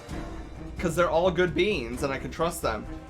Here's one I will never forget. Laughin rating me. He was the very first person who ever rated me, and it was with 98 raters. Me, who had 0 people in the chat, suddenly went up to 98 viewers, and I'm like, I don't know what I'm doing here, but hi. I was a nervous wreck. We were playing Legend of Zelda: Link to the Past randomizer. This story's funny because I didn't know what Twitch affiliate was until I asked my friend Sneaky, and we found out that I was 7 followers away from affiliate. So I went from not knowing what affiliate was to having affiliate explained to me to becoming affiliate, all within a span of 1 hour. First raid was 98. I know, SK, I was freaking out. And then I finally decided to start calling you guys the Brush Tail Brigade a couple months into me streaming. At the time, I was heavily playing Terraria with Sneaky, and we were just getting into Terraria Tuesday. Keep it up, Fearless. You will eventually get it. And speaking of Terraria Tuesday, shortly after I got affiliate, I got with Sneaky and a few of my dear friends, Biopaw, Brighton Yote, and GD Taylor, and we started a 5-man stream of Terraria every Tuesday. And that's where Terraria Tuesday comes in. It was on what is that, August 3rd that Taylor, GD Taylor, surprised me with this woofer right here. This is an upgraded version, but I'll never forget that. And then he helped me install it and everything, and I was like, whoa. You guys know that face. So Haywire, I brought Haywire online, and she has been our bot ever since. It's crazy to think. Now, I've had Haywire as a character for a very long time. She's actually a character in the world that Sen comes from, because I have this giant backstory for Sen. But I'm like, she would be perfect for the bot of our channel. And your streams, oh, Fearless, I love you too. Now here is the start of Troll and Roll. Now the original Troll and Roll was very different from what it is today. It was very clunky and very cumbersome. And it was thanks to some feedback from a very dear friend of mine that I went and I was like, I've got to change the rules for this. Belly pats! And then shortly after that, GD Taylor and I started a thing called Retro Wednesday because I realized that Taylor never got to play a lot of the classics from the Nintendo Entertainment System and the Super Nintendo. It was insane. Oh, are you talking about the woofer and how you tried to ensnare me to get me to sit still? Wild Card Fridays. Now, this was a short-lived event. I will probably bring it back eventually. But Wild Card Friday was a day, every Friday I would play a game of my choosing. We kind of still do that, but ever since the holidays, we kind of shelved it. Because we've been doing a lot of different things. Now, this is always funny, for people don't realize this, but it was a solid 8 months before I got the Discord server up and running. Like I didn't want to do a Discord server. I really didn't, because I was like, I would feel bad because I would make it and then not participate in it, because I'm not very active in Discord servers. But you guys made a strong case, and I was like, all right, I'll make a Discord server. Send Spooks. You guys saw last month. Send Spooks is our October special where I play a bunch of different scary games. I both love and hate Send Spooks. I am not a horror guy. I don't like horror games. They freak me out. But you guys love my reaction, and I love you guys, so I'll do it. North, hello! Now this was cool. This was our very first Crouch Coast stream, as Moose calls it. So I literally went over Moose's pad, and we did a co-stream together on his couch, and it was so much fun. That took place shortly before my birthday last year. The trick-or-treat event was really fire. I had a freaking blast. We are definitely doing that next year.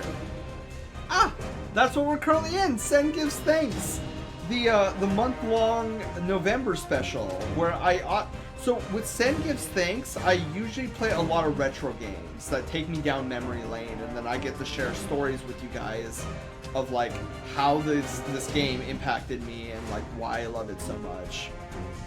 Now, coming up in a week, we're gonna start our Christmas Centacular, which is our Christmas special. The highlight of the Christmas Centacular is actually private streams in the Discord server where we watch a bunch of holiday specials.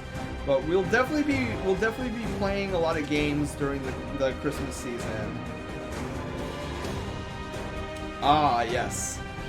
Monday Madness, which I had to shelve at the moment. We might bring this back, but Monday Madness was a weekly event where you guys voted on what game you wanted to see me play on Monday, and then we'd play it. But again, with all the holiday stuff going on, that's been shelved for now.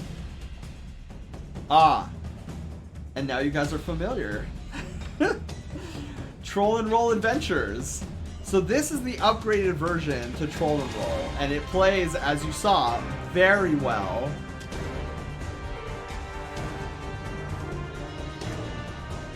Likes to eat. Haywire likes to eat Troll and Rolls, yes.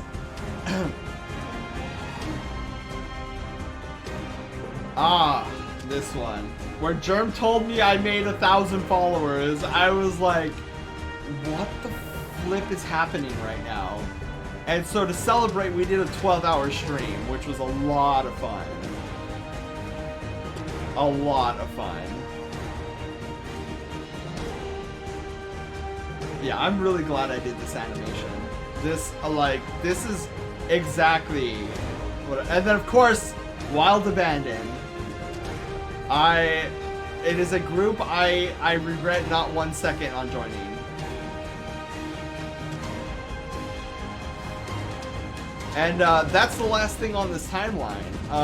Now I figure when we get a couple more new events, I'm gonna go back to this animation, fix it up, and add more. Which is super, like, that's gonna be exciting.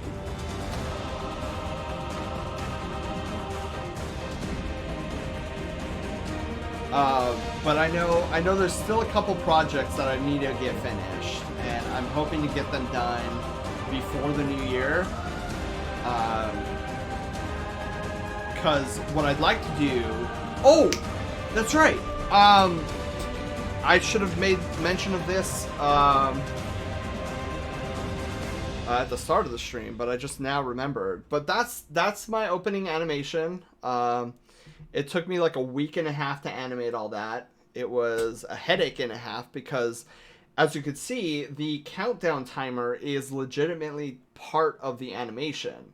So I had to learn a little bit of scripting in the program to understand how to make a timer, but it came out exactly how I wanted it. God, it's so good. But what I just was reminded of, so the start of the new year is going to be pretty big for the channel. I'm going to be heavily researching and getting the ball rolling on merch. I know a lot of you guys have been wanting merch for a while now, and I feel bad I haven't. I've been doing a lot of research and stuff, and I think I'm at a point where we can give it a shot. I don't know if it'll be successful. What I want to start with is a hoodie. I really want to start off with a hoodie that seems simple enough. We're also going to move back to the lounge if it pulls up. Hello, there we go. So, I mean, I'm excited. I'm not gonna lie, I've been wanting a Sen hoodie for a while now, and I'm super excited to get the ball rolling on that. I think I have found a way logistically to get like what I need out to you guys and not have my life wasted, or like not to say that it wouldn't be worth it, but like I don't have the time to, like, let's say, and this is a long shot, it's probably, I'm just giving an example, but like, let's say 300 of you want a hoodie. Like, I can't be spending hours of time each afternoon, like packaging 300 hoodies. I need a business to do that for me, and I think I found somebody that might be able to do that for me. So I'm going to be partnering with them and see what we can do. I also need to get in contact with some of these custom hoodie designers. And what I'm going to do is I'm going to try to get my hands or my pobs on a 3D model of a hoodie and then color it and then design it how I want it to be designed, and then I could be like, hey, companies, this is what I'm looking for. Is your business able to give me a good quality hoodie that looks like this? And so I'll be in talks with a couple of businesses to try to get that going. And speaking of like stuff, right? I mentioned this at the start of my stream, but I'm going to make another post about it here. So I have started a new area in our Discord server called the Commission Zone. A lot of you guys have been wanting to commission me for quite some time, and I feel bad that I haven't done this sooner, but I now have the time to do it. So starting Monday, that's 2 days from now, I'm going to get my feeties wet because I haven't done commissions in quite some time, like officially. I've taken in commissions here and there on the side when people ask, but I've never done it officially in quite some time. So I'm excited, a little nervous. So we're going to start off with 2 open slots. I know that's not a lot, guys. I know that's not a lot, but I need to get my feeties wet. And once I get into a rhythm of things, then I will probably open up more slots so more of you guys can commission me. But we're starting off with 2 slots. If you guys want to commission me, I have a price sheet up and running in the Discord server. You can take a look at what my services are. And then I have a section that says request a quote. So I'm slowly but surely starting to to get together everything that you guys have requested of me. I really want to like get the ball rolling, because I know for me it's like, for whatever reason you guys want to commission me, but you do. And I'm trying to stop that mentality, because it's wrong. You guys know it's wrong. I know it's wrong. My emotions don't know it's wrong yet. So expect on Monday for me to open slots. You may DM me with if you're interested, and then we'll go from there. But I just want to let you guys know, because I know you guys have been asking me a lot lately, and I feel bad. So now I'm doing it. I'm doing it. So we'll see how it goes. But yeah, I think though, I see that it's 5 p.m. I think we're gonna wrap up the I say wrap up, we still got about an hour or so left of the stream, but we're gonna mosey on over now to the marble stream. So you had a troll today? I did, Oliver. We finally got our red bonus gem. I could probably redeem it for him. Yeah, go for it. If you want to, Fearless, totally go for it. I will definitely be adding, if you do redeem it, I will add him after the stream, or maybe while we're watching the marble. Who was it, a bot? No, it was an actual troll, Oliver. Somebody came in, started spewing a little bit of vulgarness. We had to ban him. And we started it, and it was great. There was a lot of people here today who got to witness Troll and Roll Adventures for the first time. I'm at 80 cinnamon rolls. RIP. Okay, so let's pull up the marble stream, or the marble, and smush. Here we go.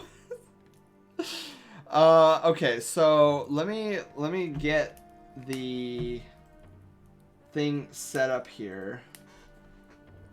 So for those that don't know, one of the things that we do every now and then is we watch this really great YouTube channel that hosts this things called the Marble Olympics, and it is way more fun than I ever imagined it would be.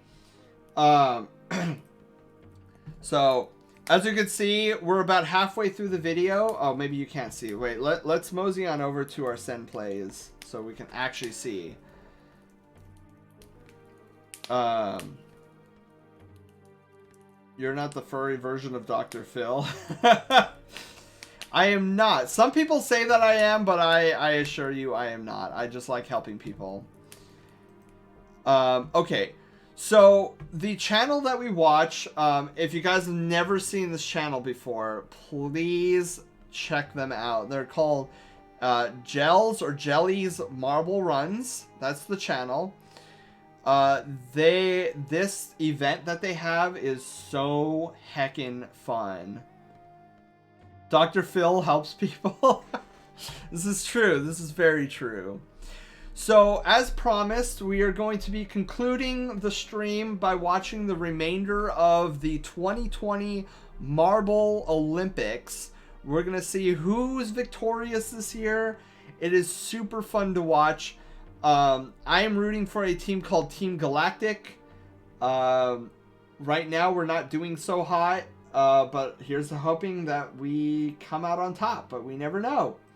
So, I'm going to shut off the audio there. We're gonna get back into it, and let's enjoy some more Marble Olympics together. The Wisps come next, then it's Crazy Cat's Eyes as we get ready for the relay. Okay, so right now we have all of these teams. There are 16 teams total. We're about halfway through the Marble Olympics.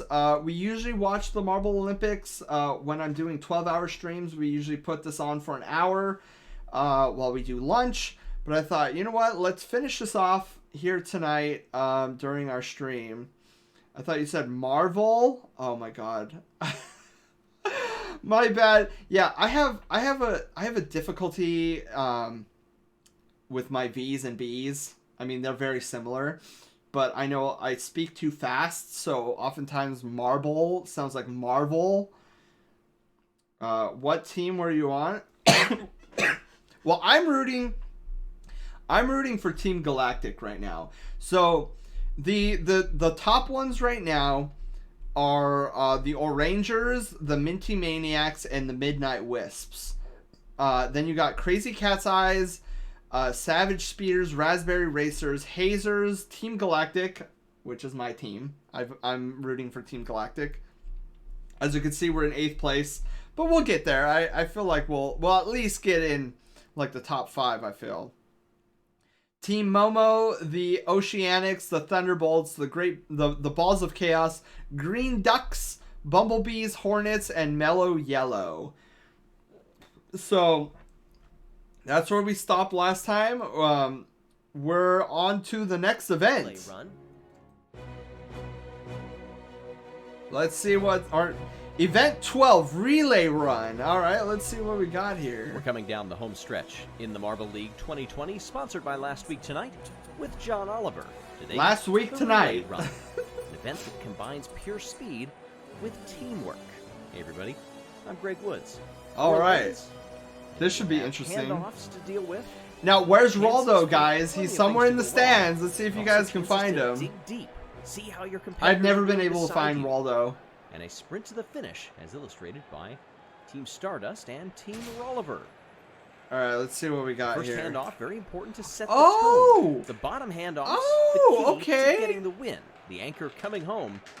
to Oh, protect that's pretty the Marble clever. glory. Okay, Crazy so that's Cat's how the Eyes, relay Savage run Speeders, race goes. Oceanics, and Mellow Yellow. Very slow Okay. start for the Crazy Cat's Eyes. Ooh. Great first leg for Savage Speeders, but Oceanics coming through in the bottom couple. Savage Speeders aren't going to challenge. Okay, them. Oceanics won And that it's a one. new Marble League record, in fact. Oh, They beat the old nice. record with only 2/1000ths of a second. That's really that's cool. the first Okay, time we've I was ever like, how does a seen a relay record race in Marble Like Olympics that broken work? in the very first heat of an event. Savage Speeders would have done well enough to win any other year, but Oceanics. Oceanics were finding their well footing. in the lead on that one. Hope they didn't burn too much energy for later heats. Look at all the Oceanics Pretty fans. cool there. Okay, let's see. Maniacs, Team Galactic, go! The Bumblebees and Momo. Oh, come on, Galactic, you Bumblebees got out in front, this, but you the got next this! handoff gives it to Momo. Can Oh. the anchor leg bring it home? Yes. We got second place. I will take that. I was worried because we started off in 4th right there. In the replay, they're now in 3rd, but it's the anchor leg Oh, that elevates man. them one more spot, making all the difference between relegation and advancement. Go Team Bumblebees sitting toward the Galactic. bottom of the order. They Momo use has been moving on. like Momo down in wrecking. 9th, they're fine with that. Reminiscent Balls of Chaos, Green Ducks, the Hazers and the Pythagoria Rangers. Hazers get a good Sushi? start. Balls of Chaos on the top lane. It's anybody's race at this point until the Ooh, the O'Rangers O'Rangers. sniff their authority in the bottom 2 handoffs and reset the record. Dude, O'Rangers They were didn't on just reset it, in fire. fact, they obliterated it. A sub 8 second I'll send it to run, you later. Okay, and fire. the O'Rangers have a mark that may be pretty difficult to beat. Yeah, the O'Rangers have been Hazers will on advance fire with this them, entire round. 12 adrift off the back. Green Ducks. Leaders in the Marble League. Set the time to beat the Wisps, Raspberry Racers, the Hornets and the Thunderbolts. The Wisps out in front of the top lane, stretching Holy into the first couple of mackerel. handoffs. The race for second is Oh, heating oh. up though, and now the anchor leg Dude. stumbles, and the win Dude. goes to the Racers. Oh, The Hornets man. also get by. It all came undone on the final handoff. Oh, the final They did handoff. so well Oh, here, no. but Oh, Raspberry difficulty Racer. Oh, dude, I think they got transitioning to the 3rd. anchor And 2 great handoffs from the Racers and Oh, they got the third, Hornets. dude. They had a commanding lead. Hornets sitting in 15th. Oh, ripping They need pepperonis. that. Look at this. Crazy cat's eyes. All right, where am I? Oh, we're not on the list? Okay. Just missed moving on to the semifinals. The first Okay, of which Hazers. coming at you now. Raspberry Hazers, Racers Momo, seem to be pretty Raspberry good at these Racers and racing Savage Speeders. ones. 3-way lead up top. Momo now presses Ooh. the lead. Raspberry Racers with a big burst of speed. They're going to bring it Wow, home, but who got dude, second? Raspberry Racers. Let's That go. is going to be a photo finish. They have been dominating This one every worked so race many I've times. seen so A far. 3-marble lead there transitions to a 2. Like when it Now it's has to back deal with some 3. sort The of racers like, come by, get I don't the know what lead. you The want to battle call is it, between the Speeders and Team like Momo. non-racing event. They've Slow struggled, down but here. every race Tell they from seem that to be angle. on point. Racers have it by about 6 or 8 lengths, and the Savage Speeders advance. And the name Frank's Woods from character. 1 millisecond Really? is all the difference. That's between cool. The Speeders and Team Momo. On to the second semifinal. Okay, or Team Galactic, come on, Team Galactic! Set that I know you're up time. against O'Rangers, but you Oceanics, could do it. Galactic. Oh And man. here come the O'Rangers again. Is this going to reset the record? If not, it's surely going to be an easy man. coast into the final. They didn't break 8 seconds, but they did break Oceanics the wanted that competition first on that place. That was for sure. Or should I say- Oh well, Ooh. good try, Team Galactic. I mean, when you're up against the Oceanics O'Rangers, it's going to be a On little to bit second, challenging. Just barely from Team Galactic. About a length Dude, I thought we were or going to 2. have at least second. I was like, we're Job. catching up. Oceanics We're is catching tough up. to beat. Heading into the final, Galactic gets 5th, Momo 6th, Hazers, and then the Hornets. Okay. 800ths down from that next spot. Okay, Raspberry Oceanics and Racers, O'Rangers Savage again. Speeders. O'Rangers and the Oceanics. Raspberry Racers and O'Rangers are out in front. Ooh, The O'Rangers Raspberry- have done it what? again, but here come the Speeders in the lane right next to them. It's going to be the Savage Speeders that get the win. Savage Speeders out of Well, back in the field nowhere. through that handoff. Still Dude. in 4th. That's Fantastic crazy. Transition there, and the anchor leg. I think is gonna I bring honestly it thought it home. was going to be Raspberry Racers Yes, versus they will. O'Rangers. The Savage Speeders have done it again. After the last event, they jumped 2 Oh, spots what is that, dude? Wait. up into 5th. Dude. Jump a little more here. O'Rangers A close battle between the almost O'Rangers and lost the that. Oceanics, despite I the did marble not lead realize record. how close The that O'Rangers was. couldn't get the gold. That's crazy. That honor goes to the Savage Speeders. All right, Rangers, Savage Speeders on silver, top. Where did I come Oceanics, in? The bronze. Hey, I was 5th. Heck yeah. Congratulations to our top 3 finishers. I'm Fantastic okay job with by that. them. Team Galactic in 5th. That's better than 8th.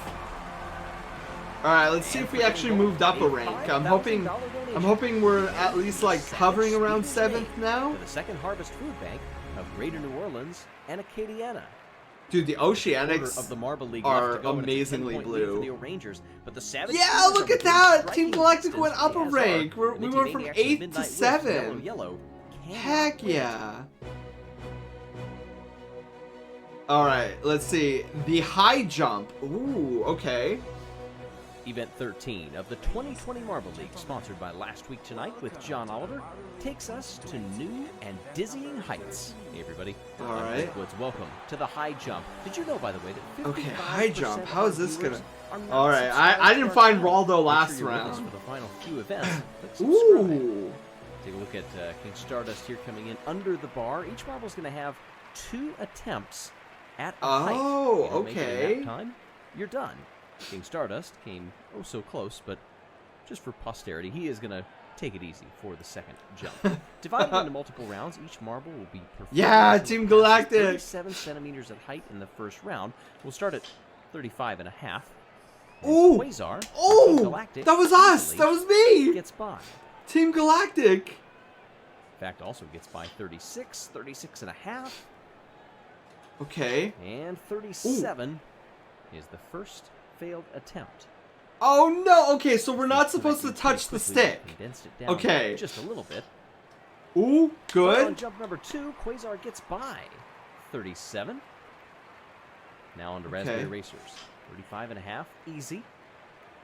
You know, this event is Oh, really wow. about getting in your own head If you Oh, mess up on the failed. first jump, you really have to put yourself back together in order to make the second one, especially if you had that momentary lapse on an easy This height. seems hard. This seems really hard. Okay, Ruzzy from the got Raspberry the Racers second. does not I make wonder the if same we'll come mistake across one twice. that Easily fails gets twice. Ooh. Ruzzy does not make it 36.5 though, and we'll have one more attempt. Just a little bit off. This is so On the sad. Oh launch. no! And Both actually of them doesn't failed. make it past 36.5. Oh no! On to the Green Ducks with Ducky. 35. Ducky made it. Okay. Piece of cake. Makes sense for. Oh ducks wow. Okay, flying 2 passes. naturally, I suppose. Past 36. Bye, 36 and a half, Fearless. Have a also wonderful fairly night. Thanks simple. for stopping by. Best performance by the Green Ducks as it gets past 37. In fact. Wow, that was Coming really on the high. black hole funnel. Just a couple of events ago, and then otherwise you have to go back to the funnel endurance. I for the wonder. Green Ducks. I wonder where Last Team did well. Galactic On to the currently Hazers, where stands. 36 Ooh, becomes failed. the tripping point. Hit the That bottom was a of the bar, major actually, on that fail. one, did Misty. Oh my She's gonna get god. Another jump to pass 36, and does. Sometimes it's not a matter Okay. of ability, but sometimes focus. Ooh, You're failed. just a little bit off when you are trying to reach the apex. Misses on 36 and a half. Second attempt coming. Cleared. Nice. Okay. Remember, if you're getting past that 36, 37 mark, you're round one, done. On to Okay, so Wizzy. Savage Speeders. 35.5 for the Savage Ooh. Speeders. Oh, cleared it, and then I think came down on top of it. Yes. Oh, that had to have hurt That's his another spleen. example of just timing your arc and planning it out correctly can make a big difference. But thankfully, Okay, Wizzy all right, passed the was able second to time. put it together in the second attempt. Had the opposite problem this time, coming in at the bottom of the bar Ooh. on 36. Savage Speeders, Clunk. of course, sitting in second in the overall standings. Ooh. Winners of the last 2 events, the Black Hole Funnel and the Relay Run. Oh They man, do yeah, not that advance out of round 1 here. rip. Do I sense some boos? Captain. No, I only of the boo at Crazy Minty Cat's Eyes, Maniacs. Red Eye, stumbles on 35 and a half. You know, that kind of gives him a little bit of nervousness. Okay, all right. They made the second Mess jump. up on what is supposed to be the easiest one, the benchmark. But 36 comes and goes and would have had enough for 40 That's on that. crazy But how they have to, like, overcompensation can Make sure that they run your pass that energy stores bar. dry later on in the event. Ooh. As the first attempt at 37 does Failed. not make it for Red Eye. Oh, Gets it okay. on the second go, however. The Crazy GG. Cat's Eyes, our 5th place in the standings, make it out Okay. of round 1. Oceanics. Aqua from the Oceanics, easy at 35.5. On to Okay. 36, and also careens over it smoothly. 36 and a half, still not a problem for Aqua. Huh. Oceanics sitting middle of the pack. Oh, used rip. Advancement. Does not make it 37 that time, but we'll have one more attempt. And hits the bottom of the bar. Yeah. Oceanics do not make it past 37. Okay, so wait, is Thunder is from the it Thunderbolts. increasing? Okay, hang on. Of the team sitting toward the And bottom so that of was the on standings. 35, right? Okay, is There's this only one? 3 teams below the Thunderbolts. Well, 2 of them have never been in the Marvel Oh League yeah, it before. goes up. Yellow, Okay, yellow, okay. So yellow. I'm understanding this event a little bit a little better. bit trouble. So it starts off On to just 37 above already for 35, Thunder. and then if you get higher than that, Of you the get a bar. second attempt. But Ready the for the bar is second now attempt. raised at the Gets it. height that you Thunder is moving on. cleared previously. Dizzying heights indeed. Okay. Some of the people up in the stands. They're up there pretty Interesting. high, but I don't think there are any poor views inside of the Andromedome as Yella Okay. clears 35.5 and 36 with plenty of height to spare. And Nice. distance Okay. around the bar. 36 and a half comes and goes. Did they get out of Okay, the so first I wasn't round? Yes, I wasn't indeed. understanding that at the Yella beginning. I was clears like, it. why do they get 2 jumps? Minty Swirl from the Minty Maniacs. Okay, Minty Maniacs. Not a problem. Oh, he almost not a problem you say, but he almost hit that. Okay. Won the very first event, won the third event. Okay, that was the second jump. Yeah, I was first like, jump in that between. dude almost got And nailed. it started to come On- to on his form way a little bit down? more of late. Bronze in the Sand Moguls, gold in the 5-meter sprint, and they Okay, advance. Balls of out Chaos. Round 1 here. On to Snarl from Balls of Chaos, who easily gets by on the first go. It's funny. It seems like... Oh, On never mind. I 36. spoke too soon. Did not clear that one. I was like, these May have marbles had at the the height. end seem to be doing pretty Just well. not the We haven't trajectory. seen him knock off the... Small What we tries just it did. again.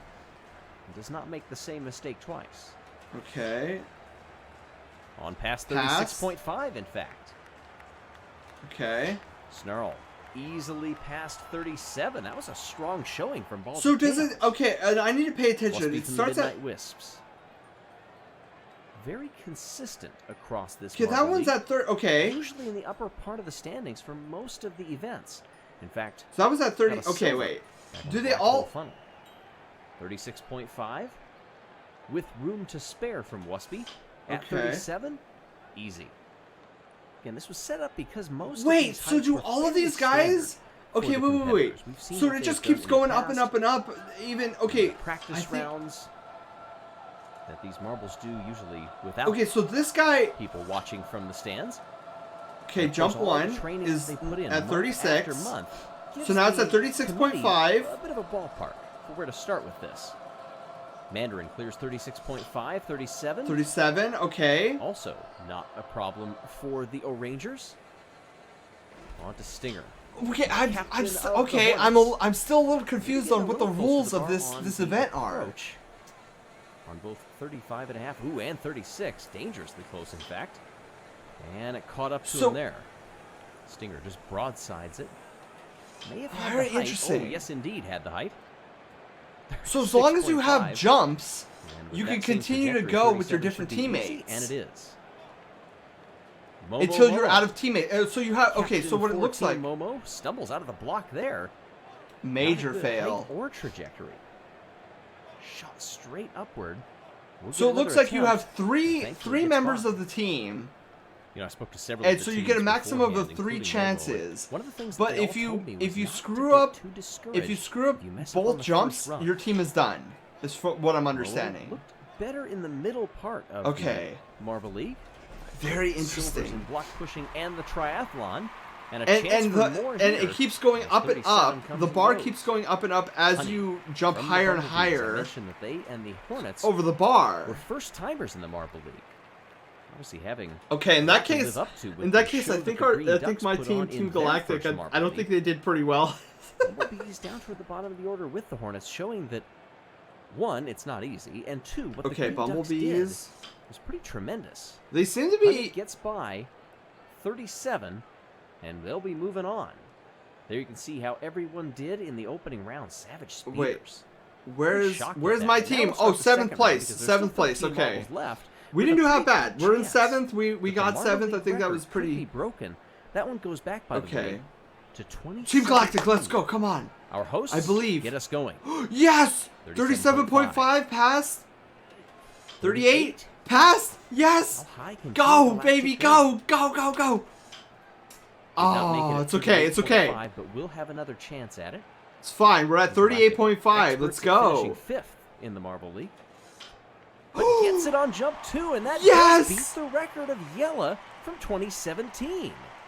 Yes! The record will be assigned, of course, Yes! after everything is done. Okay. because There's still a lot of competitors left to go. I'm but for very. now, I think we got it to there you 39 have it.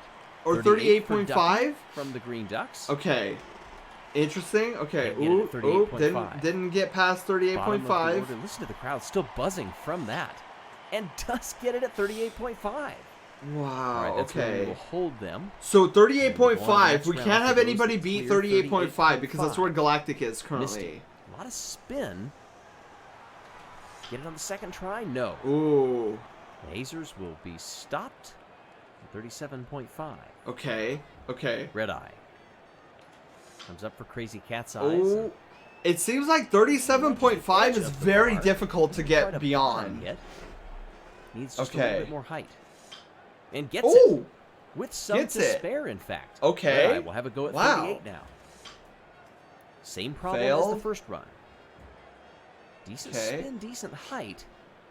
Just got to get that launch angle and can't do it. Ah. Crazy Cat's I mean, Eyes I'm are not done. really sad about it Our because fifth they're not my place team, but runners still. in the Marble League. Means there's a chance for some other Okay. teams to make some progress. Okay, here's Could the captain of Thunderbolts. The Thunderbolts be one of them. Thunder clears 37. All right, 37. All right. A little bit to spare. 38. No, went under the bar. Completely under it. Oh no! Oh no! Had the height, but just way off on the angle. And as Oh, a result, rip. Thunderbolts. All right, they're also there's- done. They're done at Thunderbolts, their best 38. event thus far Okay. Was the long jump. Couldn't get the height here.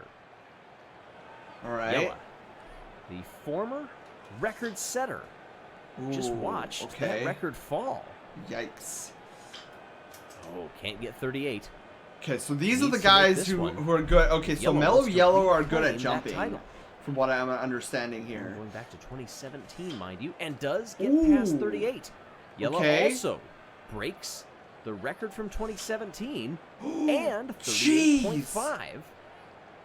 And we'll be moving on. Okay. Minty Swirl clears 37.5, Oh man, this is heating but not up. 38. Now that I'm understanding this event more. Minty Maniacs do get it passed on the second try Okay. and stay alive. 38.5, no. One more chance to join those moving on.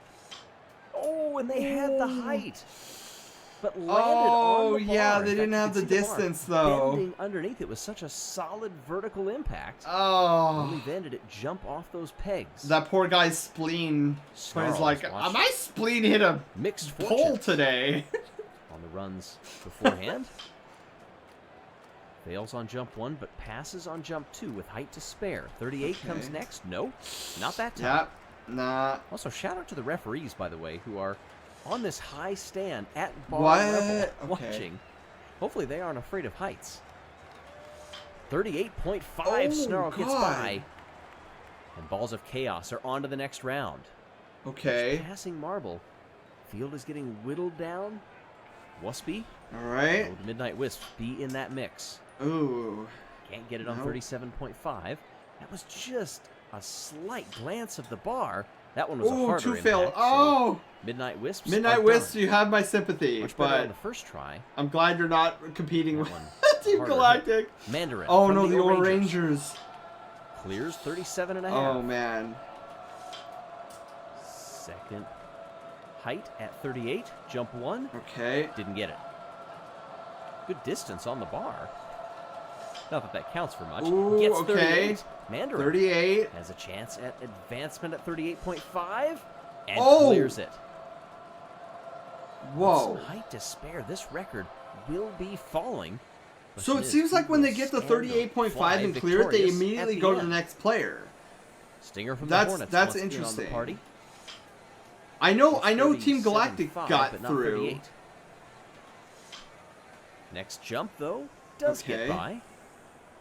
38.5 up. So I wonder if they keep going until and will like join the fray. wow, okay. Now Momo. Momo next. Bump on the Ooh. bar there. Does not clear it.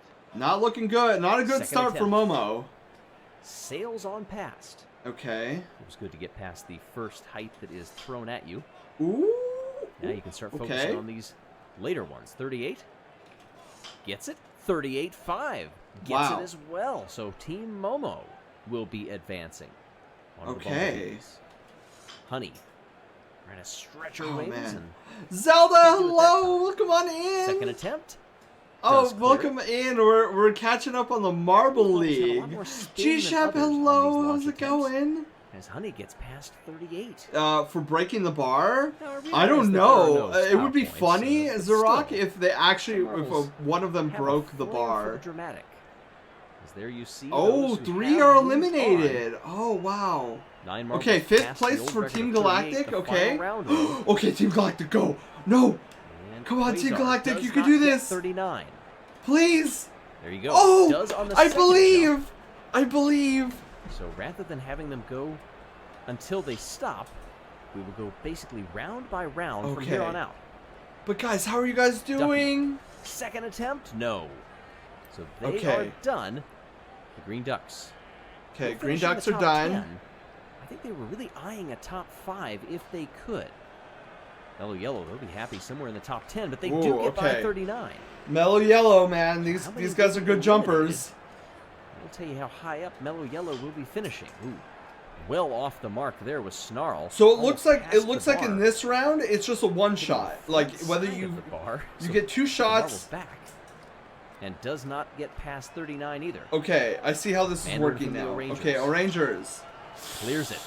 The Ah. intensity ratcheting up here. Stinger from the Okay. Hornets now. Can't Ooh. get by the bar on that attempt. We'll have one Yeah, more. O'Rangers are definitely like Stadium abuzz. And that turns they're to a gunning for disappointing the buzz. I don't know first what that sounds like, but place. Stinger can't get past 39. The Hornets are out. So that is, again, one more spot that some of the likes of Mellow Yellow, for instance, are climbing up the field. Momo will have to rely on jump number 2 to get man. by. And does not. Oh, was Oh, looking Momo so Momo good is out. earlier. Or I mean, I guess Team Momo Momo at is 39, out. which has caught a lot of these Yikes. teams out. Bumblebees. What can Honey do? Bumblebees, let's go. Ooh. She gets by easily. Wow, okay. She's well above 40, in fact. Let's hope she saved some of that up for the next round. That's scary. Said it was daunting for those referees. It's even more daunting for these competitors to go up that high. All right, 39.5 for Team Galactic. Oh, come on, Team Galactic, I believe. Remaining I marbles. believe. Just focus Doesn't those get it. energies, man. Needs a lot more Focus height those on the second energies. Run. No, Oh. Quasar is done. Oh, man. It's okay. Galactic, you did great. You got And really Yellow far. joins You got them really on a far. failed first attempt. Will anybody get past 39.5? No. Jump number Oh 2. man. All right. It looks like we're getting down to the wire You here. can see the angle of the bar, how it goes flying, how square they were, and Mandarin gets over it. 39.5 the lead. to the Unbelievable. O'Rangers. Our championship leader. Is there Honey steroids from the Bumblebees. in this? Like, That is I'm looking close. press X to Way above the doubt height. right now. And does on jump number Oh 2. my god. This is turning into a good battle here. As our newcomers, the Bumblebees. Dude, into the Marble League O'Rangers? This year. We've whittled Crazy. it down. 40. What? And Mandarin clears What? it. No. Some space to No. spare. All right. I Marble mean, is in like, your I'm court cool now, with the Bumblebees. O'Rangers, but holy Bottom of shnikes. the bar. Holy Needs more shnikes, height and a dude. better angle. Honey doesn't get it. So Ooh, the doesn't even Bumblebees pass. will get the silver.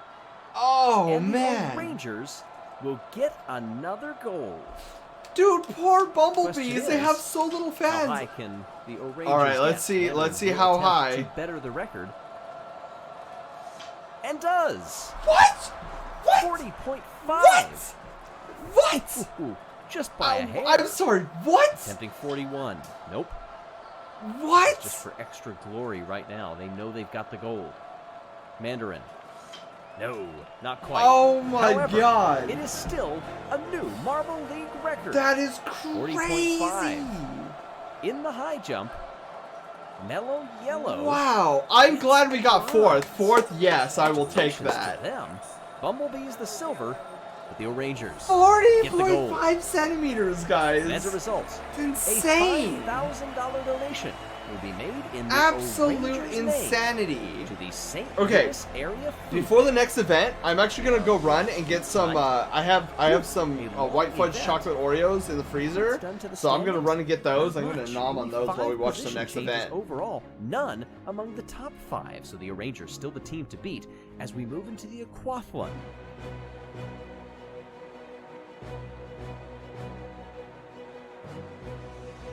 I hope you're ready to take the plunge here in Event 14 of the 2020 Marble League, sponsored by Last Week Tonight with John Oliver. Event 14, the aquathlon. Hey everybody, I'm Greg Woods. What is an aquathlon? I hear you asking that question.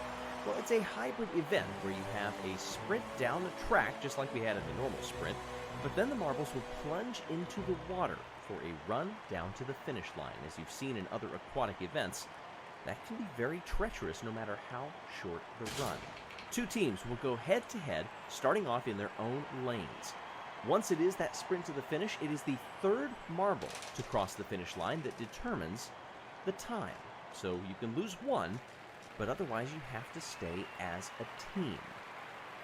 It will be a tournament-style format, pure as can be, even with a 3rd place consolation match. Our first runs, the Green Ducks and Balls of Chaos. Let's see how this will go. Balls of Chaos with an early lead, but everything changes when you get to the water. In fact, there it changed even before they got to the water because the Green Ducks took the lead. You're watching for the third marble. That will be the one to trip the finish line, and thus far it's Balls of Chaos trying to play catch-up as they split the Green Ducks, and it will be a close match. In fact, nearly all of the Balls of Chaos were right there, but the Green Ducks get them by 18/100ths of a second. You'll see the green circle indicating the winning marble, the red circle indicating the losing marble. This is going to be tricky. If all of them were that close, my goodness. Savage Speeders taking the lead here. They're nice and bunched, those top three. But as you drop into the water, sometimes that can be to your detriment because you'll land on top of each other and might shoot you backwards. So far, these Savage Speeders are out in front. In fact, all four of theirs are going to cross before the third marble for the Hornets. It's a half a second win by the Speeders. Now remember, in this tournament-style structure, you don't have to get a super fast time. You just have to beat the other team. Crazy Cat's Eyes and the Bumblebees. The Cat's Eyes sitting in fifth among that gaggle up there in the top for a podium spot. Bumblebees had a great showing last Okay, time. what do we got here? Down in the order a Oh, little ways. what is They dropped this? 3 spots. Oh, up what to is this? 11th. But can they do better here? They do get by the Yeah, Crazy Cat's Eyes, I but was only in a just beta watch on stream that and I top lane. kinda That fun trio of gift and Crazy people Cat's started Eyes may reposting threaten it. to Now steal he this one posted away, saying and did more, they? and now they're saying next to Bumblebees did it by 6/100ths of a second. That Oh was my so goodness, close. that's funny, Not Coconut. even a length between them. It's difficult also because you can see the Never reflections expected down that. below. I know that can trip some Gift people to up, get. so Alright, watch oh, the top side. what's happening? Okay, Team Team Galactic, Galactic. and Momo. Galactic with an early lead on the land portion. Okay. Now they dive into the water. Water. A little drafting going on. We've seen how treacherous The clear these currents can Bobby be, Bird? but Yeah, also the power copy of that. the draft. Who's going to get it here? 3 marbles up in front. I think it's Momo. Okay, so, hang And on. it is the same gap that we just had, in fact. 6/100ths of a second. Whoa. And only by a nose. Team Momo down in 9th in the standings. Galactic all the way up in 6th. Why do Oreos Raspberry like to be Racers so and good? Yellow. Kind of the polar opposites of the ends here. The Racers were up on top early, but they've slowly been dropping down the order. Now currently in 7th. Wait, so fire. Yellow cannot win, and they can't So, even third qualify in place. the top Okay, 3 so in third auto place is the qualifying. winner? But they're in a What? solid line here, but trailing the top 3 marbles from the Racers. Nobody's going to make the move, and the Racers will coast on home. Dude, They that's will so advance to the next confusing. round by well over a second and a half. For this, would rather be known for 2 bronze TikTok. medals for Mellow Yellow, not enough to get them off the bottom spot.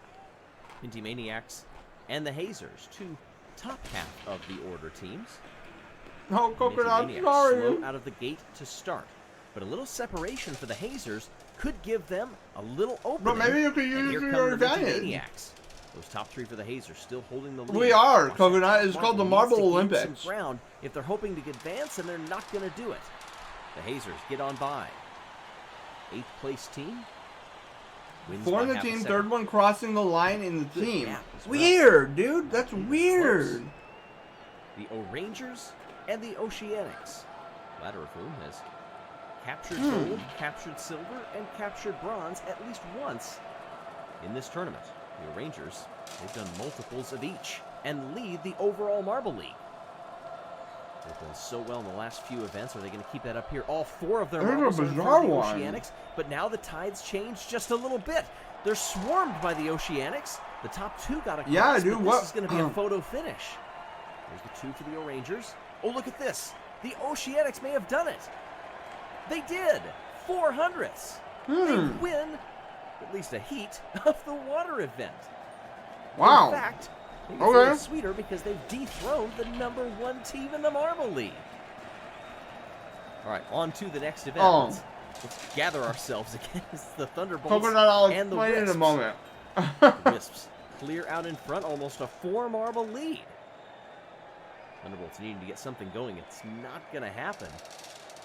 The Wisps will advance quickly. I'm just still kind of chuffed about the Oceanics in a water event.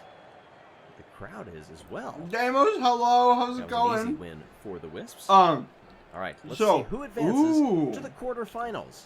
who gets left behind? Oh no! It will be the Green Ducks. And Oh, the Team Savage Galactic Speeders. lost. To Oh. get things started here. Is this last year? But okay, so All right, Savage Speeders and the Green Ducks. and create Far another lanes image. and Here we rear lanes go. respectively. Speeders are slightly quicker out of the gate, But- everybody's staying pretty Coconut, bunched, at least among so, the top 3. For this the is, Savage Speeders, and everything changes. this is once they a, plunge like a into the YouTube water, series. streaking downward. Everybody is right although there.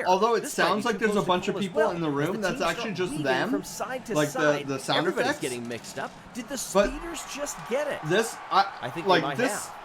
By 1800s, It's the supposed to Savage be like Speeders all are the moving on. marbles in the stands are the ones cheering. Green Ducks down in 12th. It's actually in the taking order. place in somebody's Used house. A shot at the semifinals. But you guys, Savage Speeders shut the that down. Brush Tail They Brigade are focused introduced on me to closing the this gap to the this Rangers. series, and Now I that have that fallen orange in love team with is out. it. Like this is so Momo with the this lead is in the this next is so semifinal. entertaining. Oh, hard hit as they come into the water, throwing Go, marbles Savage side Speeder, to go. side.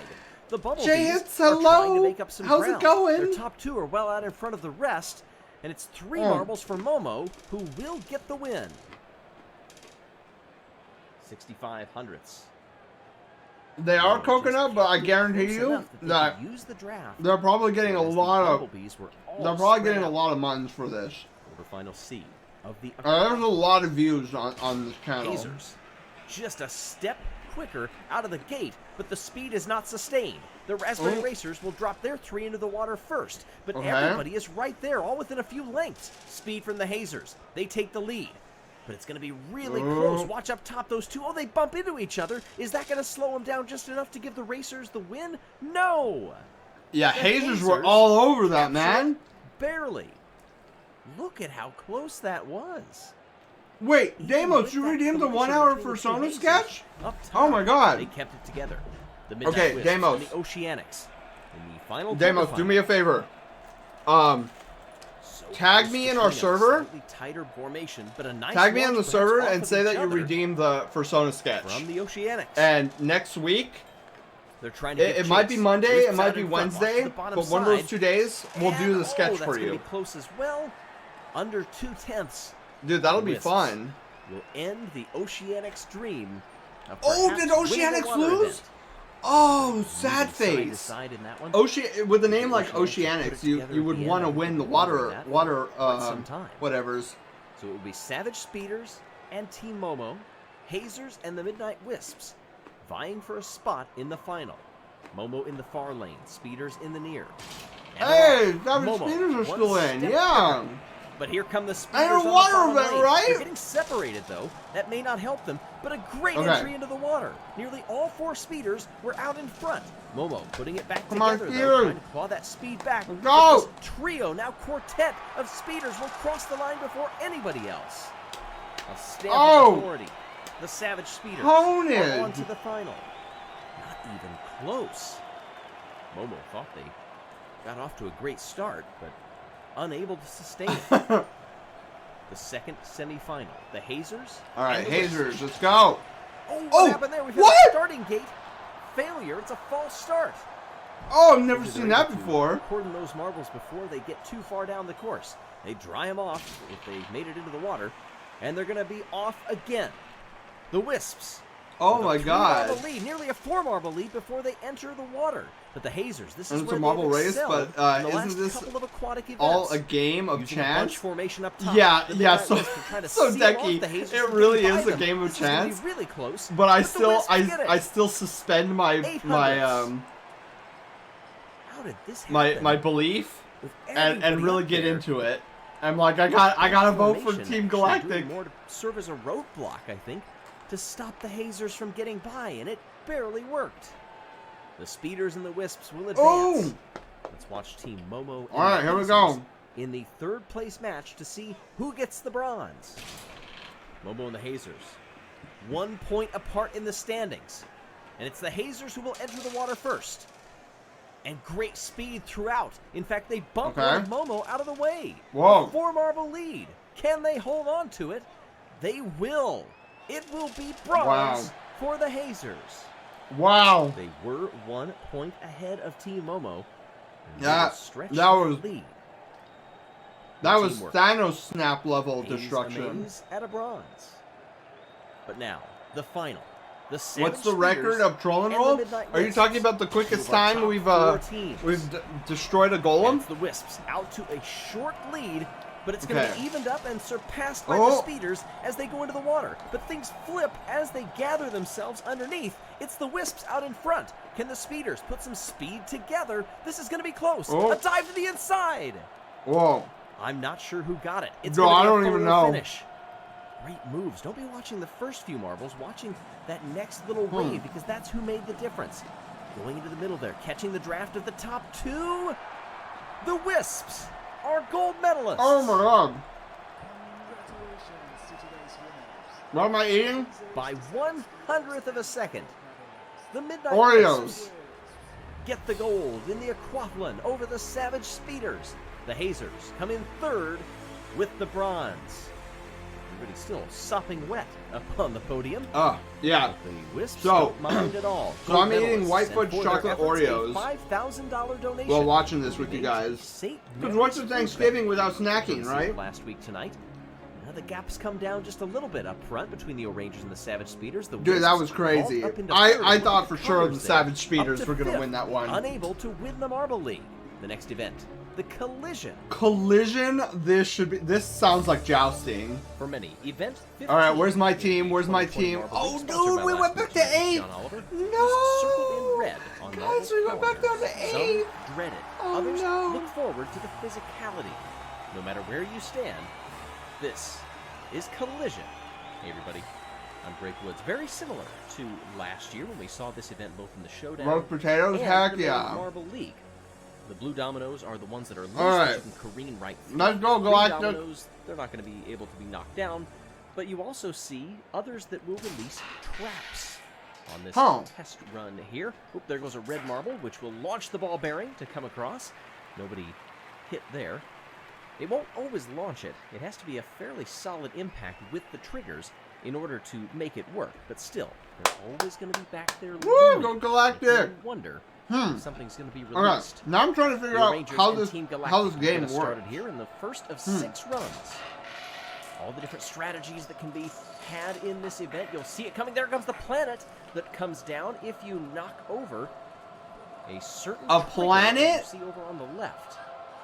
This will lead to a 4-4 tie. I know there's a lot to explain in this event, but the small little ones, you'll see it triggered on the left side of your screen. Starts those red streaks of meteors that release the planetary ball and could create a lot of chaos. A W, by the way, a win. D is a draw or a tie. Okay, so Is what you want to avoid. giant. Okay, I gotta study this. I gotta figure out how this game works. They spread out pretty wide. Whoa. Both planetary balls come down. Whoa, The ball planets bearings are everywhere. released as well. And most of the chaos had already happened at that point. You see the Green Ducks in a much tighter formation to try to spear their way through the Thunderbolts. Well, the Green Ducks getting nicked to the side by one of the planets. And thankfully, it ends there. The Green Ducks will pick up the win, 4-2. Was it a hairball? Gold medalists from back in 2016 in this event. Oh, The Rangers and Green okay. Ducks largely miss each other, and it's the planets So, that come flying down how and knock many off stay one of the inside? Rangers. One of Okay. the Green Ducks holds on and then falls off, but most of the Green Ducks were able to stay planted. Both webbed feet on the ground as the O-Rangers just shot like a cannon off to the side, and the Green Ducks. Oh man, that planet got that O-Rangers so hard. Team Galactic. All right, come on, Team Galactic, let's go. Let's show these Thunderbolts. Glancing blow sends most of the Thunderbolts to the far side. Oh, a Oh, hard no! hit from the ball bearing. Launches across. That had a lot of force. And look at down below there, teetering on the edge. How did this happen? There goes the red marble that just gets catapulted on. Oh, man. Oh my goodness. GG. That galactic marble also way That down in red the ball bottom, nailed us. just holding on. Boy, that was a solid impact. 4-3 Thunderbolts. Oh no. Rip. Now the O-Rangers will be next up for the Thunderbolts. They all spread off quite a ways to the side there. Most of the O-Rangers are already off as two Oh my big god. ball bearings come down. We have two that are launched across. And the Thunderbolts trying to stay and curl on. And they will get this win. I believe 3 compared to the O-Rangers. Oh my god, the Rangers got slaughtered. Upper right. That's That crazy. catapult that ends up launching a solid ball bearing. You know, sometimes these are chain reactions. Other times, the actual electron ball gets shot across the table from the side. That's crazy. There, that was a hard hit. But thankfully, bumping up against that green 3 to domino means 1? you're not Oh gonna my knock it god. over. Thunderbolts get a 3-1 win. Final match in Group A. Green Ducks. Oh, and come on, Team Galactic. Galactic. Neither have ever medaled in this Ooh. event before. One planet is released. And Team Galactic, all Yeah. still and safe. That was 3-2, right? Coming from the Green Ducks in their formation. We'll try to walk you through as many as we can tell Yeah. from the replays. 3-2. Heck Galactic yeah. over Green Ducks. How does the group Go shake out? Galactic. There you see the results. The Green Ducks and the Thunderbolts will be moving on. The O-Rangers, interestingly, will not. Championship leaders out. Wait, After the the group Rangers stage. were eliminated? Everybody spread to the side here as we begin Group B. The Savage Speeders, I believe, will get the win. Nothing dangerous tripped here. Huh. Those replays coming just a little bit quick to see what the formation and the strategy is. Dude, Coming down the ramp, but it's a 2-1 win. that's impressive. None of the Bumblebees traps and went the off that Hornets. round.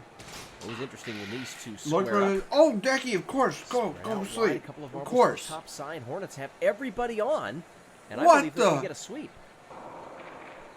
A little bit of spread coming from the Hornets. That's somewhat surprising for this event. You like to be in the middle if you can, trying to hit up as squarely as you can and let it come down to brute force. The Hornets, That's crazy. as well as you can do there, 5-3. And Decky, you have a wonderful sleep. Savage Speeders. Thank you for and the being here. Bumblebees. I was like Halfway trying through to the group, communicate the with you Bumblebees with split Oreos in my sideways. mouth. All 5 of the Savage Speeders are still on. 2 planets released. And somehow, they avoid everything. Dude. Savage Speeders did hit a red domino up top, but managed to stay on. It was more of a glancing blow than anything. And it was one of the ball bearings that released the planet from the left that you see coming in. By then, everybody vacated the middle. And Yeah, I said I'd that was say one of the J ways you could hits. do in a 5-3. No, that's a little bit better. 5-1. Or is it? What is Users it? and the Hornets. Or is it Jits? I might be. I don't know. Side, I'm a lot of so things bad being with tripped names. now. I'm sorry. Chaos coming. Stuff flying all across the board. And where's it going to settle? The Hazers have done it. I can see Hazers. 3 on from here. Okay. He was one Well, of I have those no more Oreos, very so large ball bearings. Just brushes past. both ways. Okay, cool. Couple of gaps that already existed up there. Definitely don't want to hit those. At least if you bump into a domino, you may have a chance to Okay. stay on I'll the try. table. To remember Just go Jits. straight through the gap. Not gonna Because happen. that's how Hazers. originally 3-1. you meant for Get it. the win. Hornets All right, and Savage the Speeders, let's go. The Hornets, the runners-up in this event in the showdown. Oh my god, it's hard to 19. tell which ones are the Savage Speeders and which ones are the Hornets. And one of the ball bearings coming across, aiming for those pair of marbles. Are going to knock them wayward? No. The Savage Speeders, I think, have done enough. They lose 2. Ooh, on I don't top know. side. They lost Immediately, 2. Hornets Oh, lost but 2 at wait. the bottom already, plus 1 up top. And then there's that Huh. final bump. 3-2. Savage Wow, Speeders, they won 9 that. Points, undefeated I in the was group. worried there for a moment Bumblebees and the because Hazers. it looked like most of the Savage Speeders Come down died. now. Good solid impact. Knocks them backward, most of them. But a good majority stay on the This board. event reminds me of something that you would find in Fall 4, Guys. I believe, for the Bumblebees. 1 gone for the Hazers, 2 gone for the Hazers, 1 for the Bumblebees down bottom left. Nothing tripped. And yes, indeed, a 4-3 win. So there you can see the All winners right. from Group B, and those moving on include the Savage Speeders. Hey, Savage Speeders Speeders whittle down still that going lead. strong. The Rangers have in the Ooh, Marble the League Minty overall Maniacs? championship. Now down to 20, and we know it's coming down even further. Ooh, First run of Group C with the Minty Maniacs. Oh, look at this. One of the Oh, referees. the got hit with referee the got starting slapped. gate. A 3-2 formation for the Minty Maniacs. Oh, In the no, is he meantime, knocks the unconscious? Raspberry Racers sideways. Oh, he probably But has a wasn't the run concussion. awarded altogether? Gamer Yes, it below, was. how's it going? All right, we're going to redo it. And this time, some trickeration by the Minty Maniacs means that the Raspberry Racers just fly all Oh. the way around them.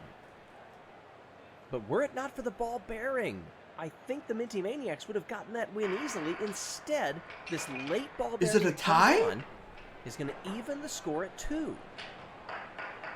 Dude, that guy got Oh, no, actually- wrecked. Though, watch this. That's the one. That's the ball Dude, bearing. So that's the absolute little red one. wrecked. And one of the raspberries almost hidden in that. Oh bottom left man, ball bearing, almost missed him. 2-2. But Gamer Wolf, how are you doing? Welcome on in. All right, Oceanics, let's go. You know where they are. All the way across come the Oceanics. Oh my God. Winning a heat in a water event. Gamer They're gonna be Wolf. bold to the side Oh here. my They did a God, good job tier of 1 hanging on, but just subscription for barely. 11 Watch this months. planet down to the Welcome bottom back to being a side. Brush Tail General. Stay We put. again have once again have access to all of our floofy emotes. 3 of them go all the way straight through the Oh middle. my God. And it's dispersing Thank that you so energy much, from Balls of Gamer Chaos Wolf. out to the side. The Oceanics gets clobbered by a planet. Ball bearing knocks another one. Oh, look at bottom center there. Ooh. That's dangerously close. We get another planet coming in that misses everybody. Oceanics get a 3-1 win. Oh my God, that was Maniacs and chaotic. Oceanics. That's what I forgot to do. And they come, and the Minty Maniacs send 3 to the far side. They've already lost a couple. Here comes the planet. and a But hard yeah, impact Gamer between Wolf, how 2 are of you the Minty doing this Maniacs. fantastic But they don't afternoon, lose evening, either one. evening? I It's dark believe outside. This ends up being a draw. Kind of a disheveled entry from the Oceanics. May have caused them to lose one to the upper left and then one to the upper Ooh. right. Potential disaster coming from That's those crazy. planets with the 3-3. launch, but the draw gives them both a point. How am I? I'm Raspberry doing Racers and Balls of fantastic. Chaos up Oh my now. God, Max Wolf with the After raid. the side Balls of Chaos I still gotta have wait for 4 the on, but here alert. come I don't know why the electrons alert's and not some of the ball playing. bearings. 2 more. Oh, one of the ball bearings strikes. Where is the and alert? removes Oh one my of the Balls of God. Chaos. Haywire, let's They will go. come out the winner. Silver There we medalist go. for This event in the Marble League 2019. God, that was so delayed. Oh, Max Wolf, hello. How are you doing? How was Hades? Oh, heck yeah. Careless Dragon, hello. Max Wolf, hello. How are you guys doing? Misses on the first, We're but watching the nails Marble Balls of Olympics Chaos. right now. Competitor that time. We're having a The lot big of gap that's fun. over there in the corner. No dominoes to save you. I'm Still, doing the Balls of great. Chaos do I get the was win. just snacking on some white fudge chocolate Oreo cookies. We're watching Head back the up to Marble starting gate to Olympics face right off with the now. Minty Maniacs. On a Here comes one YouTube of the channel tripped called marbles, Jellies launching a or large Gels ball bearing. Marble It currently Runs. sits 3-2 Minty Maniacs. Will it We're stay currently that way? watching this really chaotic run right it now. really? It's like jousting, but more Right on the edge destructive. of disaster. Minty Um, Maniacs nearly had one saved up top there at the base. oh, Deimos, That ball at me, bearing launch tag me in the Discord in the general There's that final nudge chat. would have normally tripped And just let me something know else that up you there that redeemed had impacted a little bit more solidly. for Persona In sketch. Group There we C, go. Oceanics and the Raspberry Racers. Now Tight punch congrats, for I both had of to them. That resub. sends everybody to Wait, the you side. you Not gonna be resubbed many too? left on here. Electron Decky, comes shooting why- across. 2 Why ball is bearings. my Here bot, comes another like, one. spazzing And it's out? heading in the direction vaguely of a couple Decky, of the thank you remaining so much competitors. No, for it just the stalls against the green block. resubscription. And congratulations, Sets you're the once sights. again the general, and you Up have there, access no. to all of our floofy emotes. The audience holding their breath on that one. A 3-2 Oh, you didn't have to do that. Oh my God, what am I missing? Oh, jeez, chaos everywhere. So much. And even before the planet and the ball bearings had been launched, most of the damage had been done. Oh, the Either traps way, are everywhere. Oceanics get the win. They have Oh, the 7 the points to the Oceanics Raspberry did Racers. win. Cool. Won. Now I can Racers rest. sitting in sixth Yeah, in the Decky, you have a standings wonderful overall. sleep, and thank you They're so not moving much on. for the Oceanics and the resub. Minty Maniacs, however, I they are really hope your day was a good day teams to today. Win the Marble League. Minty Maniacs is one of them. Midnight Wisps, as you see here, is another. Yeah, so everybody from Max's raid Hard and Max, impact. you too. A lot So this is like a happening out there right jousting now. event where you have to I survive think it's gonna be a by draw. staying on the platform, and there's like a Two bunch and of traps and 4-1 everything that can by the Cat's trigger. Eyes and the Wisps, respectively. My team unfortunately already got Here shoots one of the Wisps knocked on, and out, the ball so bearing I'm tries a to bit sad complete the about job. that. But Instead, a crazy we're head almost side to the finals of meanders this on match. through, and that ended up making the difference. The 80 Next Generation Momo and Mellow Cheesecake. Yellow. Also just made some cursed Gmods images. Bronze Oh Nemesis and no. Mellow Yellow, they opt for a spear and shoot right For on the enjoyable through. stream. Oh, Decky, I'm glad you had fun. They've managed I'm to stay always out of trouble I'm just always a little happy to bit. see This you ball bearing on here. the bottom right is going to sweep one of them off. Oh! Oh, one of the They would yellows have just had got the win. deleted. Instead, Oh 1 point no. apiece, as it's a 2-2 draw.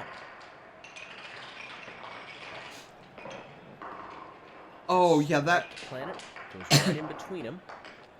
Ball bearings everywhere, and then Oh, how the sad. ball bearing That just ball doing its bearing job. just pushed it, the yellow guy Over to the off. side, nearly got hung up and safe. Oh Instead, it no. ends Wow, it in was a a draw. tie. That mellow Wisps and power Momo up now.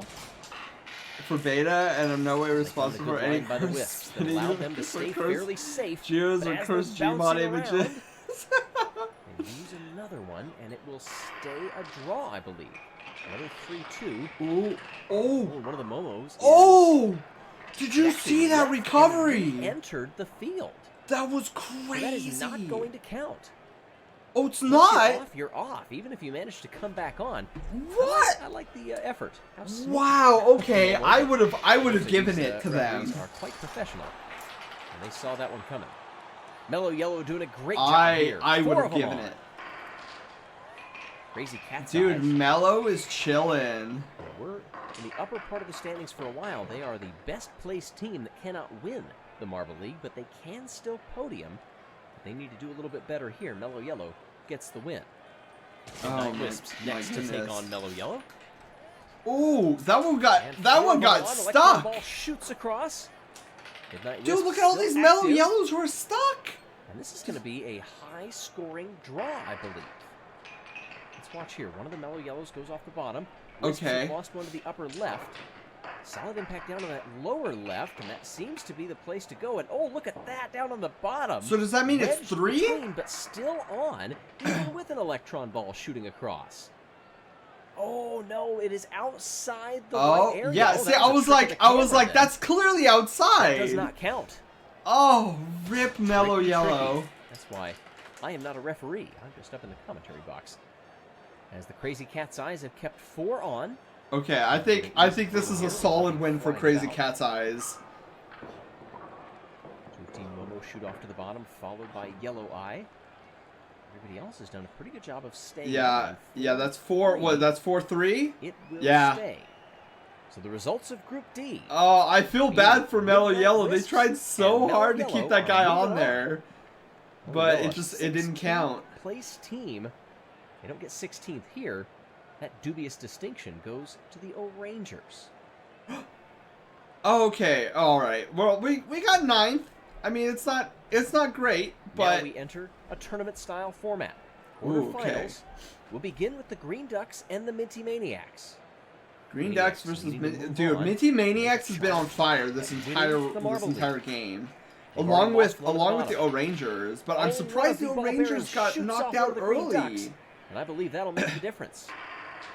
4-3 and a 1-3-1 that the Ducks went with seemed to be going pretty well until Oh, that. dude! Oh, the pain! I felt that in my spleen, guys.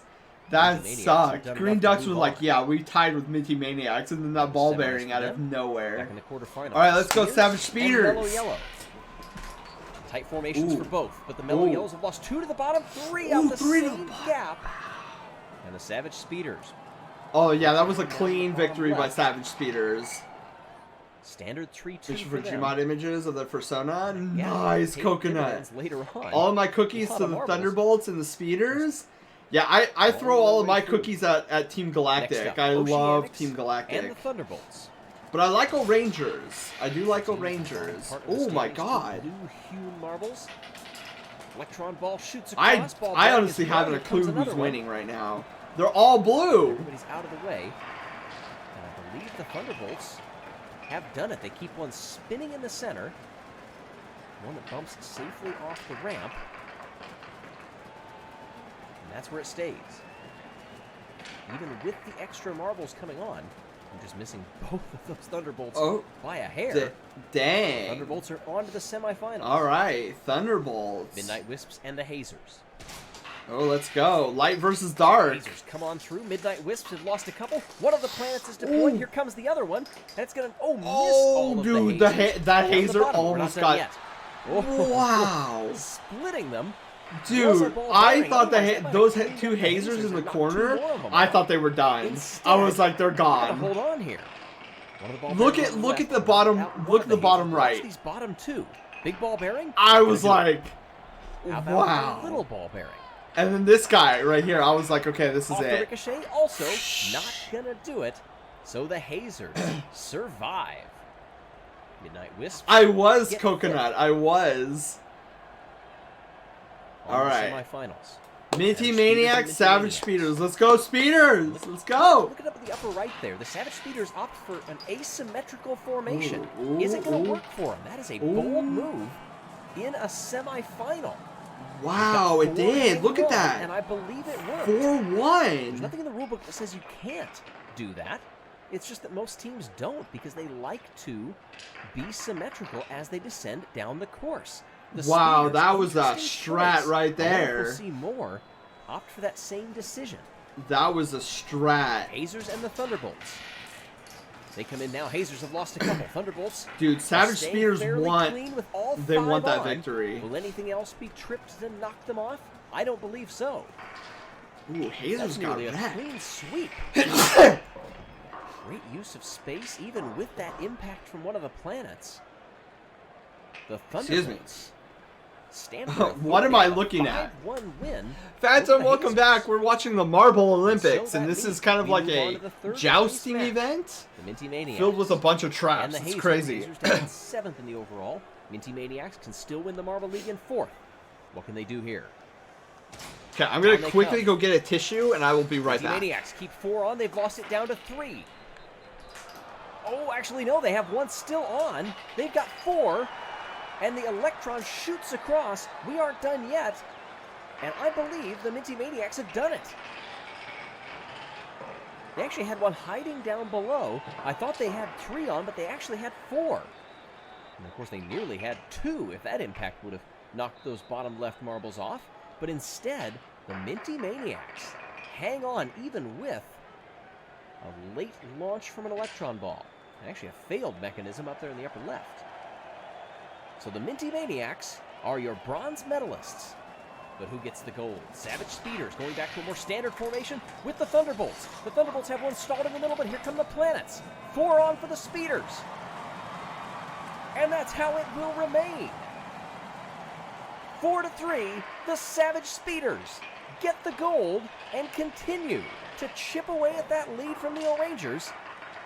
In fact, doing so much because of the O'Rangers' 16th place that the Savage Speeders should take the lead in the Marble League.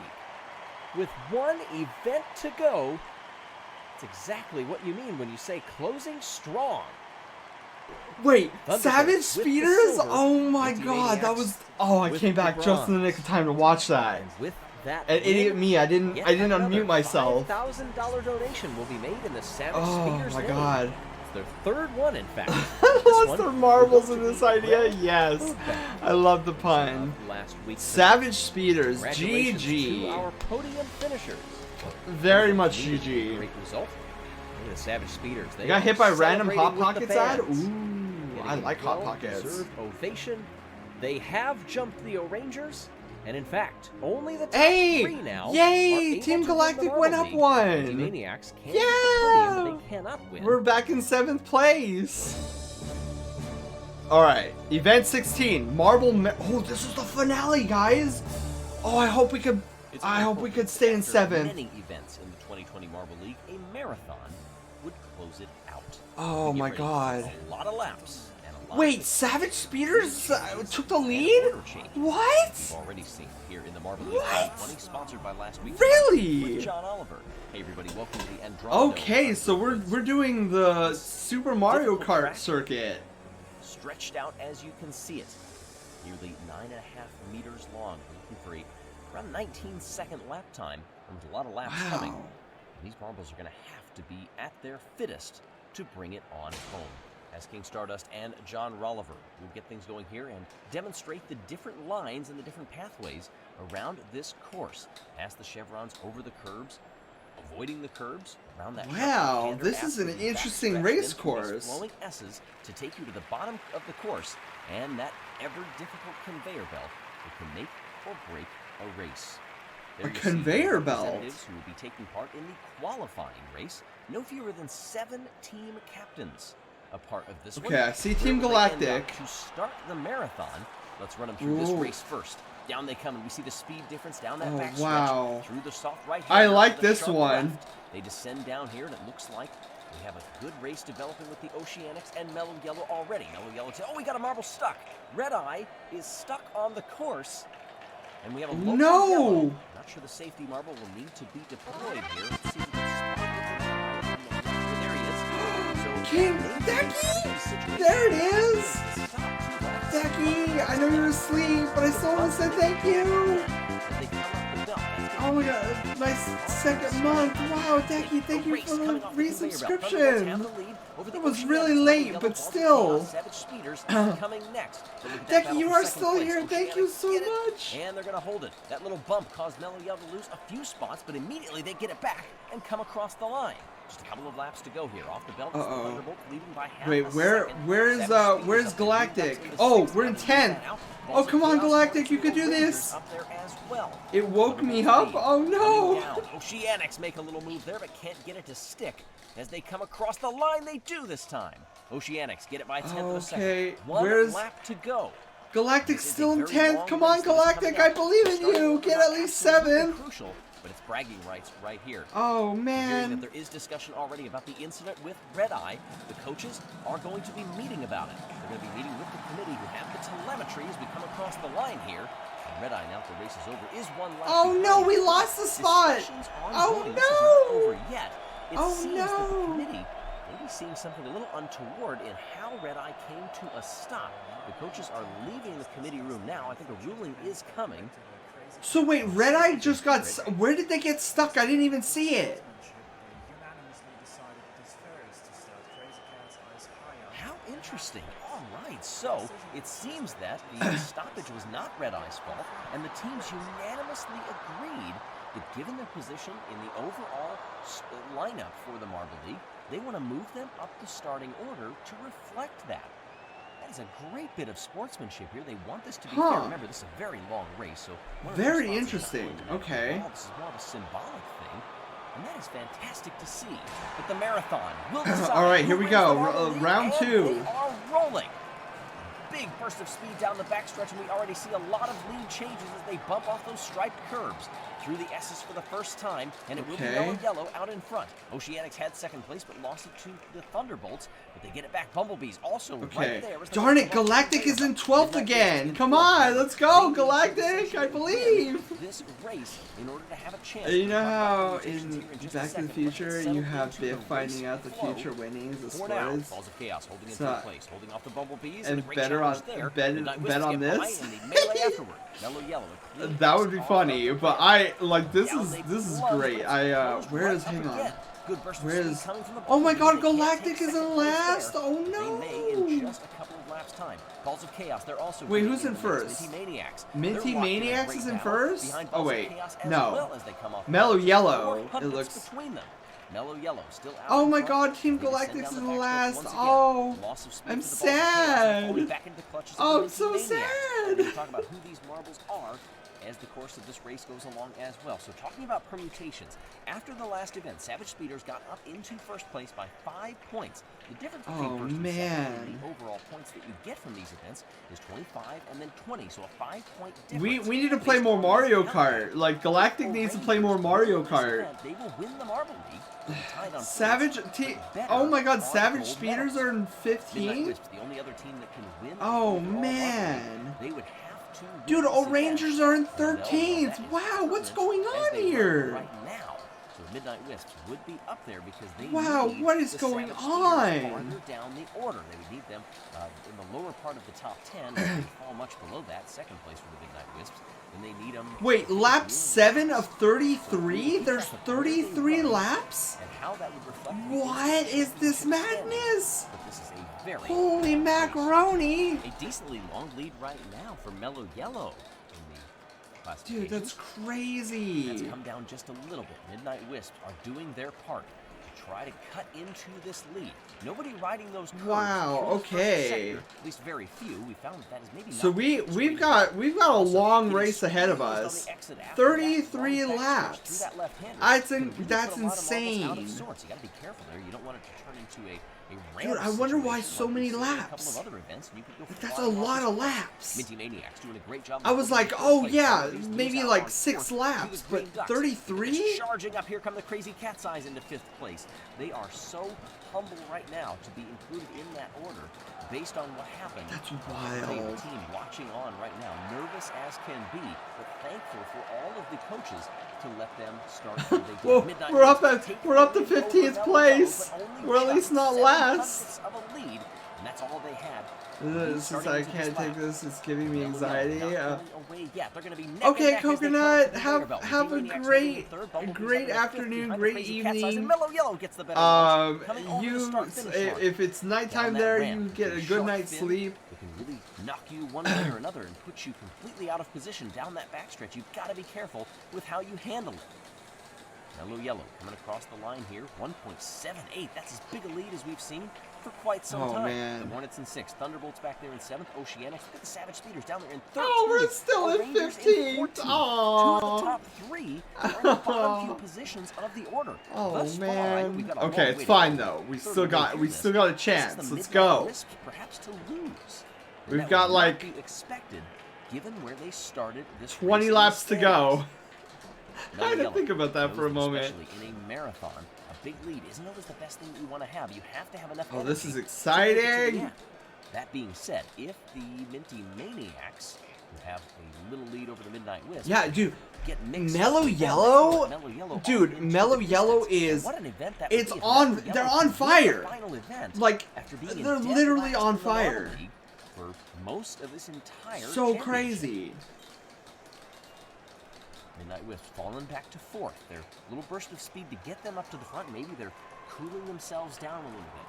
Slowing down to mount a Alright. charge later on in this race. We're up to That is 13th. about. I don't know how that happened, Bringing but we're up to right 13th. now. They were Let's the go. team in the overall standings. A little disappointing to see them all the way See, down what in I the last want right now. is I want Still, Team Galactic long to way come go. into at least 7th Lead's place. come I down want them quite to a be bit, at least 4 tenths 7th of a second because then I between know Minty Maniacs we're going to be at chasing least Mellow Yellow. solidified in Here comes the 7th speed on the place. backstretch. They move them around the outside. Metalworking, and Minty hello, Maniacs how's take it the lead. going? Welcome on in. Halfway through this race, I don't think Mellow Yellow are too concerned at this point. Not very They just mellow wanted on to the get finale. Yeah, past dude, the they want this win. Well off in Minty the Maniacs are now in the lead? third What? And then it's the Midnight Wisps. Dude, Minty Maniacs were at a solid 6th place. Hornets, Green Ducks, and Team Wait, Bumble shoot, I didn't round see up where the was top Galactic. 10. Oh, I guess I gotta wait for the next Down lap. just a few lengths. Crescent, Minty hello, Maniacs how's and it Mellow Yellow. going? Bumblebees also want to get in the fray. They're going to be one I'm step doing apart. good. I'm doing good. I'm Coming off excited the about this this race we're watching. Galactic's Nice in in the first 11th. sector. Gets Minty Galactic's in 11th. Let's Down go. to nothing. Mellow Come Yellow on, is Galactic, right I there. believe. Perhaps setting them up through these S's. Who can get the better flow coming out of it? And it will be Minty Maniacs still holding on to the I lead. believe. Midnight Wisps holding in 4th. I don't think that's going to be good enough for them to win the Marble League at this point. Okay, Galactic's in 9th. Galactic is in 9th. Finish. Here comes the speed from Mellow Yellow and a dive bomb move. Oh, Nobody wow. saw that one coming. Certainly not the Minty Maniacs. As the All right. leader gets Come on, on, we're A 9th. little bit of difficulty coming We're up the 9th. belt. We can get to Minty 7th. fresh. I think a little Believe. stunned after that. Oh, we went down to 10th. It's But now, fine. Galactic. Getting back together Stay and focused. makes the move around the outside. Minty Fresh and takes the lead Mellow Yellow from are Mellow Yellow. they are wanting. Bumblebees back there in 3rd place, by the way, for the Oceanics. They're running their captain. Oh Ocean. man. Midnight Wisps, the championship contenders. Okay, we're still in 10th. Come on, Galactic. You're so close to 7th. Let's go. Just relaxing at home. How are you? I'm doing great. This is the finale of the Marble Olympics, and I'm rooting for Team Galactic. I want them to get 7th. I want them to get overall. I want them to get 7th You place. can strategize. And the All right, Galactic at 11th. They're now up into 10th place with 11 laps to go. Okay, 11 Midnight laps. Wisps, I think sweating bullets here, seeing them climbing up the order. don't know about Okay. on the track if those competitors are keeping track, but certainly their teammates. All right, are Oliver, watching the you have a scoring great pylon night's with sleep. nervous energy. Thanks for stopping Past by. the 7-minute mark in this race. This is so much longer than what many of these marbles have ever done. in a Wait, competition wait, like I'm this sorry. Where was before. Galactic? I didn't see Galactic. Could make or break who can manage their energy the best. A little shoulder from the Bumblebees separates them from Balls of Chaos and Midnight Wisps. That's the new order that they are in. Midnight Wisps falling down to 5th. Where's Galactic? Crazy Cat's Galactic's Eye- in 8th, guys. the Galactic's in 8th. Momo and the O'Rangers. Crazy Cat's Eyes back up into 5th place. Oh, we need them. Okay, if we hover around 7th, I want them to get first. But as long as they're above or at 7, I'll be happy. They will be happy with 2nd place, certainly, but they got to get there first, and they're going to be 1 length different. All right, we're at Bumblebees 7th. coming Come in on, fifth. Galactic. Bumblebees Come moving on. outside, then back to the end. They put Crawl the up. yellow team on the curbs. I They believe. lost it out. Oh, come Little on, change up there. Galactic. Yellow does get them back. We're getting close to the end here. Still out in the lead as you see the start-finish line, the speed that they carry coming over it. Galactic's still in 7th. How quickly do you try to enter the belt versus taking it easy? Bumblebees may have had a brief look into 2nd place, but they couldn't hold on to Dude, it. Mellow Yellow and Minty Maniacs, they are everybody else. like sweaty competitors right now. Melvin, by the way. Mellow Yellow, Bumblebees, Crazy Cat's Eyes. Okay, we're at 8th. I mean, Bumblebees it's and not Crazy Cat's Eyes it's get by not great, Mellow Yellow, but Mellow it's Yellow close gets to back 7. up Let's for go. second. Come on, let's get back in 7. More speed, but they enter that And sharp then we'll work on trying to get 6. Let's go. Fall back to 4th. Come on, Galactic. Fight together. The bigger the lead is going to I be. believe.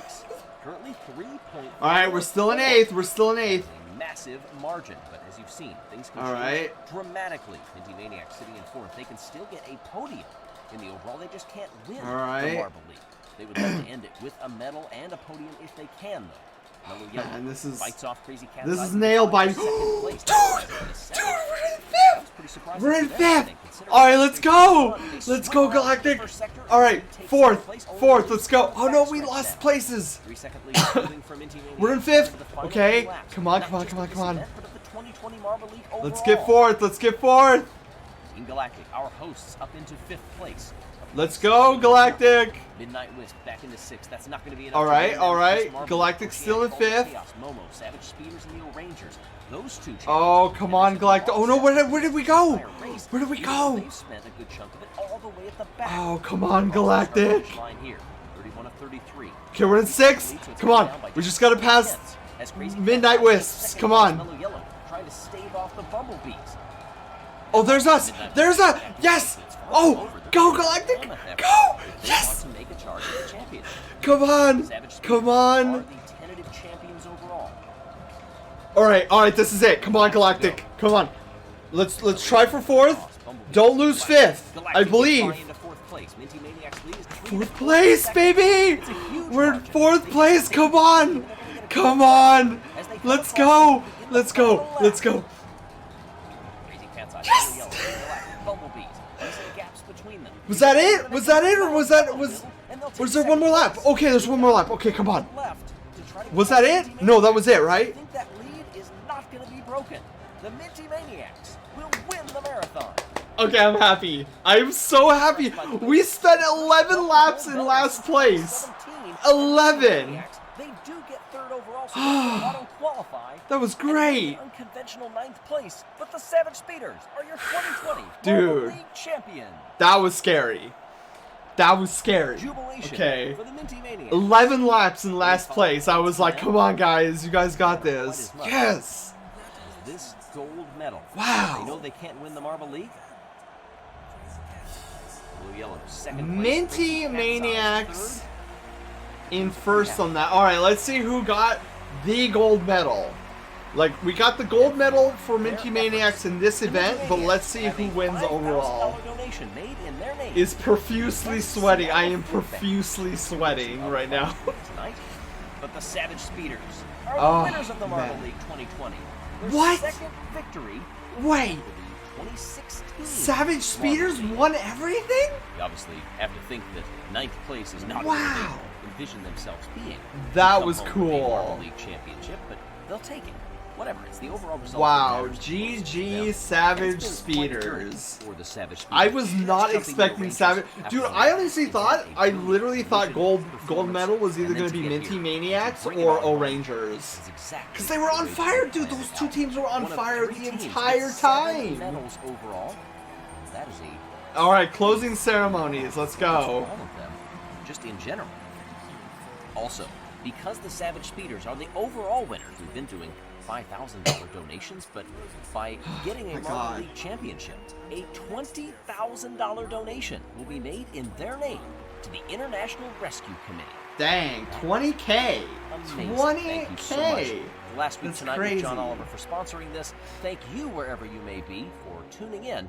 I'm Greg Woods. Until next year, so long everyone. Enjoy the closing ceremony. Alright, let's enjoy these closing ceremonies hosted by us, Team Galactic. Wow.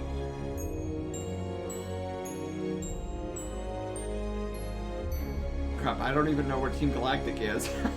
16th Hornets. 15th Balls of Chaos. Okay. Mellow Yellow. Dude, Mellow Yellow wanted it at the end. Thunderbolts. Alright, Green Ducks. The Bumblebees. The Oceanics. Alright, 10th. 9th Raspberry Racers. 8th Team Momo. Okay. Yay! We got 7th! Yes!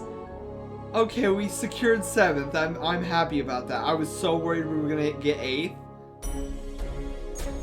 Alright. 3rd place, Minty Maniacs. That's insane. Okay. Even more insane, the Rangers, 2nd place, dude. I thought they were gonna take it home. But Savage Speeders, just, dude. Wait till we tell Savage Wizbro. Look, glitter is, oh, it's raining glitter. I love it.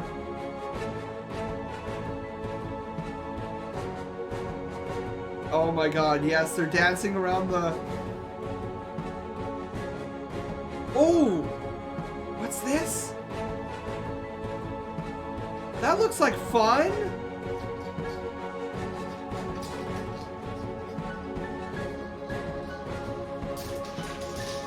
Oh, that's so cool! I didn't see that coming.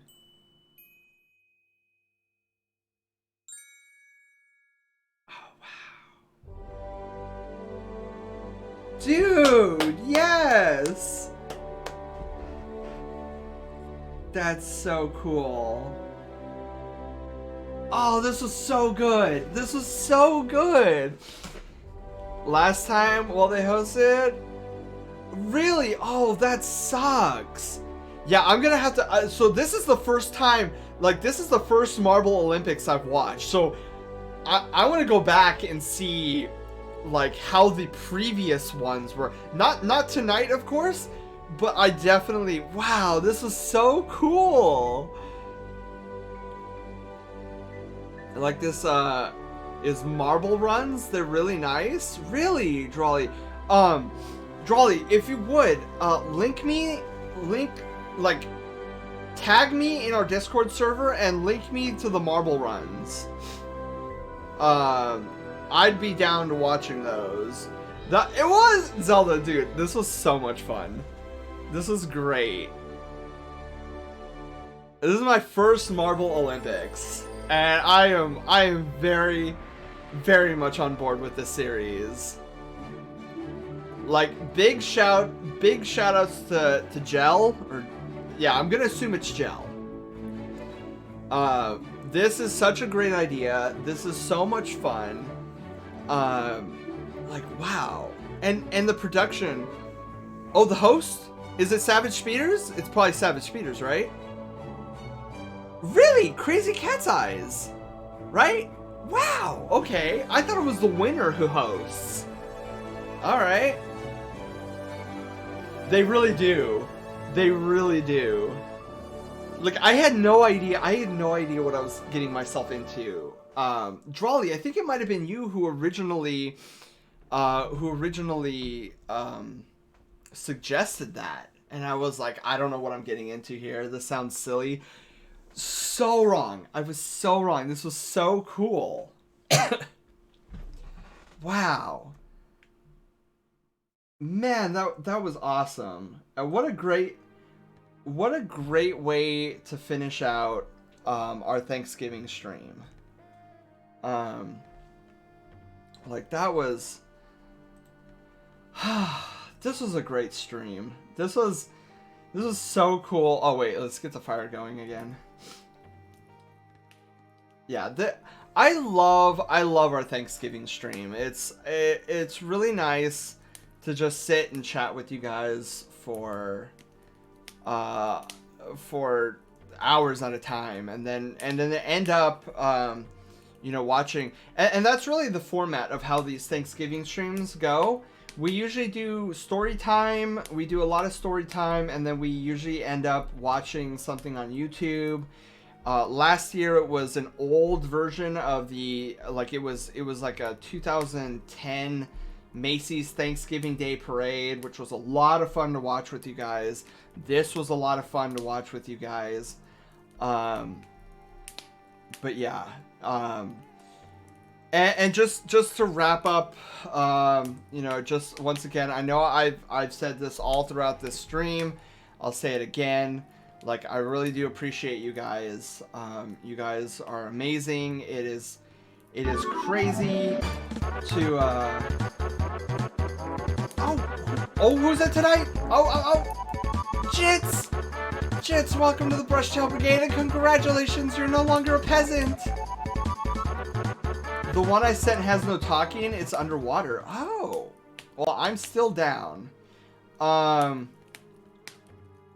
Yeah, Fire, you were here for the whole thing. That was so much fun. And like it oh my god. It's like I often think like what in the world did I do to deserve you guys? Like, you guys are amazing. And I'm sure you get this from a lot of other streamers too. But it really is true. Like, you guys are fantastic. You guys make, these streams just so much more fun, so much more. It's always better.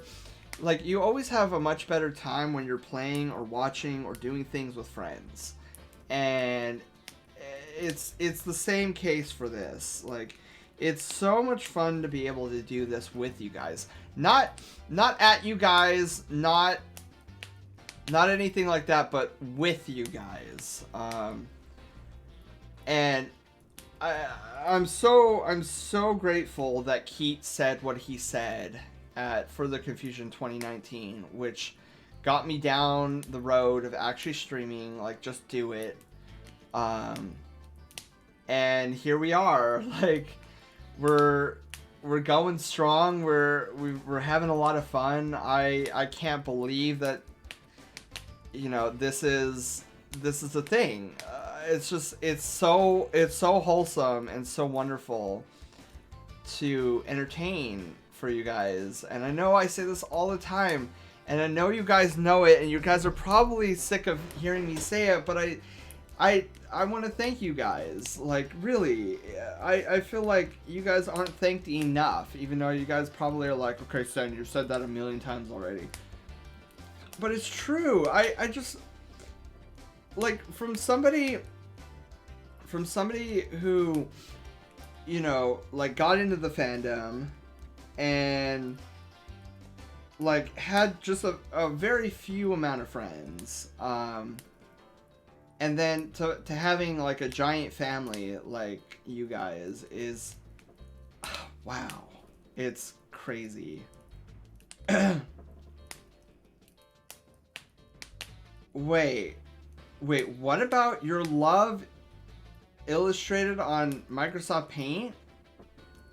What do you mean? I hate Microsoft Paint. Don't ever use Microsoft Paint. If you're an aspiring digital artist, and, like, Microsoft Paint is garbage, and there's many reasons, but one of the top reasons is there's no layers. You can't do layers, and like every time you do a brush stroke, it's destructive, and there's only so much. It's like when you have GIMP, which is a free program, which is like a Photoshop Lite. Like Microsoft Paint is not something I vomit every time I have to open up Microsoft Paint, which I haven't done so in years. But if you are an aspiring artist, like granted, like there are some artists out there who enjoy, and they do this purposefully, so I can respect that. They purposefully draw in Microsoft Paint because they know it's a crap product, but they have mastery over art, and they can easily do art in Microsoft Paint. But for the majority of us, don't use Microsoft Paint. It sucks. I hate it. No. Your time would be better spent downloading GIMP and messing around with that program for art, digital art. Only good for desktop screenshots. Yeah, for me, the only good thing about Microsoft Paint is the little close button. You load it up, you go File, Exit. You're a wholesome dude. I try to be Jits. I really do. Because like I was telling the story of my high school era, I know what it means to be bullied. I was bullied quite frequently in high school, and it's not fun. And so knowing what bullying can do to a person, both mentally and physically, me being the target of that bullying, you know, I strive to be the antithesis of that. Like I could have easily sat there in hatred for the bullies. I could have loathed and seethed that the bullies were still alive, but I didn't. I was like, well, this is what bullying feels like. And I choose to be a better person. I want to spread as much happiness, entertainment, joy, love as I possibly can.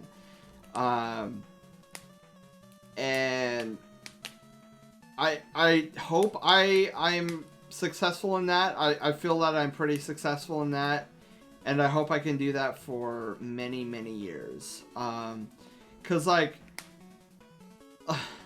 let's not beat around the bush. The world is a dark place. But with people like us, we can be little lights in the dark. And suddenly, before you know it, those little lights gather together and form a giant light and really, really brighten up the world. So that's who I try to be. That's who I try to strive for. Excuse me. Redeem hydrate. Okay. Panther, hello. How's it going? I want Reese's. Yes, I agree. Use Clip first. Krita is also free. Oh, and Clip Studio. That's right. Well, Clip Studio isn't free, but I've heard that's another good program. So yeah, and it's just like I love the fact that I get to I don't know, do all of that on stream, and so that's that's why I don't really focus the numbers, and that's why I don't get stressed out, you know, about, because I've had friends get stressed out about the applying for Twitch partnership, and I've attempted to convey to those friends, and don't get me wrong, I love them dearly, but I wish they wouldn't stress out you know, applying for partner. Well, yes, partner is a great thing to strive for. Yes, it's awesome when you get to apply for it. But at the end of the day, if you don't get partnership, Twitch partnership, that should be no mark against you, because the Twitch partnership thing, like, not to devalue it or anything, but it's a check mark. It's a purple check mark. And the real treasure, and I say this all the time and I mean it, and this is why I repeat it all the time, because I believe it in my heart. The real treasure of a streamer, the real goal and gem that a streamer could ask for, is not Twitch partnership. And if it is, I would highly, highly consider you reevaluate your mentality.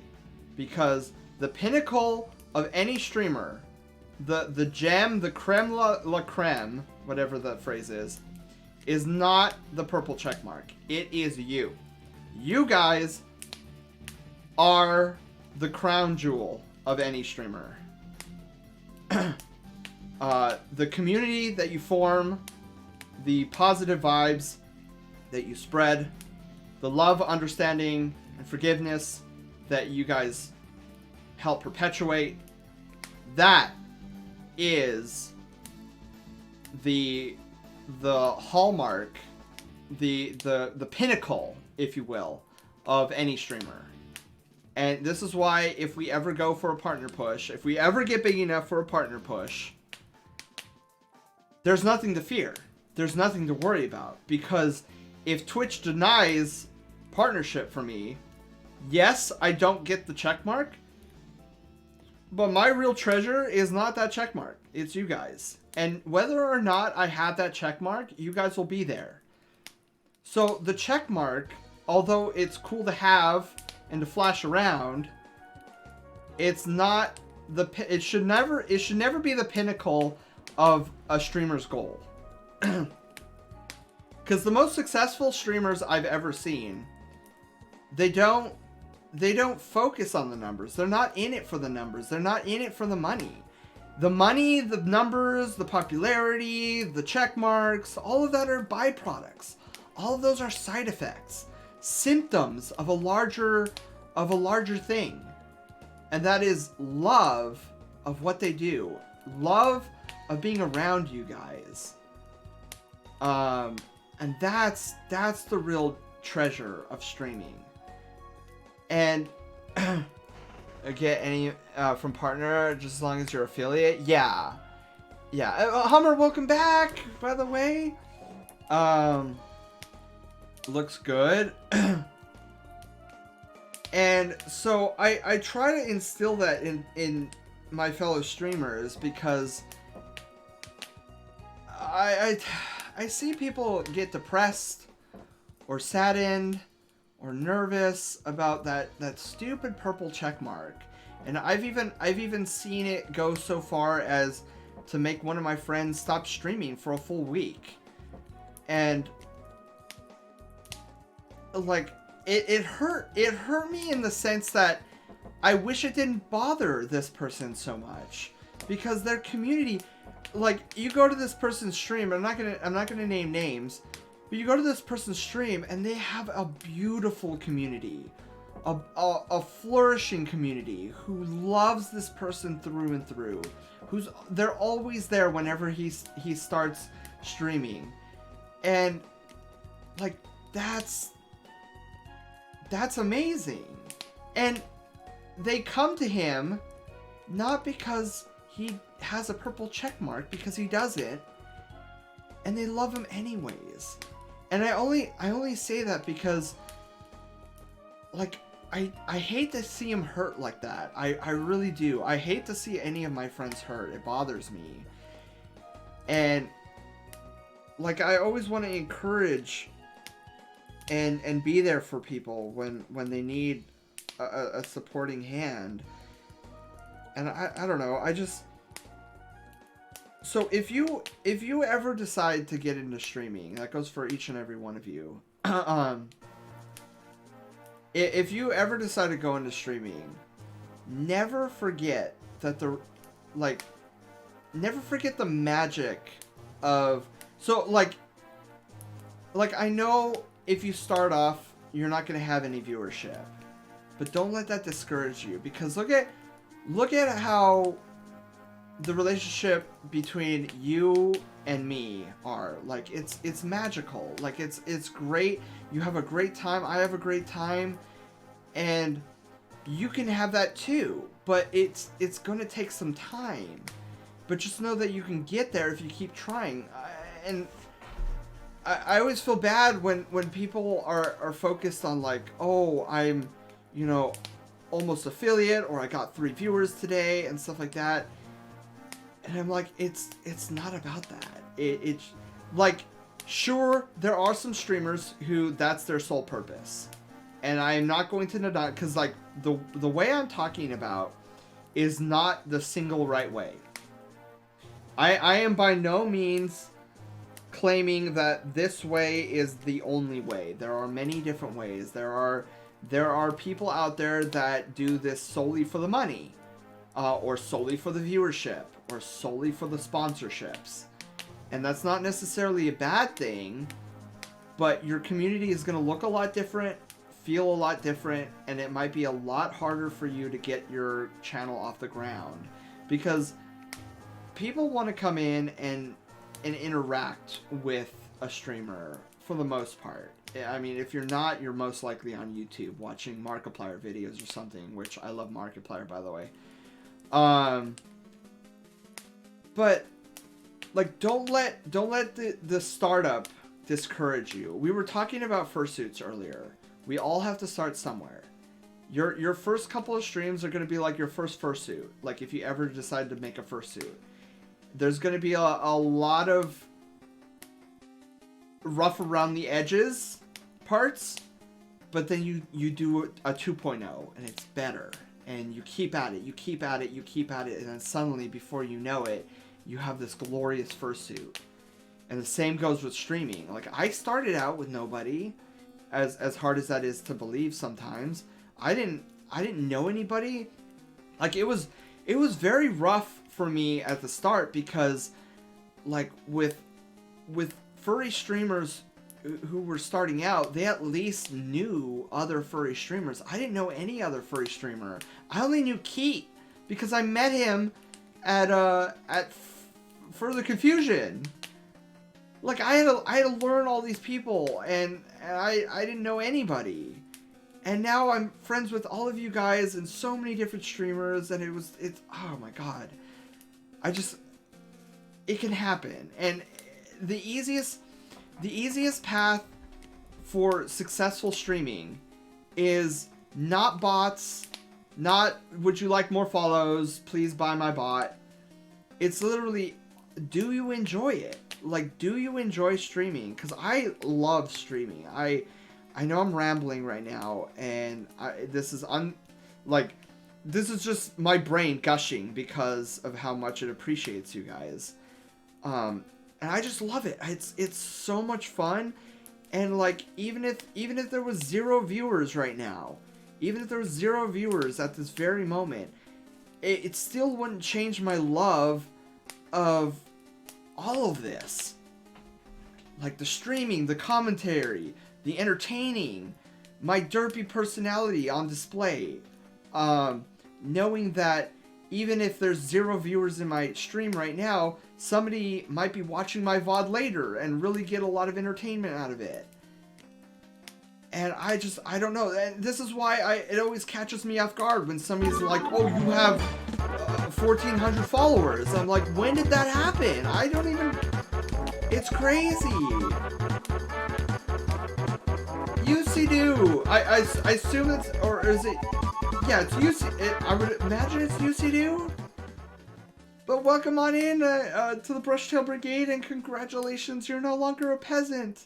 And Rainbow Dash, hello, how's it going? But yeah, sorry, I got off on a wild tangent there. but just know how treasured you are in my heart. I can't describe it. I wish I could, but it's like this feeling I can't describe, which has me coming back to streaming all the time. Can I get a howl? How about an a woo? I'll do it a woo. Darth Vader rule. Hello. Talking over Spanish or something music. Help me. Well, welcome on in, Darth Vader. Sorry, you caught me in the middle of how much I appreciate the community.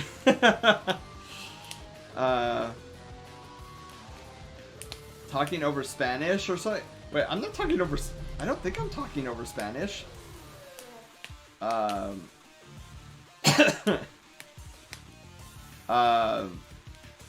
talking over music. I know I'm doing that, and over fire in the.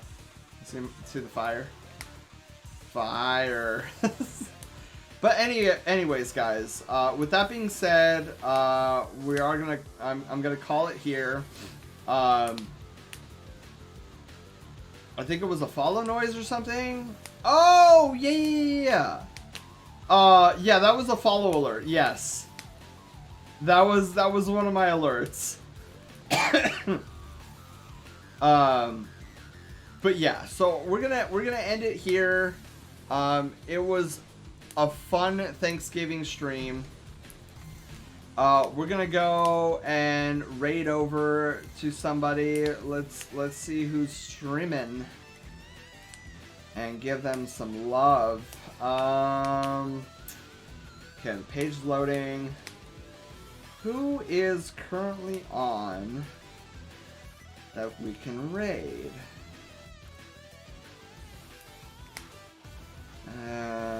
Do we know if Bio's still streaming? Is Biopop?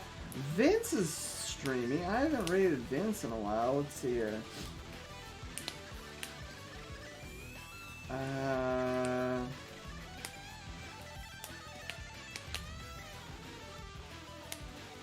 Is Bio still going? I don't think he is, but maybe he is. Let's go all the way down. I know he was streaming earlier. Yeah, I don't think he's on. Oh. Oh well. Oh, Jinda's on. Oh, Canadian Dragon. Oh, never mind. Germ is currently streaming. We are raiding to Germ. Hands down. This is a Lord Commander decision. We are raiding. Was down hours ago. Ah.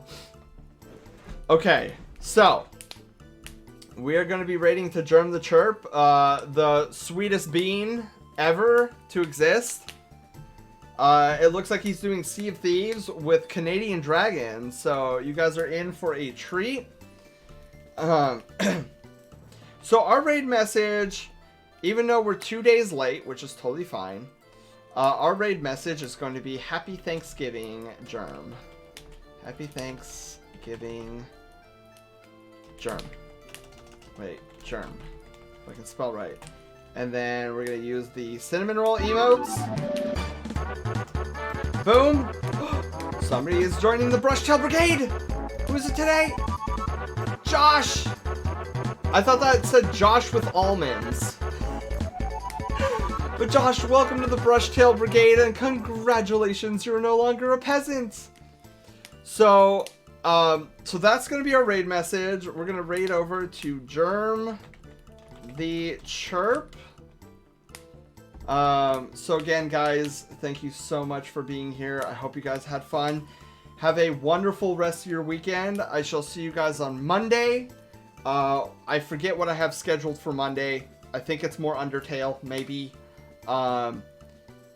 It might be Undertale, but look forward to that. And until next time, guys, be wonderful, stay safe, lots of love. And yeah, I will catch you guys on, I was gonna say Friday, Monday.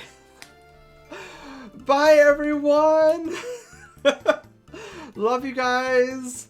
Happy Thanksgiving.